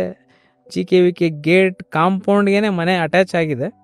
ನೋಡ್ತೀವಿ, ಖುಷಿ ಆಗುತ್ತೆ. ಇಲ್ಲಪ್ಪ ತುಂಬ ಚೆನ್ನಾಗಿದೆ ವಾತಾವರಣ, ನಾನೀಗ ಸುಧಾರಿಸ್ಕೊತಾ ಇದ್ದೀನಿ, ವಾಕಿಂಗ್ ಮಾಡೋಕ್ಕೆಲ್ಲ ಚೆನ್ನಾಗಿರುತ್ತೆ ಜಾಗ ಇದು ಅಂತ ಹಿಂಗೆ ಮಾತಾಡ್ತಾ ಮನೆಯೆಲ್ಲ ಶಿಫ್ಟ್ ಆಗ್ತೀವಿ. ಆ ಮನೆಗೆ ಬರ್ತೀವಿ. ಆ ಮನೆಗೆ ಬಂದ ಮೇಲೆ ನಾನು ಡೈಲಿ ವಾಕ್ ಮಾಡ್ತಾ ಇರ್ತೀನಿ. GKVK ಕ್ಯಾಂಪಸ್ ಒಳಗಡೆ ವಾಕ್ ಮಾಡ್ಕೊಂಡು ಇನ್ನೊಂದು ಗೇಟ್ಗೆ ಹೋಗ್ತೀನಿ. ಇನ್ನೊಂದು ಗೇಟ್ಗೆ ಹೋಗೋದು, ಎಳ್ನೀರು ಕುಡಿಯೋದು, ವಾಪಸ್ ಬರೋದು ಮಾಡ್ತಾಯಿರ್ತೀನಿ. ಹೀಗೆ ಮಾಡ್ತಾ ಮಾಡ್ತಾ ಒಂದು 6 ತಿಂಗಳು ಕಾಲ ತಳ್ತೀನಿ. ಎಲ್ಲೋ ಒಂದು ದಿವಸ ವೀಕೆಂಡ್ ಹೋಗ್ತೀನಿ GKVK ಕ್ಯಾಂಪಸ್ಗೆ. ಜನ ಯಾವ ರೀತಿ ಓಡ್ತಾ ಇರ್ತಾರೆ ಅಂದರೆ, ಸರ್ ಇನ್ಫ್ಯಾಕ್ಟ್ ವಯಸ್ಸಾಗಿರೋರು, ಅಜ್ಜಿ ತಾತ ಹುಡುಗರು, ನಮ್ಮ ಏಜ್ ಅವರು, ಮಿಡ್ಲ್ ಏಜು ಎಲ್ಲ ಓಡ್ತಾ ಇರ್ತಾರೆ. ವಾಕ್ ಮಾಡೋದಕ್ಕಿಂತ ಓಡೋರು ಜಾಸ್ತಿ GKVK ಕ್ಯಾಂಪಸ್ಸಲ್ಲಿ. ಇನ್ಫ್ಯಾಕ್ಟ್ ನಮ್ಮ ಸ್ನೇಹಿತರು ಸತೀಶ್ ಅಂತವರು, ಸರ್ ನಾನು ಮೇಯ್ನು ಓಡೋಕ್ಕೆ ಕಾರಣ ಬಂದು ನಮ್ಮ ಪ್ರಶಾಂತ್ ಅರಸ್ ಅಂತ ಇದ್ದಾರೆ, ಪ್ರಶಾಂತ್ ಸರ್. ಸೊ ಅವ್ರನ್ನ ನೋಡ್ತಾ ಇರ್ತೀನಿ ನಾನು ಡೈಲಿ ವಾಕ್ ಮಾಡ್ಬೇಕಾದ್ರೆ. ಅವರು ಡೈಲಿ ಬರ್ತಾ ಇರ್ತಾರೆ, ಗಣೇಶನ ದೇವಸ್ಥಾನ ಹತ್ರ ಗಾಡಿ ನಿಲ್ಲಿಸ್ತಾರೆ, ಓಡ್ತಾ ಇರ್ತಾರೆ. ನಾನು ಅವ್ರನ್ನ ಒಂದು ದಿವಸ ಹಿಂಗೆ ಮಾತಾಡಿಸ್ತೀನಿ, ಸರ್ ನೀವು ಓಡ್ತೀರಾ ಅಂತ. ಹೌದು ಓಡ್ತೀನಿ ಅಂತ. ಸರ್ ನಿಮ್ಮ ಹೆಸರು? ಪ್ರಶಾಂತ್ ಅರಸ್ ಅಂತಾರೆ. ನಿಮ್ಮ ಹೆಸರು ಮಂಜುನಾಥ್. ಹಂಗೆ ಮಾತಾಡಿಸ್ತಾರೆ. ಡೈಲಿ ಎಷ್ಟು ಓಡ್ತೀರಾ? ಇಲ್ಲ ರೀ ಡೈಲಿ ಒಂದೊಂದು ರೀತಿ ಓಡ್ತೀವಿ ಅಂತಾರೆ. ಹೌದಾ, ನೋಡಪ್ಪ ಇವರೇ ಓಡ್ತಾರೆ, ನಾವ್ಯಾಕೆ ಓಡಬಾರ್ದು ಅಂತ ಅಲ್ಲಿಂದ ಅವರಿಂದ ನನಗೆ ಇಂಟ್ರೆಸ್ಟ್ ಸ್ಟಾರ್ಟ್ ಆಗುತ್ತೆ, ರನ್ ಮಾಡೋಣ ನಾನು ಅಂತ. ಬಟ್ ಎಲ್ಲೋ ಒಂದು ಕಡೆ ಜನ ಹೇಳ್ತಾ ಇರ್ತಾರೆ, ನೀವು ಹುಷಾರಾಗ್ತಿದೆ ಓಡಬಾರ್ದು ಅಂತ ಭಯ ಬೀಳಿಸ್ತಾರೆ, ನೀವೆಲ್ಲ ಓಡಲೇಬಾರ್ದು ಅಂತ. ಈಗ ನನ್ನ ಫ್ರೆಂಡ್ ಒಬ್ಬ ಹೇಳ್ತಾನೆ, ಮನುಷ್ಯರು ಓಡಲೇಬಾರ್ದಪ್ಪ, 4 ಕಾಲು ಪ್ರಾಣಿ ಮಾತ್ರ ಓಡಬೇಕು, ನೀನು ಇವ್ರದ್ದು ವೀಡಿಯೋ ಎಲ್ಲ ನೋಡಿಲ್ವಾ ಅಂತಾರೆ. ನಾನು ಹೌದಾ, ನೀನು ಈಗ ತಾನೇ ಹುಷಾರು ಬೇರೆ ಆಗ್ತಾ ಇದೆಯಾ, ಯಾಕೆ ಓಡ್ತೀಯಾ, ಏನು ಓಡೋ ತಮಾಷೆ ಅನ್ನಂಗೆಲ್ಲ ಓಡಬಾರ್ದು ಅಂತ. ನಾನು ಎಲ್ಲೋ ಒಂದು ಕಡೆ ಅವ್ನು ಹೇಳಿದ್ದನ್ನು ತಿರ್ಗಾ ಸರಿನಪ್ಪ ಅಂತ ಹೇಳ್ಬಿಟ್ಟು ತಿರ್ಗಾ ವಾಕ್ ಮಾಡ್ತಾ ಇರ್ತೀನಿ. ಒಂದು ದಿವಸ ಸಂಡೇ ನಾನು ಬರ್ತೀನಿ, ಓಡ್ ನೋಡೋಣ, ಚಿಕ್ಕದಾಗಿ ಓಡ್ ನೋಡೋಣ, ಇಲ್ಲೇ ಸ್ವಲ್ಪ ದೂರ ಏನಾಗುತ್ತೆ ನೋಡೋಣ ಅಂತ ಓಡ್ತೀನಿ. ಓಡ್ತಾ ಆಮೇಲೆ ತಿರ್ಗಾ ಇನ್ನೊಂದು ದಿವಸ ಬರ್ತೀನಿ, ಸ್ಪ್ರಿಂಟ್ ಮಾಡ್ತೀನಿ, ತಿರ್ಗಾ ಇನ್ನೊಂದು ದಿವಸ ವಾಕ್ ಮಾಡ್ತೀನಿ. ಹೀಗೆ ಮಿಕ್ಸ್ ಮಾಡ್ತಾ ಇರ್ತೀನಿ. ಒಂದು ದಿವಸ ಅಲ್ಲೇ ಚಿಕ್ಕದಾಗಿ ಸ್ಪ್ರಿಂಟ್ ಮಾಡೋದು, ವಾಕ್ ಮಾಡೋದು ಮಾಡ್ತಾ ಇರ್ತೀನಿ. ಹೀಗೆ ಸ್ನೇಹಿತರು ಪರಿಚಯ ಆಗ್ತಾರೆ. ಸ್ನೇಹಿತರು ಪರಿಚಯ ಆಗ್ತಾ ಈ ಪ್ರಶಾಂತ್ ಸರ್ನ ಡೈಲಿ ನೋಡ್ತಾ ಇರ್ತೀನಿ. ಅವರು ಡೈಲಿ ರೆಗ್ಯುಲರಾಗಿ ಬರೋದು, ರೆಗ್ಯುಲರಾಗಿ ಓಡೋದು ಮಾಡ್ತಾ ಇರ್ತಾರೆ. ಸೊ ಅವ್ರು ನೋಡಿ ನಾನು ಓಡೋಣ ಅಂತ ಅವ್ರನ್ನ ಮಾತಾಡಿಸಿ ಅವ್ರನ್ನ ಕೇಳ್ತೀನಿ, ಸರ್ ಓಡ್ಬೋದೇ? ಓಡಿ, ನೀವು ಓಡಲಿಲ್ಲ ಅಂದರೆ ನಿಮಗೆ ತೊಂದರೆ, ಓಡ್ಬೇಕು ನೀವು ಅಂತಾರೆ ಅವರು. ನಾನು ಅವ್ರನ್ನ ಕೇಳಿ ಓಡ್ತಾ ಇರ್ತೀನಿ. ಸಡನ್ನಾಗಿ ಒಂದು 15 ಡೇಸ್ ಕಾಣಿಸಲ್ಲ ಅವರು. ಹೀಗೆ ಓಡ್ತಾ ಇರ್ತೀನಿ. ಕೇಳ್ತೀನಿ ಬೇರೆಯವ್ರನ್ನ, ಸ್ನೇಹಿತರನ್ನ, ಎಲ್ಲಿ ಪ್ರಶಾಂತ್ ಸರು ಅಂತ. ಅವರು ಲದಾಖಿಗೆ ಹೋಗಿದ್ದಾರೆ ಓಡೋಕ್ಕೆ ಅಂತ. ಇನ್ಫ್ಯಾಕ್ಟ್ ಲದಾಖ್ ಅನ್ನೋದಕ್ಕಿಂತ ಪ್ಯಾಂಗಾಂಗ್ ಅಂತೇನೋ ಹೇಳ್ತಾರೆ. ಸೊ ಅಲ್ಲಿಗೆ ಹೋಗ್ತಾರೆ ಓಡೋಕ್ಕೆ. ನಾನು ಅದನ್ನೆಲ್ಲ ಸರ್ಚ್ ಮಾಡ್ತೀನಿ ಗೂಗಲ್. ಅದು ನೋಡಿದ್ರೆ ಅದು ವೆದರ್ -ಡಿಗ್ರಿ. ಏನಪ್ಪ ಇವರು ಇಲ್ಲಿ ಫುಲ್ ಮ್ಯಾರಥಾನ್ ಓಡಿದ್ದಾರೆ ಅಂತ ಹೇಳ್ತಾರೆ. ಇವರು ಫುಲ್ ಮ್ಯಾರಥಾನ್ ಓಡಿದ್ದಾರೆ ಅಲ್ಲಿ ಆ ವೆದರಲ್ಲಿ. ಇಲ್ಲ ಬಿಡಪ್ಪ, ನಾನು ಇವರು ಓಡ್ತಾ ಇದ್ದಾರೆ ಅಂದಮೇಲೆ ಡೆಫಿನೆಟಾಗಿ ನಾನು ಅಟ್ಲೀಸ್ಟ್ ಇಲ್ಲಾದರೂ ಓಡಬೇಕು, ಇಲ್ಲ ಅಂದರೆ ನಾನು ಮತ್ತು ಜೀವನದಲ್ಲಿ ಏನು ಮಾಡ್ದಂಗೆ ಆಗುತ್ತೆ ಅಂತ ಸ್ಟಾರ್ಟ್ ಮಾಡ್ತೀನಿ ಓಡೋಕ್ಕೆ. ಡೈಲಿ ಓಡ್ತೀನಿ ನಾನು. ಡೈಲಿ ನನಗೆ ಎಷ್ಟಾಗುತ್ತೆ ಅಷ್ಟು, 5 ಕಿಲೋಮೀಟ್ರು 3 ಕಿಲೋಮೀಟ್ರ್ ಓಡ್ತಾ ಇರ್ತೀನಿ. ಈಗ ಇನ್ನೊಬ್ಬ ನನ್ನ ಫ್ರೆಂಡ್ ಸಿಗ್ತಾನೆ ಗೋವಿಂದ್ ಅಂತ, ಅವನು ನನ್ನ ಪಾರ್ಟ್ನರ್ ಆಗಿ ಅವ್ರ ಜೊತೆ ಓಡ್ತಾ ಇರ್ತೀನಿ. ಅವರು ಡೈಲಿ ಒಂದು 5-6 ಕಿಲೋಮೀಟ್ರ್ ಓಡ್ತಾ ಇರ್ತಾರೆ, ನಾನು ಅವ್ರ ಜೊತೆ ಓಡ್ತಾ ಇರ್ತೀನಿ ಡೈಲಿ. ಓಡ್ತಾ ಒಂದು ದಿವಸ ಇದೇ ಥರ ನನಗೇನು ಟ್ರೈನಿಂಗ್ ಕೊಡ್ತಾ ಇದ್ದಾರೆ ಗುರುಪ್ರಸಾದ್ ನಾಡಗಡ್ಡಿ ಅವ್ರು ಸಿಗ್ತಾರೆ. TCS ರನ್ನಿಗೆ ರೆಡಿ ಆಗ್ತಾ ಇರ್ತಾರಲ್ಲ, ಟೀಮಿಗೆ ಹೇಳ್ತಾ ಇರ್ತಾರೆ ಈ ಥರ ಓಡಿ ಅಂತ. ನಾನು, ಸರ್ ನನಗೆ ಚಿಕ್ಕ ವಯಸ್ಸಿಂದ ಸ್ಪೋರ್ಟ್ಸಲ್ಲಿ interest, any kind of sports. Cricket ತುಂಬ ಹುಚ್ಚು. ನಾನು ಚಿಕ್ಕ ವಯಸ್ಸಲ್ಲೆಲ್ಲ ಕ್ರಿಕೆಟ್ ಆಡ್ತಾಯಿದ್ದೆ, ಈಗಲೂ ಕ್ರಿಕೆಟ್ ಆಡ್ತೀನಿ. ಇವರು ಎಲ್ಲ ಸಿಕ್ತಾಗ ಮೀಟಿಂಗ್ ಮಾಡ್ತಾ ಇರ್ತಾರೆ, ಹೇಳ್ತಾ ಇರ್ತಾರೆ ಅವರು, ನಮ್ಮ ಕೋಚ್ ಗುರುಪ್ರಸಾದ್ ಸರ್, ನಾಳೆ ನೀ ಹಿಂಗೆ ಓಡಬೇಕು, ಈ ಪೇಸಲ್ಲಿ ಓಡಬೇಕು ಹಿಂಗೆ ಅಂತ. TCS ಸಂಡೇ ಇದೆ, ಈ ಥರ ರೆಡಿ ಆಗಬೇಕು ಅಂತ. ನಾನು ಇವರೆಲ್ಲ ಏನೇನು ಹೇಳ್ತಾ ಇದ್ದಾರಲ್ಲ ಅಂತ. ನನ್ನ ಫ್ರೆಂಡ್ ಇರ್ತಾನೊಬ್ಬ ಗಣೇಶ್ ಅಂತ, ಅವನು ಯಾವಾಗಲೂ ಹೇಳಿದ್ದ ನನಗೆ, ಸರ್ ನಾನು ಲಾಸ್ಟ್ ಇಯರ್ TCS ರನ್ ನೋಡಿದ್ದೆ ಅಂತ. ಇದೇನು ರೀ TCS ರನ್ನು ಅಂತ? ಸರ್ ಅದು marathon sir, it's actually 10K run, but ಇದೇ ಥರ ಮ್ಯಾರಥಾನ್ ಅಂತೆಲ್ಲ ಇರುತ್ತೆ ಅಂತ. ಮ್ಯಾರಥಾನ್ ಏನು ರೀ ಹಂಗಂದರೆ ಅಂತ ತಿರ್ಗಾ ನಾನು ಇವ್ರನ್ನೆಲ್ಲ ಕೇಳಿ ಗೂಗಲ್ ಸರ್ಚ್ ಮಾಡಿ, ಮ್ಯಾರಥಾನ್ ಅಂದರೆ ಹಿಂಗಿರುತ್ತೆ, ಇದು 10K ರನ್ನು, ಇದು ಹಾಫ್ ಮ್ಯಾರಥಾನು, ಇದು ಅಲ್ಟ್ರಾ ಅಂತೆಲ್ಲ ತಿಳ್ಕೊತೀನಿ ಒಂಚೂರು ಎಲ್ಲೋ ಒಂದು ಕಡೆ ತಿಳ್ಕೊಂಡು. ಹೀಗೆ ಗುರುಪ್ರಸಾದ್ ಸರ್ನ ಕೇಳ್ತೀನಿ, ಸರ್ ನಾನು ಓಡ್ತೀನಿ ಡೈಲಿ, ನನಗೂ ಹೇಳ್ಕೊಡಿ ಅಂತ. ಓಡ್ತಾ ಇದ್ದೀರಲ್ಲ ಓಡಿ ಅಂತಾರೆ ಅವರು. ಹ್ಞೂ ಸರ್ ಓಡ್ತಾ ಇದ್ದೀನಿ, ನನಗೆ ರನ್ನಿಂಗ್ ಹೇಳ್ಕೊಡಿ ಅಂತ. ಹೌದಾ, ಎಲ್ಲೆಲ್ಲಿ ಓಡಿದ್ದೀರಾ? ಸರ್ ಇನ್ನೂ ಎಲ್ಲೂ ಯಾವ ರೇಸು ಓಡಿಲ್ಲ ಸರ್, ಈ TCS ಓಡಬೇಕು ಅಂತಿದ್ದೆ, TCS ಅಲ್ಲಿ ಏನೋ ಇನ್ಫ್ಯಾಕ್ಟ್ ಕ್ಲೋಸ್ ಆಗಿದೆ ರಿಜಿಸ್ಟ್ರೇಷನು. ಸರಿ ಆಯಿತು, ನೆಕ್ಸ್ಟ್ ಯಾವ್ದು ಬರುತ್ತೆ ರಿಜಿಸ್ಟ್ರ್ ಮಾಡಿ ಓಡಿ, ಆಮೇಲೆ ನಾನು ನಿಮಗೆ ಹೇಳ್ತೀನಿ. ಮೈಸೂರಲ್ಲಿ 10K ರನ್ ಇರುತ್ತೆ, ಹಾಫ್ ಎಲ್ಲ ಇರುತ್ತೆ. ನಾನು ಇನ್ಫ್ಯಾಕ್ಟ್ ಅವಾಗ ತಾನೇ ರನ್ ಸ್ಟಾರ್ಟ್ ಮಾಡಿರ್ತೀನಿ.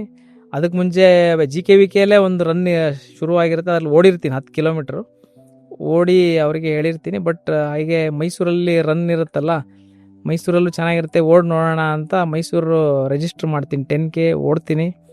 ಓಡಿ ಅವ್ರಿಗೆ ಹೇಳ್ತೀನಿ, ಸರ್ ಈ ಥರ ನಾಳೆ ನಾನು ರಿಜಿಸ್ಟ್ರ್ ಮಾಡಿದ್ದೀನಿ, ಓಡ್ತಾಯಿದ್ದೀನಿ. ಓಡಿ ಅಂತ ಹೇಳ್ತಾರೆ. ಸರಿ ಸರ್ ನನಗೂ ಹೇಳ್ಕೊಡಿ. ಆಯಿತು ನೀವು ಓಡಿ ತೋರಿಸಿ, ನಾನು ಆಮೇಲೆ ನಿಮಗೆಲ್ಲ ಹೇಳ್ತೀನಿ ಅಂತ. ಓಡ್ತೀನಿ. ಅಲ್ಲಿ ಮೈಸೂರಲ್ಲಿ 10K ಓಡ್ತೀನಿ. 58 ನಿಮಿಷಕ್ಕೆ ಓಡ್ತೀನಿ 10 ಕಿಲೋಮೀಟ್ರನ್ನ. ಓಡಾದ್ಮೇಲೆ ತಿರ್ಗಾ ಮತ್ತೆ ಗುರುಪ್ರಸಾದ್ ಸರ್ಗೆ, ಸರ್ ಈ ಥರ ಓಡಿದ್ದೀನಿ, ಈ ಪೇಸಲ್ಲಿ ಓಡಿದ್ದೀನಿ ಅಂತ. ಹೌದಾ ಸರ್ ನನಗೂ ಹೇಳ್ಕೊಡಿ ರನ್ನಿಂಗು, ಯಾಕಂದ್ರೆ ನೀವು ಡೈಲಿ ಎಲ್ಲರಿಗೂ ಹೇಳ್ಕೊಡ್ತಾ ಇರ್ತೀರಾ, ಕೇಳ್ಪಟ್ಟಿದ್ದೀನಿ ನಿಮ್ಮ ಬಗ್ಗೆ, ಹೇಳ್ಕೊಡಿ ಗುರು ಸರ್ ಅಂತ ಹೇಳ್ತೀನಿ. ಅವರು ಆಯಿತು ನಾಳೆಯಿಂದ ಹೇಳ್ಕೊಡ್ತೀನಿ, ಬಟ್ ಹೇಳೋಕ್ಕಿಂತ ಮುಂಚೆ ನಿಮ್ದು ಏನಿದೆ, ಸುಮ್ಮನೆ ಓಡ್ತಾ ಇದ್ದೀರಾ ಓಡಿ, ಗುರಿ ಇಲ್ಲದೆ ಓಡೋದ, ಗುರಿ ಇಲ್ಲದೆ ಯಾಕೆ ಓಡ್ತೀರಾ, ಏನು ಗುರಿ ಇದೆ ನಿಮ್ಮದು ಅಂತ ಕೇಳ್ತಾರೆ ನನಗೆ ಕ್ವಶನ್. ಅವರು ನಾನು ಹೇಳ್ತೀನಿ, ಸರ್ ನಾನು ಈ ಥರ ಹಿಂಗಾಗಿತ್ತು, ನಾನು ಈಗ ಹುಷಾರಾಗಿದ್ದೀನಿ, ನಾನು ಯಾವತ್ತೂ ಏನೂ ಮಾಡಿಲ್ಲ, ಈಗೇನು ಮಾಡ್ತೀನಿ ಇದೇ ನಿಜ ಸರ್. ಈಗ ಓಡೋದೆಲ್ಲ ತುಂಬ ಸೀರಿಯಸ್ ಆಗಿ ಖುಷಿಯಿಂದ ಪ್ಯಾಷನಿಂದ ಓಡ್ತಾಯಿದ್ದೀನಿ. ಲೈಫಲ್ಲಿ ನಾನು ಒಂದು ದಿವಸ ಫುಲ್ ಮ್ಯಾರಥಾನ್ ಓಡ್ಬೇಕು ಸರ್, ಇದು ನನ್ನ ಗೋಲು ಅಂತ ನಾನು ಅವ್ರಿಗೆ ಹೇಳ್ತೀನಿ. ಆವಾಗಿಂದ ನನಗೆ ಜರ್ನಿ ಅವ್ರ ಹತ್ರ ಸ್ಟಾರ್ಟ್ ಆಗುತ್ತೆ. ಅವ್ರಿಗೆ ಹೇಳ್ತೀನಿ, ಸರ್ ನನಗೆ ನಾಳೆಯಿಂದ ಯಾವ ರೀತಿ ಓಡಬೇಕು ಹೇಳ್ಕೊಡಿ ಅಂತ.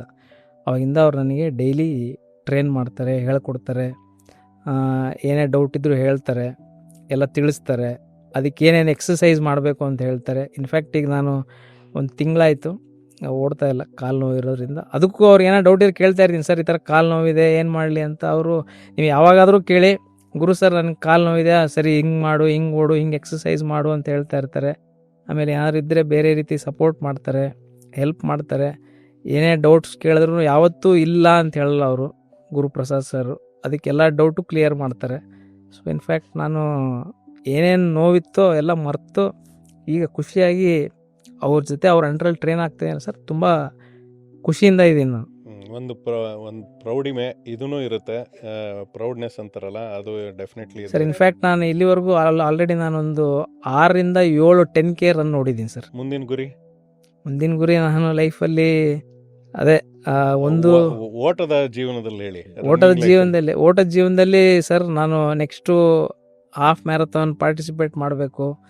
ಅದಾದಮೇಲೆ ತಿರ್ಗಾ ಟ್ರೈನ್ ಆಗಿ ಫುಲ್ ಮ್ಯಾರಥಾನ್ ಓಡಬೇಕು. ಯಾವ ರೀತಿ ನಾನು ನಮ್ಮ ಗುರುಪ್ರಸಾದ್ ಸರ್ಗೆ ಹೇಳಿದ್ದು, ನಾನು ಆ ಥರ ನಾನು ಒಂದು ದಿವಸ ಓಡಬೇಕು ಅಂತ ಆಸೆ. ಖಂಡಿತ ನೆರವೇರುತ್ತೆ. ದೈಹಿಕ ವ್ಯಾಯಾಮಗಳು ಡೆಫಿನೆಟ್ಲಿ ನಾನು ಹೇಳೋವಂಥ ವಿಷಯ ಏನಲ್ಲ, ಯಾಕಂದರೆ ನನ್ನ ನೋಡಿದ್ರೆ ನಿಮ್ಗೆ ಗೊತ್ತಾಗುತ್ತೆ. ನಾವು ಬರೀ ಇಲ್ಲಿ ಕೂತ್ಕೊಂಡು ಬರೀ ಇಂಥವ್ರ ಜೊತೆ ಮಾತಾಡಿ ಅಟ್ಲೀಸ್ಟ್ ಒಂದು ಇನ್ಸ್ಪಿರೇಷನ್ ತೊಗೊಂಡು ಮುಂದೆ ಅದನ್ನು ನಾವು ಅಳವಡಿಸ್ಕೋಬೇಕು. ಡೆಫಿನೆಟ್ಲಿ ಸದ್ಯದಲ್ಲೇ ಮಾಡೋವಂಥ ಒಂದು ಯೋಜನೆಗಳಿದ್ದಾವೆ. ಯೋಜನೆಗಳು ಎಲ್ಲಿ ಯಾವ ಹಂತಕ್ಕೆ ಮುಟ್ಟುತ್ತೆ ಅನ್ನೋದು ಮುಂದೆ ನೋಡೋಣ. ಬಟ್ ಮಂಜುನಾಥ್ ಅವ್ರು ಹೇಳ್ದಂಗೆ ವ್ಯಾಯಾಮಗಳು ಡೆಫಿನೆಟ್ಲಿ ಬೇಕು. ಅದರಲ್ಲಿ ಈ ಓಟ ಅನ್ನೋದು ತುಂಬ ಇವಾಗ ಯಥೇಚ್ಛವಾಗಿ ನೋಡೋಕ್ಕೆ ಸಿಗೋವಂಥ ಒಂದು ಆಯಾಮ. ತುಂಬ ಜನ ಅಳವಡಿಸ್ಕೊಂಡಿದ್ದಾರೆ, ತುಂಬ ಜನ ಅದರಿಂದ ಬೆನಿಫಿಟ್ಸ್ನ ಕಾಣ್ತಿದ್ದಾರೆ. ಎಸ್ಪೆಷಲಿ ಆರೋಗ್ಯನ ಮತ್ತೆ ಕಂಡುಕೊಳ್ತಾ ಇರೋವಂಥ ಮಂಜುನಾಥ್ ಪಾಟೀಲ್ ಅವ್ರುಗಳು ಅದರಿಂದ ಪಡ್ಕೊಂಡಿರೋ ಬೆನಿಫಿಟ್ಸ್. ಅರುಣಾ ಮೇಡಮ್ ಇದನ್ನು ಹೇಳಿ, ಇವರು ಓಡೋಕ್ಕೆ ಶುರು ಮಾಡಿದಾಗ ನಿಮಗೆ ಏನೇನು ಅನ್ಸೋಕ್ಕೆ ಸ್ಟಾರ್ಟ್ ಆಗಿದೆ? ಭಯ ಆಗಷ್ಟು ಇವ್ರೇನಕ್ಕಪ್ಪ ಸುಮ್ಮ ಕೂತ್ಕೊಳ್ಳೋದಲ್ಲೇ ಓಡೋಕ್ಕೆ ಶುರು ಮಾಡ್ಕೊ? ಇಲ್ಲ ಸರ್, ಆ್ಯಕ್ಚುಲಿ ಒಂದು ಟೆನ್ಷನ್ ಏನಿತ್ತು ಅಂದರೆ ಇವರು ನಾನ್ ವೆಜ್ ತಿನ್ನಲ್ಲ, ಮೊಟ್ಟೆ ತಿನ್ನಲ್ಲ, ಬರೀ ವೆಜ್ ತಿನ್ನೋದು. ಓಡ್ತಾ ಇದ್ದಾರೆ, ನ್ಯೂಟ್ರಿಷನ್ಸ್ ಅಷ್ಟು ಬರ್ತಾ ಇದೇನೋ ಇಲ್ಲ ಬಾಡಿಗೆ ಹೋಗ್ತಾ ಇದೇನೋ ಅಂತ ಅದೊಂದು ಟೆನ್ಷನ್ ಈಗೂ ಇದೆ. ಕಾಲು ಅಂತ ಹೇಳ್ತಾರೆ ಕೆಲವೊಂದ್ಸಲಿ, ಅಷ್ಟು ನ್ಯೂಟ್ರಿಷನ್ಸ್ ಹೋಗ್ತಾ ಇದೇನೋ ಇಲ್ಲ ಅಂತ ನನಗೆ ಇನ್ನೂ ಅದೊಂದೇ ಭಯ ಇರೋದು ಹೊರತು ಅವ್ರು ಓಡ್ಲಿ ನನಗೇನು ತೊಂದರೆ ಇಲ್ಲ ಸರ್. ಎವ್ರಿ ಡೇ ಅವ್ರಿಗೆ ನಾನು ಬಿಟ್ಬಿಟ್ಟಿರ್ತೀನಿ. ಇಲ್ಲ ಸರ್, ನಿಮ್ಗೂ ಅಂತ, ಯಾಕಂದ್ರೆ ಅವ್ರು ಸ್ಪೋರ್ಟಿ ಪರ್ಸನ್, ಸುಮ್ಮನೆ ಕೂತ್ಕೊಂಡವ್ರಲ್ಲ, ಒಂದ್ ಕಡೆ ಕೂಡಲ್ಲ. ಖುಷಿ ಕಂಡ್ಕೊಳ್ತಾ ಇರ್ತಾರೆ ಅವರು, ದಿನ ಹೊಸ ಜನ. ಅಟ್ಲೀಸ್ಟ್ ಅವ್ರು ಏನಂದ್ರೆ ಸ್ವಲ್ಪ ಡಿಪ್ರೆಷನ್ ಇಂದ ಈಚೆ ಬಂದ್ಬಿಟ್ರು, ಕಂಪ್ಲೀಟ್ ಆಗಿ ಬಂದಿದ್ದು. ಆಕ್ಚುಲಿ ಗುರು ಸರ್ಗೆ ನಾನು ಥ್ಯಾಂಕ್ಸ್ ಹೇಳಕ್ ಇಷ್ಟಪಡ್ತೀನಿ, ಯಾಕಂದ್ರೆ ಅವರಿಂದ ಇವತ್ತವರು ಕಂಪ್ಲೀಟ್ ಅದು ಇದೇ ಇತ್ತು ಅನ್ನೋದನ್ನ ಮರ್ತು ಬಿಟ್ಟಿದ್ದಾರೆ ನೋಡಿ. ಅದೇ ಅಲ್ವಾ, ಸೊ ಅವ್ರಿಗೆ ನಾನು ಥ್ಯಾಂಕ್ಸ್ ಹೇಳಕ್ ಇಷ್ಟಪಡ್ತೀನಿ ಸರ್. ಸರ್, ಇದು ಎಲ್ಲದಕ್ಕಿಂತ ಮಧ್ಯದಲ್ಲಿ ಮೇನ್ ಪಾಯಿಂಟ್ ಏನಪ್ಪ ಅಂದರೆ, ನನ್ನ ಸ್ನೇಹಿತ ಹರೀಶ್ ಗೌಡ ಅಂತ ವಾಪಸ್ ಕೆಲಸಕ್ಕೆ ಹೋದೆ. ಆಫೀಸಲ್ಲಿ ಎಲ್ಲ ಹೊಸ ಫೇಸ್ಗಳು, ಅದರಲ್ಲಿ ಹರೀಶ್ ಗೌಡ ಅನ್ನೋರು ಹೊಸೊಬ್ರು.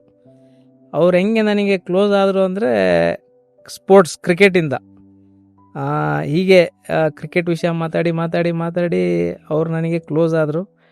ಆಮೇಲೆ ನಾನು ಯಾವಾಗಲೂ, ನೀವೇನು ಸರ್ ಎಲ್ಲಿ ಹುಷಾರಿರ್ಲಿಲ್ಲ ಅಂತ ಕೇಳ್ಪಟ್ಟೆ ಅಂತಾರೆ. ಹೌದು, ಹುಷಾರಿರಲಿಲ್ಲ, ಹಿಂಗೆಲ್ಲ ಆಯಿತು ಅಂತ ಹೇಳ್ತೀನಿ. ಹೀಗೆ ಒಂದು ದಿವಸ ಅವರು ನ್ಯೂಮರಾಲಜಿ ಮಾತಾಡ್ತಾರೆ. ಸರ್ ಏನು ಡೇಟಲ್ಲಿ ಹುಟ್ಟಿದ್ದು ನೀವು ಅಂತ. ನಾನು ಸರ್ ಮಾರ್ಚ್ 10ನೇ ತಾರೀಕು 1982 ಅಂತ ಹೇಳ್ತೀನಿ. ಏನು ಸರ್ ನೀವು ಟೋಟಲ್ ನಂಬರ್ 1 ಸರ್, ನಿಮ್ಮದು ಲಕ್ಕಿ ನಂಬರು ಅಂತಾರೆ. ಅಂಬಾನಿ ನಂಬರು ಅಂತಾರೆ. ನನಗೆ ಎಲ್ಲೋ ಒಂದು ಕಡೆ ಏನು ಸರ್ ಏನು ಅಂಬಾನಿ ನಂಬರು? ಇಲ್ಲ ಸರ್, ಲಕ್ಕಿ ನಂಬರ್ ಸರ್ ನಿಮ್ಮದು. ನಿಮ್ಗೆ ತಿರ್ಗಾ ಮುಂದೆ ಒಳ್ಳೆ ದಿವಸ ಬರುತ್ತೆ. ಸಪೋರ್ಟ್ ಮಾಡ್ತೀನಿ ನಾನು. ಆರೋಗ್ಯವಾಗಿ ಇದ್ದೀರಾ, ಗಟ್ಮುಟ್ಟಾಗಿದ್ದೀರಾ, ಏನೂ ಆಗಿಲ್ಲ ಸರ್ ನಿಮಗೆ, ಧೈರ್ಯವಾಗಿರಿ, ನಾವೆಲ್ಲ ಇದ್ದೀವಲ್ಲ ಜೊತೆಗೆ ಅಂತ ಹೇಳ್ತಾರೆ. ಹಾಗೆ ಅವ್ರ ಜೊತೆ ಆಫೀಸಲ್ಲಿ ತಿರ್ಗಾ ಖುಷಿಯಾಗಿ ಓಡಾಡಿಕೊಂಡು ಅವ್ರು ಯಾವಾಗಲೂ ಹೇಳೋರು, ನಿಮ್ಗೆ ಸರ್ ಮುಂದೆ ನೋಡಿ ನಿಮಗೆ ಒಳ್ಳೇದಾಗುತ್ತೆ, ನಿಮ್ಮ ನಂಬರ್ ಚೆನ್ನಾಗಿದೆ ಸರ್, ಹಿಂಗೆ ಅಂತೇಳಿ ಅವ್ರು ನನಗೆ ಯಾವಾಗ್ಲೂ ಸಪೋರ್ಟ್ ಮಾಡೋರು. ಈಗ ರನ್ನಿಂಗ್ ಓಡ್ತಾ ಇರೋದು ಅನ್ನೋದು ಒಂಥರ ಬದುಕಿನ ಭಾಗದ ಥರ ಆಗೋಗ್ಬಿಟ್ಟಿದೆ. ಹೌದು ಸರ್, ಹೌದು.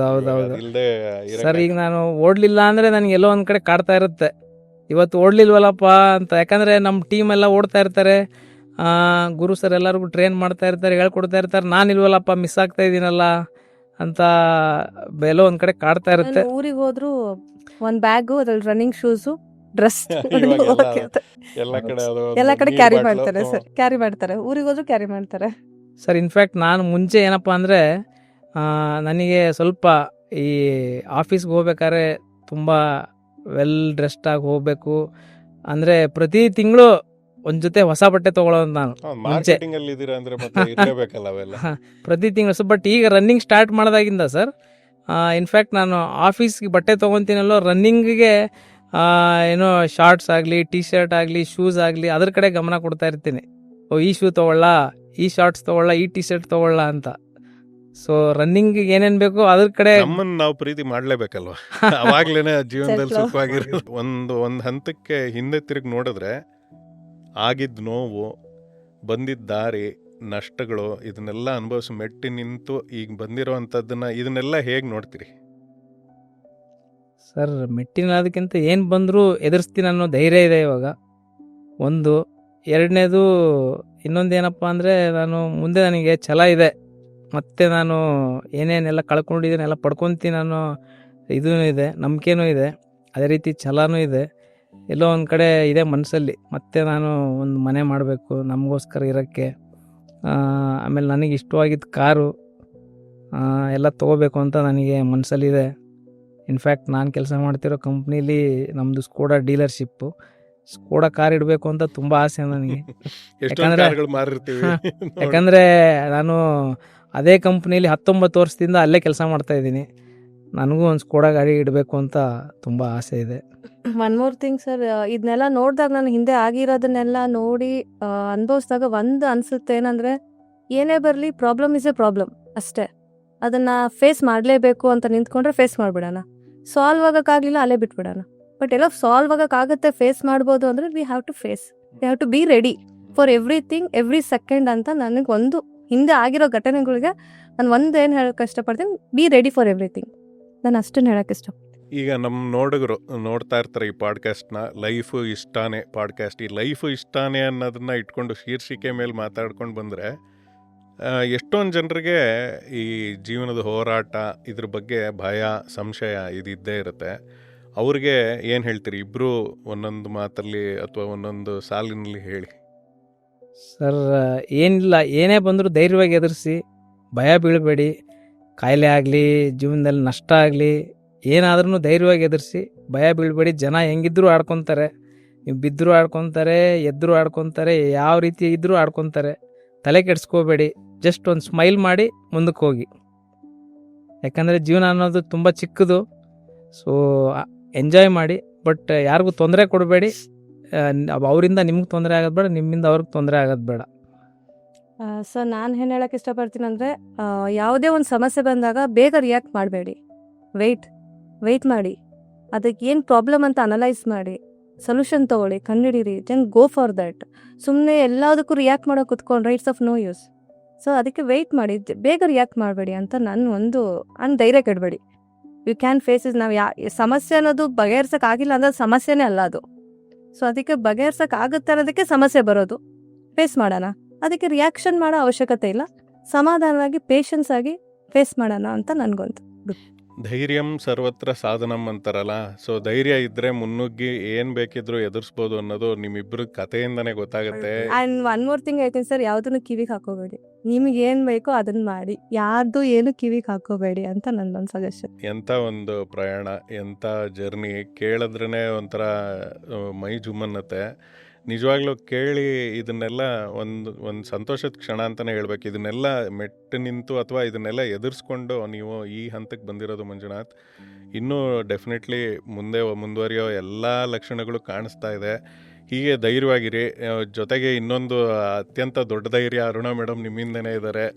ಸೊ ಆದರೆ ಡೆಫಿನೆಟ್ಲಿ ಮುಂದೆ ಹೀಗೆ ಹೋಗುತ್ತೆ. ಜೀವನದ ಮೌಲ್ಯ ಅನ್ನೋದನ್ನು ನಿಮ್ಮಿಬ್ಬರು ನೋಡಿ ಕಲಿಬೇಕು. ಭಾಳ ಸಂತೋಷ ಆಯ್ತು ಇವತ್ತು ಮಾತಾಡಿ. ಸೊ ಹೀಗೆ ಮತ್ತೆ ನಮ್ಮ ಕೇಳುಗರ ಜೊತೆ ಇದೇ ರೀತಿ ಕತೆಗಳನ್ನು ತಗೊಂಡು ಮಾತಾಡ್ತಾ ಇರೋಣ, ಸಿಗ್ತಾ ಇರೋಣ ಹೀಗೆ. ಸರ್ ಇಲ್ಲಿ ಒಂದು ಪಾಯಿಂಟ್ ಏನಂದರೆ, ನಮಗೆ ಸಪೋರ್ಟಿಂಗ್ ಒಂದು ನಮ್ಮ ವೈಫು. ಏನೇ ಇದ್ರೂ ನಾನಿದ್ದೀನಿ ರೀ ನಿಮ್ಮ ಸಪೋರ್ಟ್ಗೆ ಅಂತಾರೆ. ಅದು ನನಗೆ ಯಾವಾಗಲೂ ಬ್ಯಾಕ್ ಬೋನ್. ಜೊತೆಗೆ ನಮ್ಮ ತಂದೆ ತಾಯಿ ಸರ್, ನಮ್ಮ ತಂದೆ ತಾಯಿ ಏನಿದ್ರು ಅವ್ರು ಯಾವಾಗಲೂ ನನ್ನ ಸಪೋರ್ಟ್ಗೆ. ಒಬ್ಬನೇ ಮಗ ಬೇರೆ ನಾನು. ಅವರು ನಾನು ಏನು ಮಾಡಿದ್ರು ಎಲ್ಲದಕ್ಕೂ ಹ್ಞೂ ಅಂತಾರೆ ಅವರು. ಸರಿನಪ್ಪ ಆಯ್ತು ಮಾಡು ಅಂತಾರೆ. ಸೊ ನಮ್ಮ ವೈಫ್ಗಾಗಲಿ, ನಮ್ಮ ತಂದೆ ತಾಯಿಗಾಗಲಿ, ನಮ್ಮ ಸ್ನೇಹಿತರಿಗಾಗಲಿ, ಎಲ್ಲರಿಗೂ ಸರ್ ಥ್ಯಾಂಕ್ಸ್ ಹೇಳೋಕ್ಕೆ ಇಷ್ಟಪಡ್ತೀನಿ. ಇನ್ನೊಂದು ಏನಪ್ಪ ಅಂದರೆ, ನಮ್ಮ ತಂದೆ ತಾಯಿಗೆ, ನಮ್ಮ ವೈಫ್ಗೆ ಒಂದೇನಪ್ಪ ಅಂದರೆ, ನನ್ನ ಕ್ಷಮಿಸಿ. ನಾನು ಕೋಪದಲ್ಲಿ ಎಷ್ಟೋ ಸತಿ ಏನೋ ಅಂದಿರ್ತೀನಿ, ದಯವಿಟ್ಟು ಕ್ಷಮಿಸ್ಬಿಡಿ. ಇನ್ನೊಂದು ಪಾಯಿಂಟ್ ಏನಪ್ಪ ಅಂದರೆ, ನನ್ನ ಮಗ ನನಗೆ ಕ್ಯಾನ್ಸರ್ ಅಂತ ಡಯಾಗ್ನೈಸ್ ಆದಾಗ ಅವನಿಗೇನು ಗೊತ್ತಿಲ್ಲ. ಬಟ್ ಏನಪ್ಪ ಅಂದರೆ, ಅವನು ಪಪ್ಪ ಹುಷಾರಾಗಲಿ, ನಾನು ದೇವ್ರಿಗೆ ಏನು ತಲೆ ಬೇಡ್ಕೊತೀನಿ, ಗುಂಡೋಡಿಸ್ತೀನಿ ತಲೆ ಅಂತ ಹೇಳಿದ್ದ ಅವನು. ಯಾಕಂದರೆ ಚಿಕ್ಕ ಮಕ್ಕಳು ಯಾರು ಗುಂಡೋಡಿಸ್ಕೊಳಕ್ಕೆ ಇಷ್ಟಪಡಲ್ಲ, ಅಳ್ತಾರೆ. ಅವನು ಹೇಳಿ ದೇವ್ರಿಗೆ, ನಮ್ಮ ಮನೆ ದೇವ್ರಿಗೆ ಹೋಗಿ ಗುಂಡೋಡಿಸ್ಕೊಂಡು ಅವನು ಪಪ್ಪ ಹುಷಾರಾಗಲಿ ಅಂತ ಹೇಳಿದ್ದ. ಅದು ಒಂದು ಖುಷಿ. ಅದೆಲ್ಲ ಎಮೋಷನ್ಸು. ಧನ್ಯವಾದಗಳು ಅರುಣಾ ಮೇಡಮ್. ಅಬ್ಬಾ, ಎಲ್ಲರೂ ಇಷ್ಟೊತ್ತು ಕೇಳಿರ್ತೀರಿ ಅನ್ಕೊಂತೀನಿ. ಮಂಜುನಾಥ್ ಪಾಟೀಲ್ ಹಾಗೂ ಅರುಣಾ ಪಾಟೀಲ್ ಅವರ ಒಂದು ಜೀವನದ ಕಥೆ ಅನ್ನೋದು ಒಂದು ಪಾಠ ಅಂತೆಲ್ಲ ಹೇಳಕ್ಕಲ್ಲ. ಇದರಿಂದ ನಾವು ಪಾಠ ಕಲೀಲೇಬೇಕು. ಎಲ್ಲರ ಜೀವನದಿಂದನೂ ಕಲಿಯುವಂತ ಪಾಠಗಳು ತುಂಬಾ ಇದ್ದೇ ಇರುತ್ತೆ. ಇಂಥ ಮಂಜುನಾಥ್ ಪಾಟೀಲ್ ಹಾಗೂ ಅರುಣಾ ಪಾಟೀಲ್ ಅಂತವ್ರ ಜನಗಳು ನಮ್ಮ ಸುತ್ತಮುತ್ತ ತುಂಬಾ ಜನನು ಹೀಗೆ ಇರ್ತಾರೆ. ಎಲ್ರು ನೋಡ್ಕೊಂಡ್ ಬಂದಿರ್ತೀವಿ. ಬಟ್ ಇವತ್ತು ಇವ್ರ ಜೊತೆ ಮಾತಾಡಿದಾಗ ನಾವು ಕಲ್ತಿದ್ದ ಒಂದು ಪ್ರಮುಖವಾದ ಅಂಶ ನಾನು ಹೇಳಲಿಕ್ಕೆ ಇಚ್ಛಪಡ್ತೀನಿ. ಏನು ಅಂತಂದ್ರೆ, ಜೀವನ ಪಾಠ ಕಲಿಸ್ತಾನೆ ಇರುತ್ತೆ. ಜೊತೆಗೆ ಪರೀಕ್ಷೆಗಳನ್ನ ಅವಾಗ ಕೊಡ್ತಾ ಇರುತ್ತೆ ಮಧ್ಯ. ಸೊ ಈ ಪರೀಕ್ಷೆಗಳಿಂದ ನಾವು ಯಾವಾಗ್ಲೂ ಧೃತಿಗೆಡಬಾರದು. ಅಂದ್ರೆ ಧೃತಿಗೆಟ್ಟು ಅಯ್ಯೋ ನನ್ನ ಕೈಲಿ ಇದಾಗತ್ತಾ, ಇದೇನಾ ಕೊನೆ ಅಂತ ಏನು ಯೋಚನೆ ಮಾಡ್ದೇನೆ, ಇದರಿಂದ ಆಚೆ ಬರಕ್ಕೆ ಹೇಗೆ ನಾನು ಆತ್ಮಸ್ಥೈರ್ಯನ ಒಗ್ಗೂಡಿಸ್ಕೋಬೇಕು, ಇದರಿಂದ ಹೇಗೆ ನಾನು ಆಚೆ ಬರ್ಬೋದು ಅನ್ನೋದು ತುಂಬಾ ಒಂದು ಇಂಪಾರ್ಟೆಂಟ್ ವಿಷಯ ಆಗೋಗುತ್ತೆ. ಹೇಗೆ ಬಂದ್ರು ಅನ್ನೋದನ್ನ ಕೇಳಿ ನಿಮ್ಗೂ ಎಲ್ಲ ಥ್ರಿಲ್ ಆಗಿರ್ಬೇಕು ಅನ್ಕೊಂತೀನಿ. ನನಗಂತೂ ಸಿಕ್ಕಾಪಟ್ಟೆ ಥ್ರಿಲ್ ಆಯ್ತು. ಕಲಿಯುವಂತ ಅಂಶಗಳು ತುಂಬಾ ಇದಾವೆ. ನೀವು ಇದರಿಂದ ಕಲ್ತಿರ್ತೀರಿ ಅನ್ಕೊಂತೀನಿ. ಲೈಫ್ ಇಷ್ಟಾನೆ ಅನ್ನೋದನ್ನ ಹೇಗೆ ಅನ್ನೋದನ್ನ ಇವರು ನಿದರ್ಶನದಲ್ಲಿ ತೋರಿಸ್ಕೊಟ್ಟಿದ್ದಾರೆ. ನಾವು ಕಲ್ತ್ಕೊಳ್ಳೋಣ. ಹೀಗೆ ನೋಡ್ತಾ ಇರಿ ನಮ್ಮ ಪಾಡ್ಕಾಸ್ಟ್ ಲೈಫ್ ಇಷ್ಟಾನೆ.